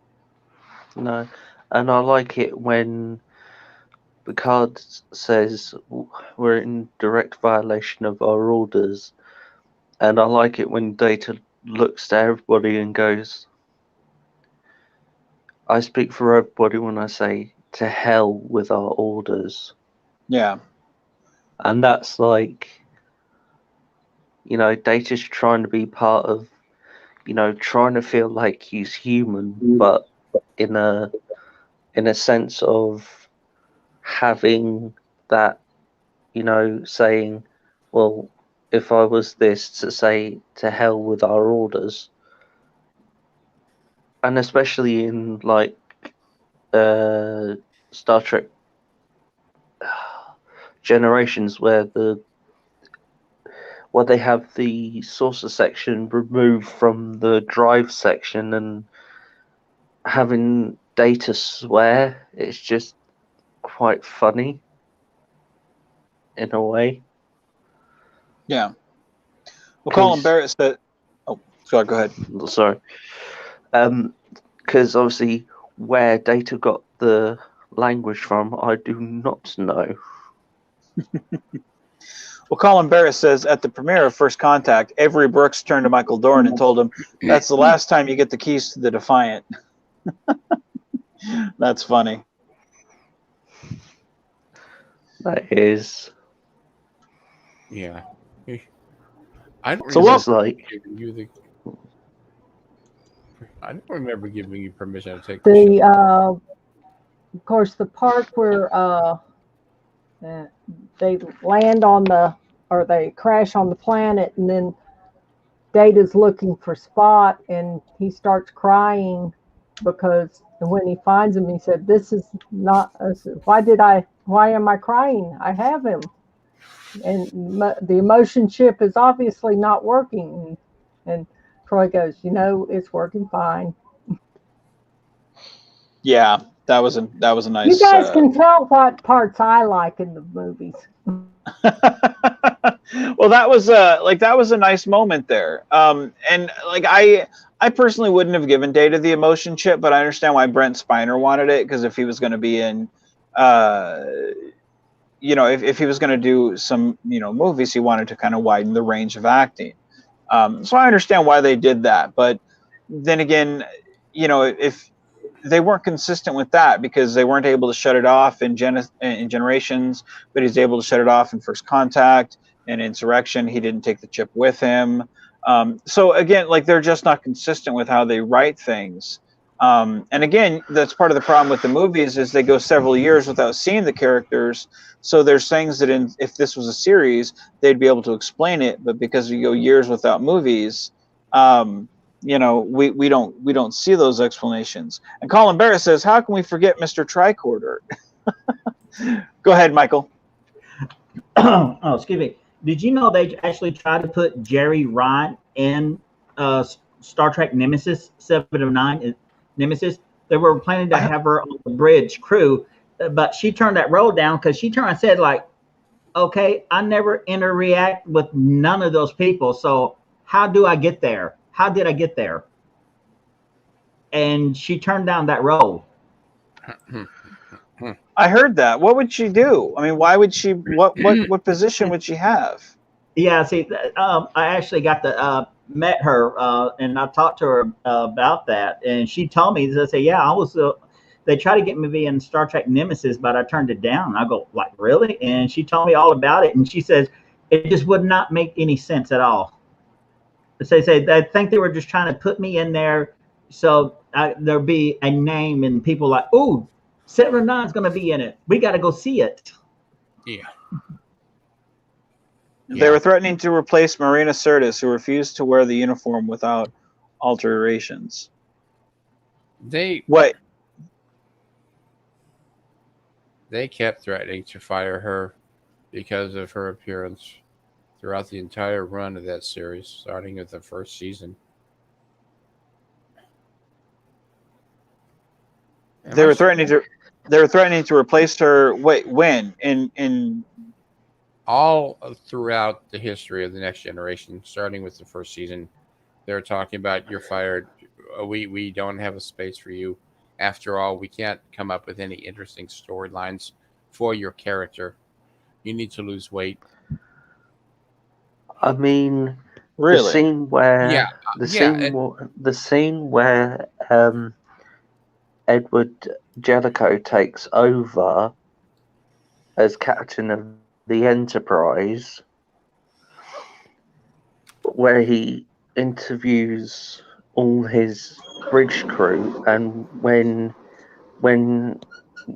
he gets to Marina, he's like, after she's finished talking to him, he's like, I like my officers to wear uniforms.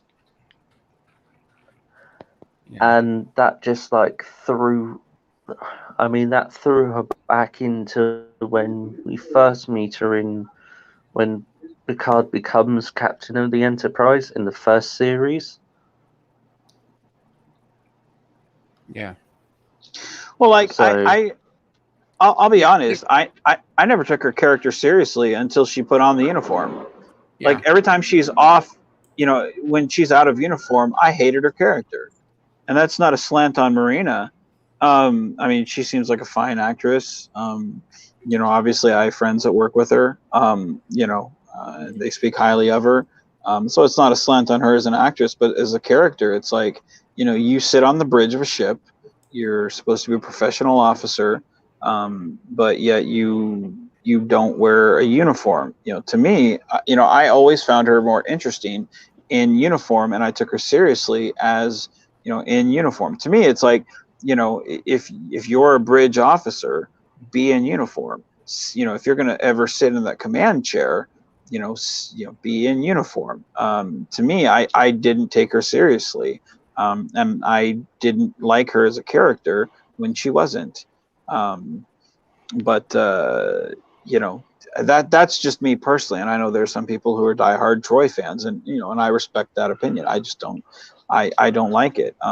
And every time it was a story, Troy-centric episode, I didn't care for it. I was like, okay, this is what's the B story? And if it was something I didn't care for, all right, I'm gonna skip Trek this week. To me, she was more of the boring character, because she'd always say something that, it's kind of like Sigourney Weaver's character in Galaxy Quest. You tell me something I already know, this isn't interesting, but usually I think the uniform kind of grounded her character some.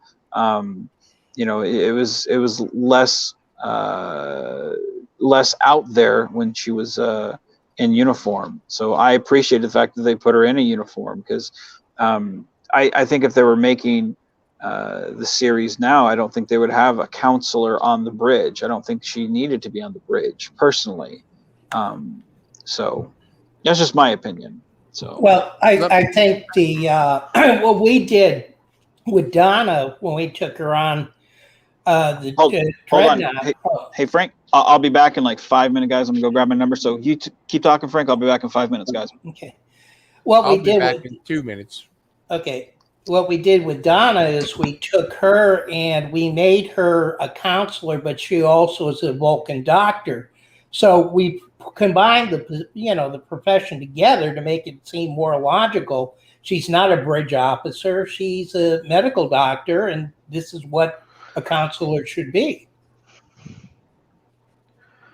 Yeah, and like I used to watch Star Trek Next Generation.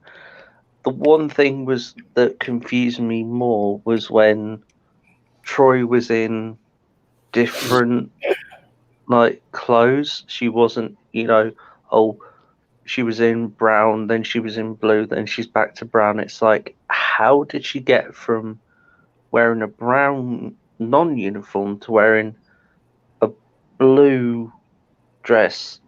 How does that, work in a way? Because she was so. Go ahead. Because she was so back and forth of, okay, 1 minute she's wearing brown, next minute she's wearing blue, then she was back to brown. It's like, well, where's that jump? Where's that middle part of, what uniform does she wear in a way? See, when I first saw her introduced, I thought she was more of a civilian than she was anything in fleet. And it kind of surprised me when they came out and said that she was a commander. And I said, wait a minute. All this time she's been out of uniform and she's been a commander? That doesn't make sense to me at all. So No, I mean, at least, to be honest, to make it like she was like introduced as a commander, if she had like on her different uniforms that she had, if she had the commander's picks, then we would have seen that she was one,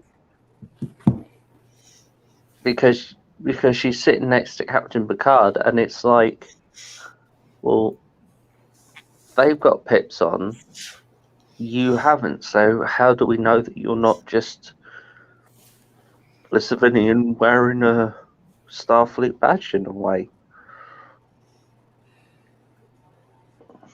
And that's what kind of threw me in a way. Well, in the beginning, at Encounter at Farpoint, she was wearing a Starfleet uniform, the little mini skirt. Oh, that's right. She was wearing the scant. I forgot about that. Yeah, she was. And then eventually, now I read someplace the reason that she started wearing the, I guess, the yoga outfit, you might want to call it, because it looked like more civilian. Apparently, her character thought it'd be more easier for people to talk to her, but which that to me made no sense because she was aboard a Federation ship, but at the same time, their ship was family oriented. So, I mean, it kind of made sense a little bit because she wanted people to, like, if they were like family members, but not Starfleet officers, they wanted to come talk to her. She wanted them to feel comfortable that they're not talking to a Starfleet officer. I think I got that right. I remember reading about something like that. And it's one reason. Sense. That's an excuse. Yeah, and then I think it was like later on when they sent Picard on that and Worf on that mission, that top secret mission, and I forgot his name, the one that took over the lead command, Force Deanna. Jellicoe. Yeah, played by Ronnie Cox. Yeah, then he forced her to start wearing the uniform. Which people hated that episode because they said that, they didn't like Jellicoe because of his actions. But when you really look at it, Jellicoe was put on the ship for one reason, and that was to combat the Cardassian attack fleet or from there. He dealt with the Cardassians. His style and the way he did his things was quite proper for the commander at that time. It was just that the crew didn't have a chance to get to know him, but he was a good commander. I actually enjoyed that episode. Yeah. He was a good commander, whether or not, Picard had one style of command, Jellicoe had another one. And I always kind of resented Riker because Riker, being a professional officer, should have understood that. Yeah, he should be because he did nothing offhand, or he didn't do nothing that was questionable. Everything he did, he was trying to improve everything on that ship that he felt that needed to be improved. He was trying to have that ship the way he sees that should be run and operated. And at that time, Riker should at least like, okay, look, he's the captain, y'all. We got to go this way, and this is the way he wants to run the ship, and this is what we got to do. We got to support him. Because he was not doing nothing questionable. He wasn't doing nothing going against Starfleet rules or bring up suspicious either. And he wasn't temporary in command. He actually had been given that command. So there was no reason for the officers to take that latitude with it. You do that in the Navy and they'll have you dockside before you know it. Yeah, I mean, having Edward Jellicoe say to Riker off the record, "You're this, you're that." It just harbored a grudge in a way, and I'm like, well, the British officers, they should have no animosity in a way, but with that, it's it's they're sort of connecting, but they're sort of not, because they're throwing insults at each other. And that was just confusing to me, because it's well,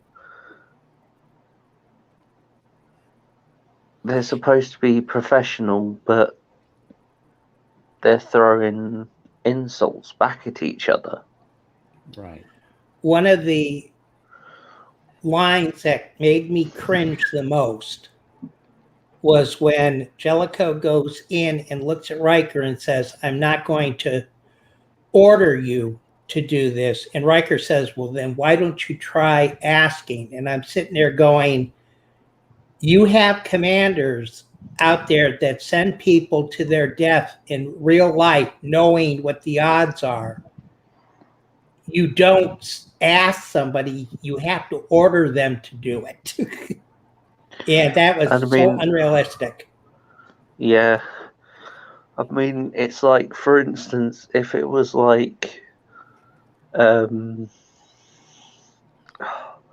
Kirk and Spock, and say Spock was the only shuttle pilot, and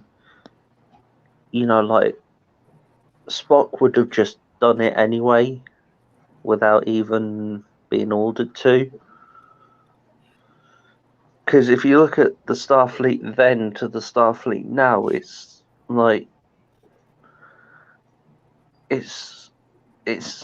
they're trying to be like the Starfleet before, but they're screwing it up in a way. So, it's with Riker and Jellicoe, it looked like it was they were taking the scene from, can't remember what Star Trek film, but having Riker and Riker and Jellicoe arguing each other like Spock and McCoy used to do.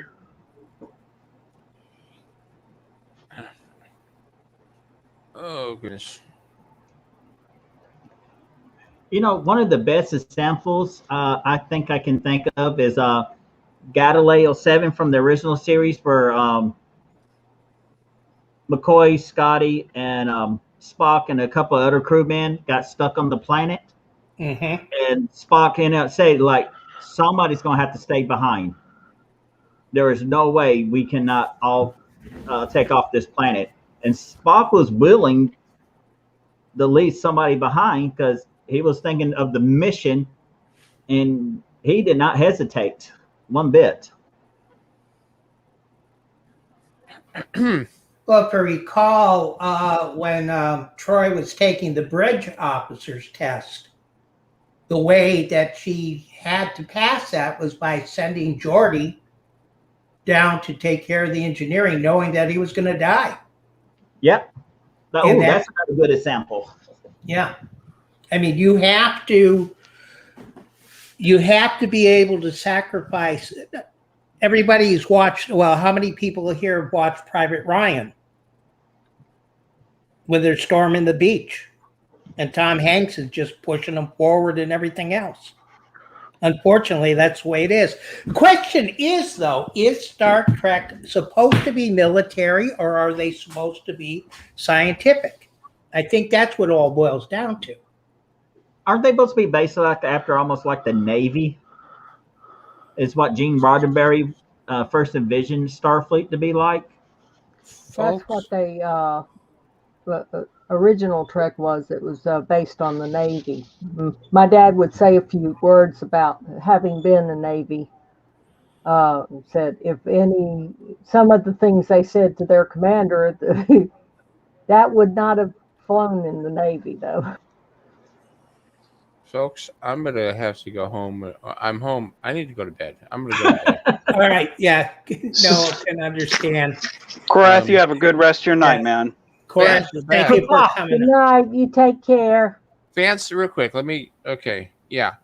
If things had gone the way the writers intended, Star Trek Next Generation Season 2 would not have had Troy. But because the other two actresses, Denise Crosby and Gates McFadden, both quit, they had to keep her on, whether they wanted to or not. And I've seen interviews with Marina Sirtis where she said that, this is what was going on. Most folks don't realize, but behind the scenes, yeah, I was being fired because, number one, they thought she was not attractive enough, and number two, they're finding it hard to write for her character. So, anyway. They wrote her into a box, man, or into a corner, man. And again, it's not her as an actress, because I personally think she would have made a pretty good Yar, considering they kind of wrote her like that lady from Aliens, that badass from Aliens, not Sigourney Weaver, but the other one, Hernandez, I think.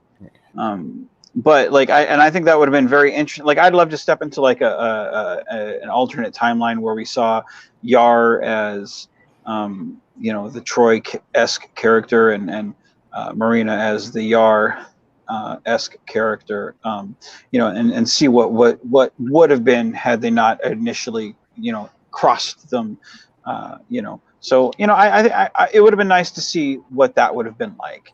The what ifs, but I digress. Right. I'm going to bed, and I will bid you all fond adieu, farewell. Steve, thanks for coming on, man. I really appreciate it. It's always a pleasure to talk to you. You're a wise man. Much love and respect, man. You take care, brother. All right. Good night.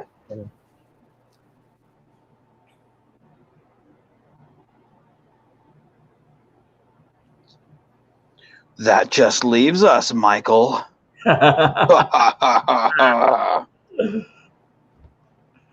Oh, Ferret's not with us? I was going to say, am I chopped liver?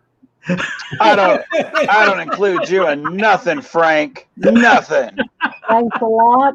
But, well, I've got Donna here, so it's she pays the bills, so I keep you around, Frank. And Donna, it is always a pleasure. So, always a pleasure. What did you think of those pictures of Royce the other day, Donna? The graduation part. Oh, baby, I love him. Oh, Carl's hiding over there in the corner. Hi, Carl. The thing is, Vance, if you ever get out here, and of course you'll have Mona and Royce with you, just when you guys leave, make sure Royce is in the car with you. and Donna hasn't locked him someplace, so I haven't seen him. Right. We already sent him back. Didn't you see us put him on the plane? Right, right. Oh, goodness. Well, we've been on for 5 hours now. I noticed that. It's been a fun time. It's been a fun time. Yeah, too bad I didn't catch the beginning of this. I'm gonna have to go back and rewatch and watch all the from the beginning of this. It's been fun. It's been fun. So what time is it your time, Frank? Because it's midnight here. It's 1:11. Is it getting too late for you, Frank? It's getting there a little bit. I think Donna's probably about ready to bail out. Okay. Never know. Just because I was up at 7 o'clock because the shepherds decided they wanted to go out. Yeah, and we got woke up early by, my carpenter, Gary. His daughter passed away Sorry to hear that. this morning. Sorry. Yeah, and so he gave me a call.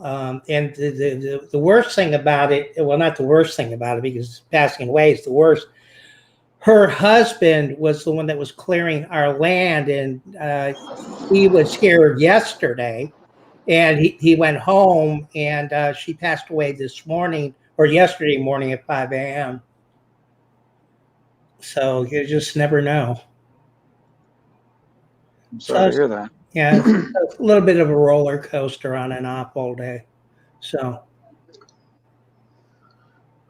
well, maybe time to call it a night here. My battery is at 20%. It's been draining slowly, and it, even plugged in, it drains slowly. So, yeah, kind of seeing 5 hours here. I think when we do the 24-hour marathon on the 17th. I think I'll probably have Royce's iPad next to my phone so that I can just swap out and send myself the link and just rotate between the two and just go back and forth so I can at least stay on with you guys. And so that I can keep going for the full 24 because it's a lot of fun. But I mean, this was eye-opening to see. Even with my phone plugged in, it still drains. Slowly, but drains nonetheless. Yeah, so. and this, this was something that you called me 5 hours ago and said, "Hey, do you want to do it?" I'll be definitely more awake on the 17-hour because I'll plan. I didn't plan on being on for 5 hours, but I loved it. Oh yeah, I mean, definitely spur of the moment. Like, hey, I got this, wild hair up my ass. Let's go do something. Just because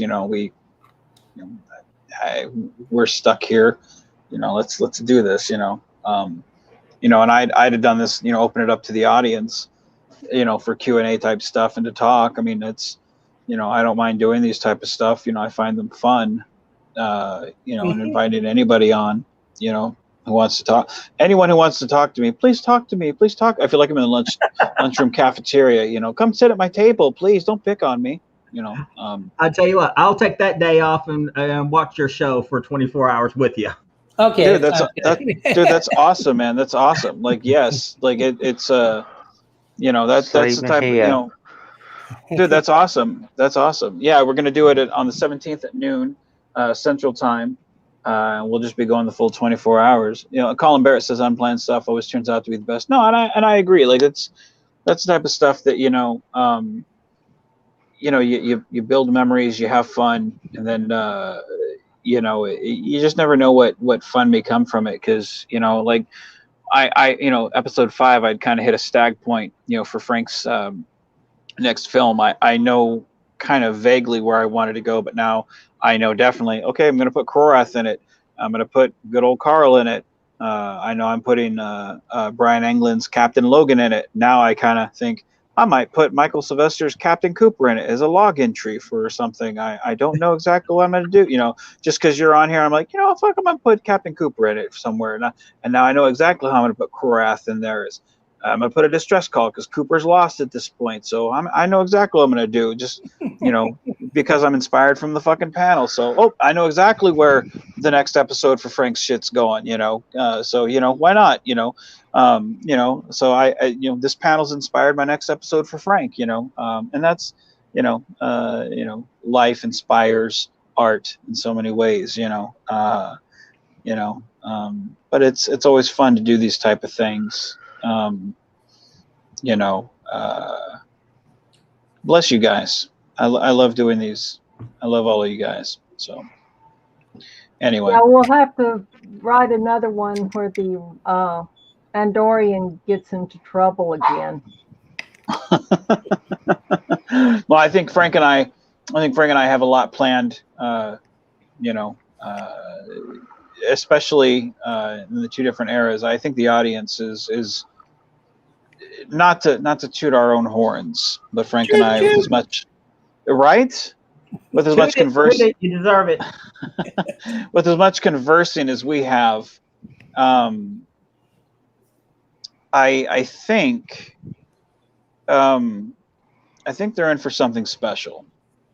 Because with as much character development as we put into all of the projects,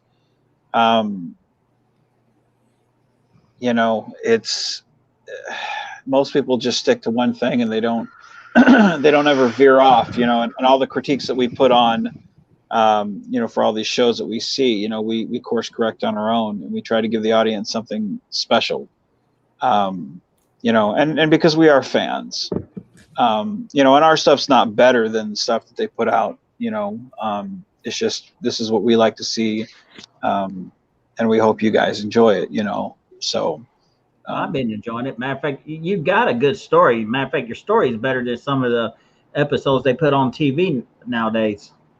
Well, let me ask you, now that I got you on here, not to keep Frank and Donna and Carl too long. Let me ask you, now that I got you on panel.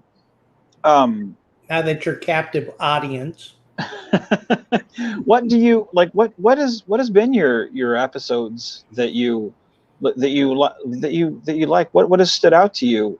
Because I really enjoy your show, Geek Intel. Cheap plug.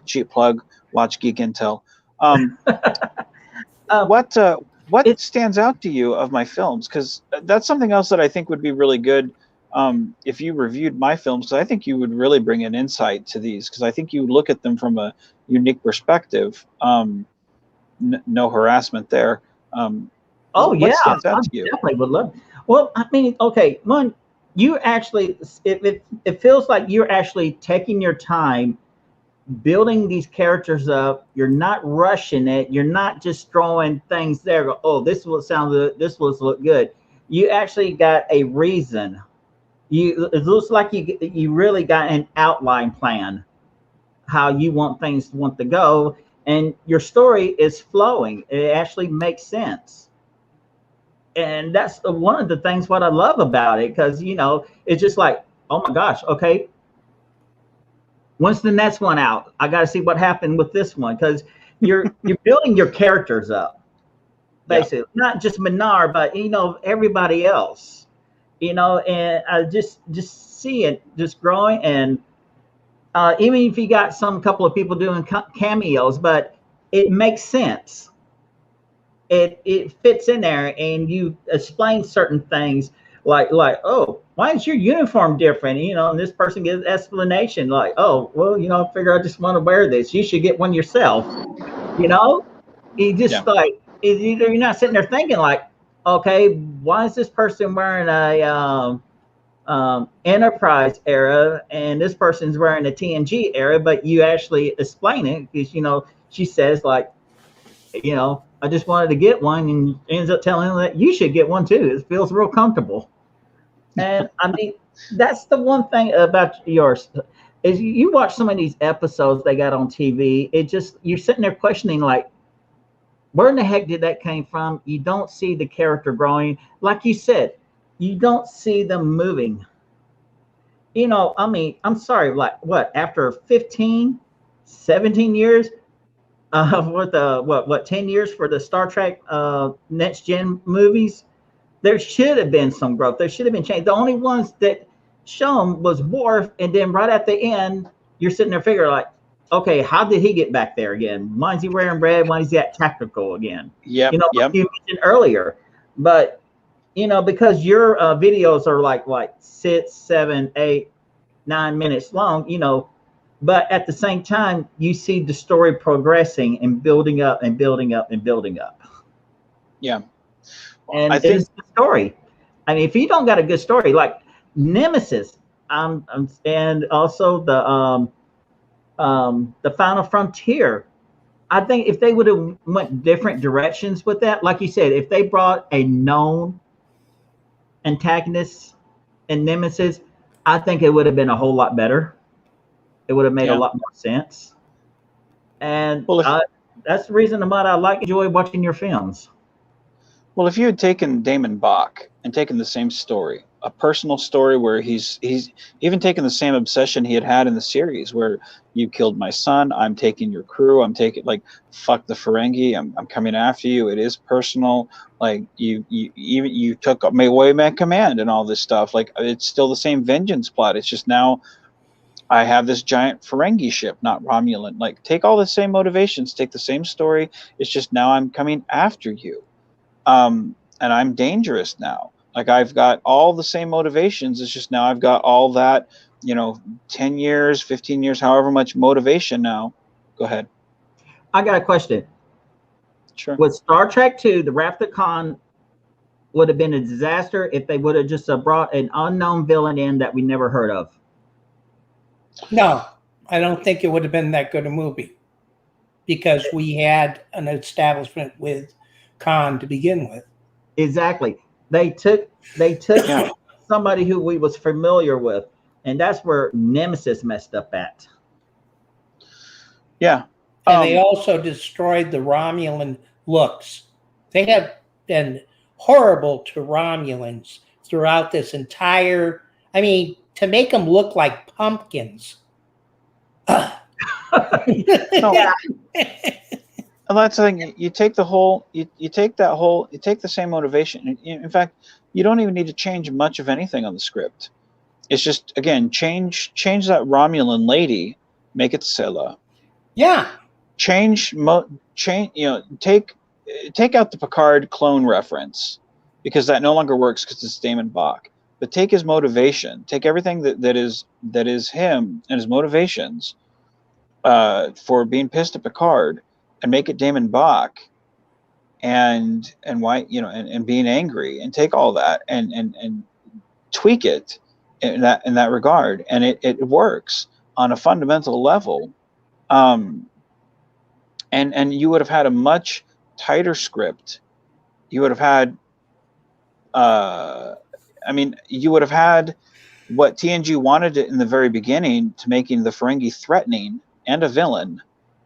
You would have had people in Star Trek care about this villain.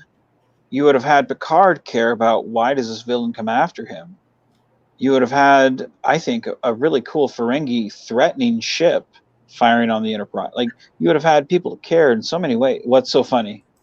I was just sitting there thinking they should have had Wesley Crusher be the villain, and they said, "This is the last damn time you tell me to shut up, Wesley."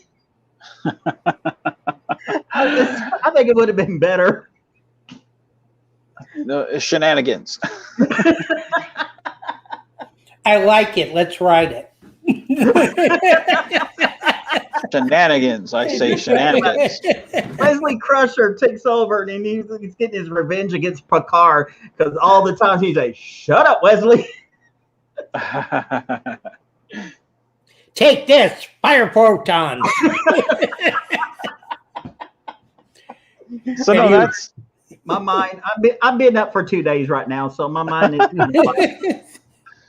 But no, I will say this, Michael. I will say this. I don't know how far you've gotten in my films, but I will say that I love your analytical mind and how you think. And I will say, I don't know how far you've gotten, but I'll say, once you, like, if you stick through all the stories, once you get to the film The 11th Hour, I think you'll find that because I think that's the climax of all my films. It's certainly not the last one, but I think that's the climax of the Menard Saga or Constar Chronicles or whatever you call them, Constar Universe. Like, it's definitely the tip of the mountain. everything culminates to that. All of these characters, sub characters, minute characters, everything has been building to that.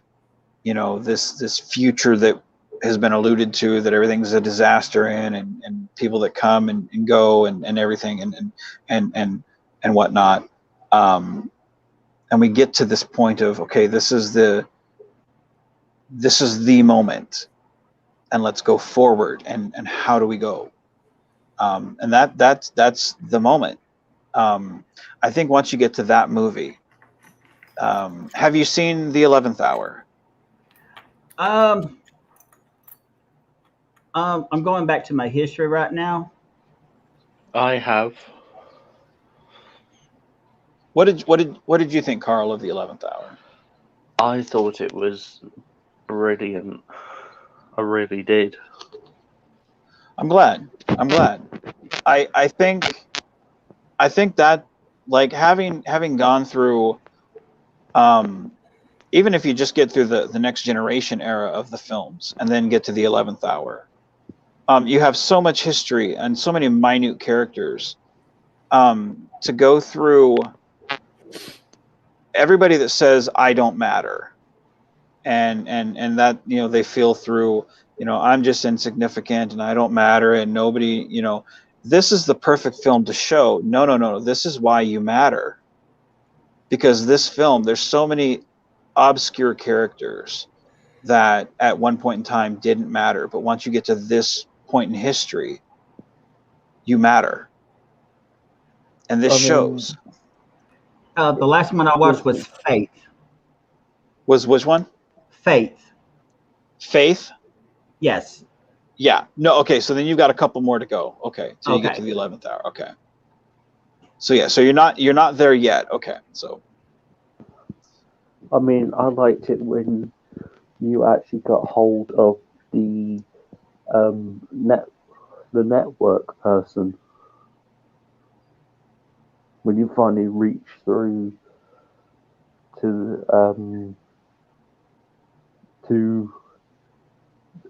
the leader of the network. Mhm. That was, Yeah, I try. that was like throwing the leader of the network into the role in a way. Mm-hmm. So I try to. Yeah. Colin Barrett says he loved The 11th Hour. I'm glad, man. I'm glad. I tried to make a film that worked, because again, everybody wants to be that person that, history looks back on, and they want to be the Jim Kirk, or they want to be the Captain Picard, or they want to be the Ben Sisko. And to me, I wanted, like, the entire story of the Constar, or at the time it was Constar Chronicles, and then next season was Constar Continues, and the next season was Constar Completed, which is where we're at now. Next season will be Constar Concludes, because I wanted each season to be Constar this, Constar that, but I wanted to show that everything branches out, because life is like that. Because like, I know Michael, and Michael knows this person, and that person knows this person, and that person knows this person. So when I affect Michael, he affects that person, and they affect that person, and they affect that person. Well, how do we know how that affects history? And how do we know how that affects the events? And that's how I wanted the Constar to be seen. And how do we know how those events occur and how that happens? So by the time we get to The 11th Hour, that all plays out. And so it's fun when you sit there and watch The 11th Hour, and then the end of that movie happens, to go back to the very beginning of like, say, Break Free, and be like, what if this event never happened? Or you go back to, like, say, where Emily dies, and see how that changes things, if maybe you tug on those strings. So then we really do have our own tapestry of Star Trek. And then to go past the events of The 11th Hour to see, hey, Menard is dead. How are these events happening? I mean, into the Star Trek Picard era. How are these events like, and just to see how do we affect history around us, in this tapestry that we've all woven. Like take your character, Michael, of Captain Cooper. Oh, yeah, it's totally different from any other captains you've seen on there. And that's what I loved about that character. It was not a copy. And that's the one thing that I like about Minari. He is not a copy, a direct copy of Picard, or not a direct copy of Cisco, or a direct copy of Janeway. If they're Minari, Cooper, they're their own person, their own personality, their own traits. Mm-hmm. Right. And that's what I love about it. Yeah. And that's it really brings the question, go back to, what if Cooper had survived? How would that affect like the 11th hour? And that's, what if Grissom and Menard, what if they were BFFs? How would that affect the 11th hour? And that's when you get to the 11th hour, like, and you see the obscure characters and how they impact that one event. Like, I really wanted people to sit here and just analyze that movie and go, how do I impact the here and now? I think I'm insignificant, but am I really? Because again, we have so many people who in this film at one point was insignificant in these stories, but in these moments, they're not. So I can't wait till you get to the 11th hour, and I really would love for you to go through my films and just analyze them in order. Like, I don't know, I think you have a very wonderful analytical mind. I love your show, Geek Intel. I love you as a person. I think you're a wonderful guy. I'm glad we've gotten to work together. And I hope we get to work together again. Oh, absolutely. Like I said, I'm going to write Frank's next episode. I'm going to put you in because I have a wonderful spot to get Korath in there, and our wonderful friend Carl here. We're going to get a wonderful next film out here in the next couple of days, or maybe a week or two, whenever I can get it going. We will get something going on here, man. Colin Barrett says before we go, I'll finish with this, and then we'll head out because my phone's at 17%, and I know Donna and Frank are going to be tired here. He says we got something in the 11th hour that we never got in Star Trek: Seen a Space Battle through the roof dome of the bridge. Yeah, and that's true. That was a shot that I wanted, because we've seen through the cage, we saw a reverse, going through the top of the dome, and I thought, wouldn't it be great if we saw through, kind of the perspective of. If we were sitting there at the ship and we looked up, wouldn't that be great if we saw the battle through, looking at that? Because, it's basically, if we just looked up and saw the battle through that. So I talked with my editor and said, what would we have to do to get this shot? Because couldn't we just, hold the camera still and then just cut the top of the bridge and this, is this possible? Could we do this? And he said, oh, yeah, it'd be very simple. Just hold the camera still and it'd be no different than doing like a transporter effect. I said, awesome, cool. So, okay, cool, I'm right. All right, let's do this. So, yeah, and then it was just a matter of bending the, stock footage of CGI that we already had. And, it was very great. And I love that effect that he did. So he's a very good visual effects guy. Like I said, Michael, I can't wait till you get to the 11th hour. There's some good visual effects on that one. It's for a no budget production. There's a lot of good visual effects in that one, and like I said, for all those people who think they're insignificant, watch that film, and I think you'll find yourself a little bit more important in the grand scope. So anyway, that being said, Carl, thank you for joining us. Michael, you're more than welcome. Good. Michael, thank you for joining us. Thank you for having me. Donna, I'm still waiting on that check. No rush. Yeah, don't worry, it's in the mail. Good deal. And Frank, keep that pole greased. Huh? Are you talking to me? Not anymore. Not anymore, my friend. Hey, Vance. Yes.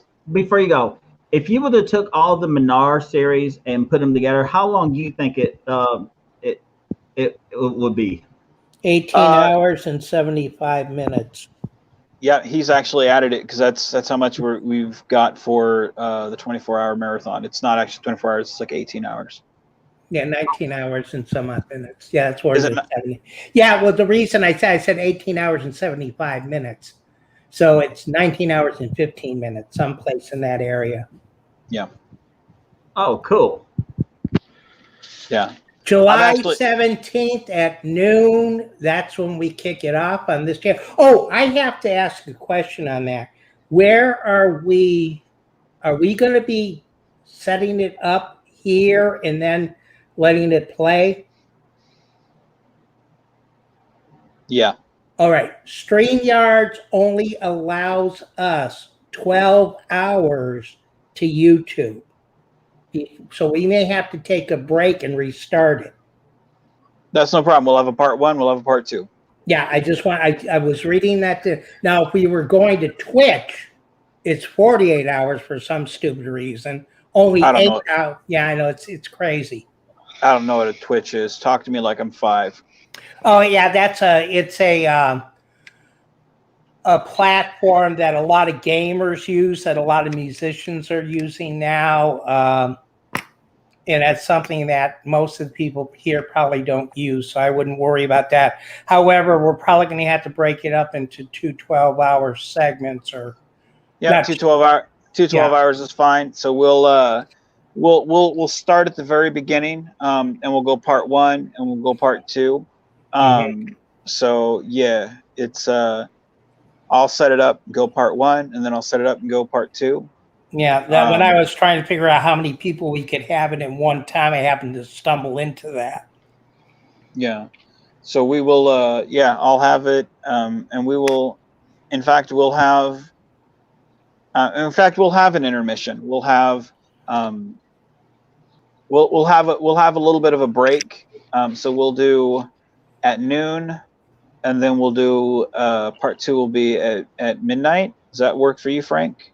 Yeah, I don't see a reason why not. Yeah, because that's therefore that gives us a little bit of a break so we can take a breather, kind of get away from each other, because I know I need some space from you sometimes, Frank. So. Ooh, don't be harsh to him. I'm just no. He loves it. It's that love-hate thing, so. Yeah, as long as you include me in the stream, that would be fine. Oh well, no, we're not doing a stream. It's going to be a. Damn it, Frank! You keep the. I love this. I love the stern look, man. Look. You look constipated, Frank. Why do you do this to me?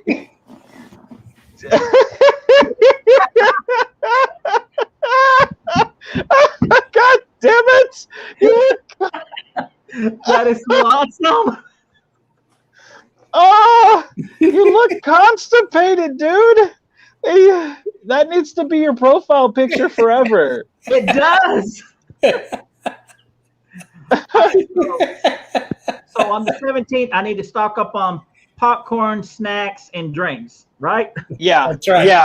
Yeah. It's we'll do it for just because we don't know exactly how long it'll go. We'll go as close to 12 hours as we can. And then midnight we'll start part 2. So that'll give everybody enough time. And Frank and I'll stop and we'll let everybody know, hey guys, him and I'll pop on and we'll go, hey guys, we are going to do part 2. Jump on over there in 10 minutes. So a quick intermission, go take a piss break.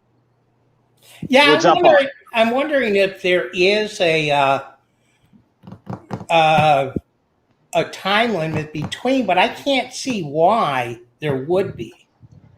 Because we'll, come back on a different, we'll come back and it may start on another YouTube, but we'll figure it out.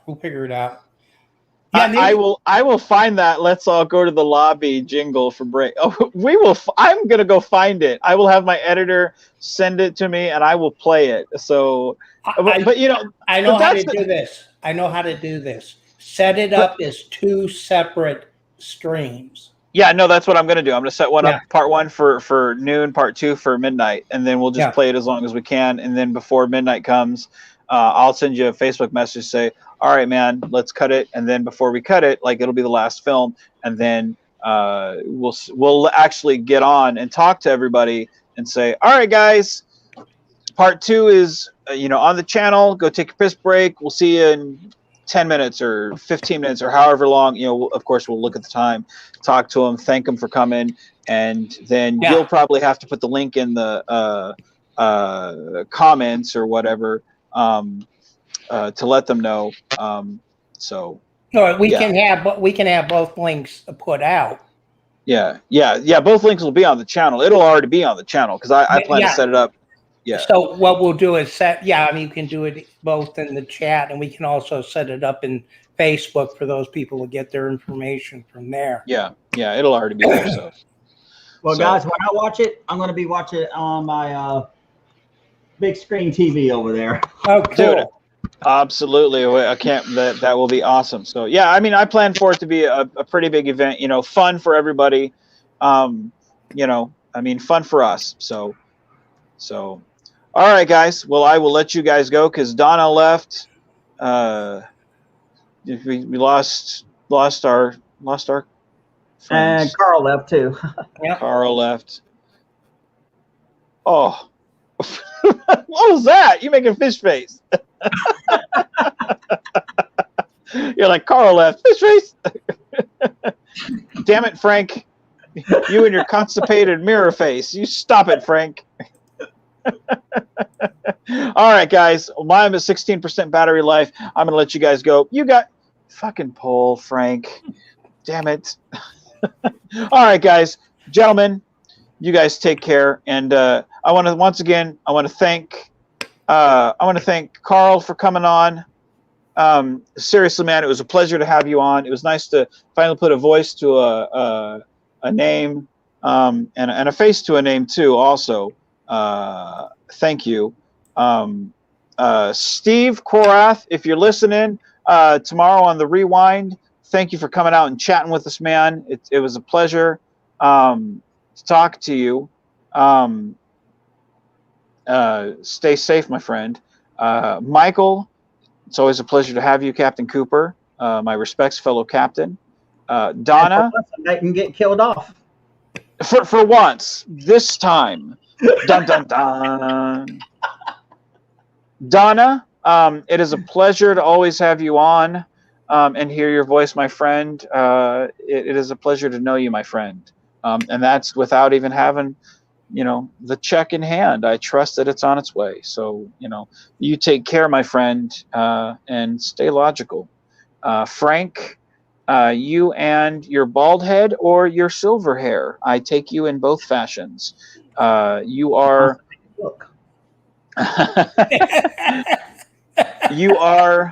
you are one of my best friends, and I love you dearly, my friend. And I love you too dearly. It's I think this is a great platform we have, and I thank everybody for coming out tonight. We just had a ball as usual, and I think you're the Abbott to my Costello. you are the cream to my corn, my friend. There you go. Which goes back to that constipated thing. So, exactly. So the question is, who's Dean Martin? Who's Jerry Lewis? I think that's Jerry Lewis. Dino, we played the Strays fan. I'm sorry. Go ahead. I'm good. I'm gonna let that go. It's all good. It's all good. So, that being said, everybody at home, thank you for staying with us. For those of you that, especially Colin Barrett, you chimed in. You were with us, I think, pretty much the whole time, or at least 3/4 of it. But everybody, thank you for coming. Thank you for chatting with us. I mean, you guys could have been anywhere, but you chose to hang out with us. In spite of Frank's humor, Oh, you make me so angry. I don't know if that was Pee Wee Herman or Flight of the Navigator. I think that was paid by the same person. It was supposed to be Marvin the Martian. Jesus Christ, I'm way off. Shit. So anyway, you guys could have chose to be anywhere, but you chose to be with us, and we thank you. So that being said, be genuine, be safe, and keep on geeking on, guys. And eat all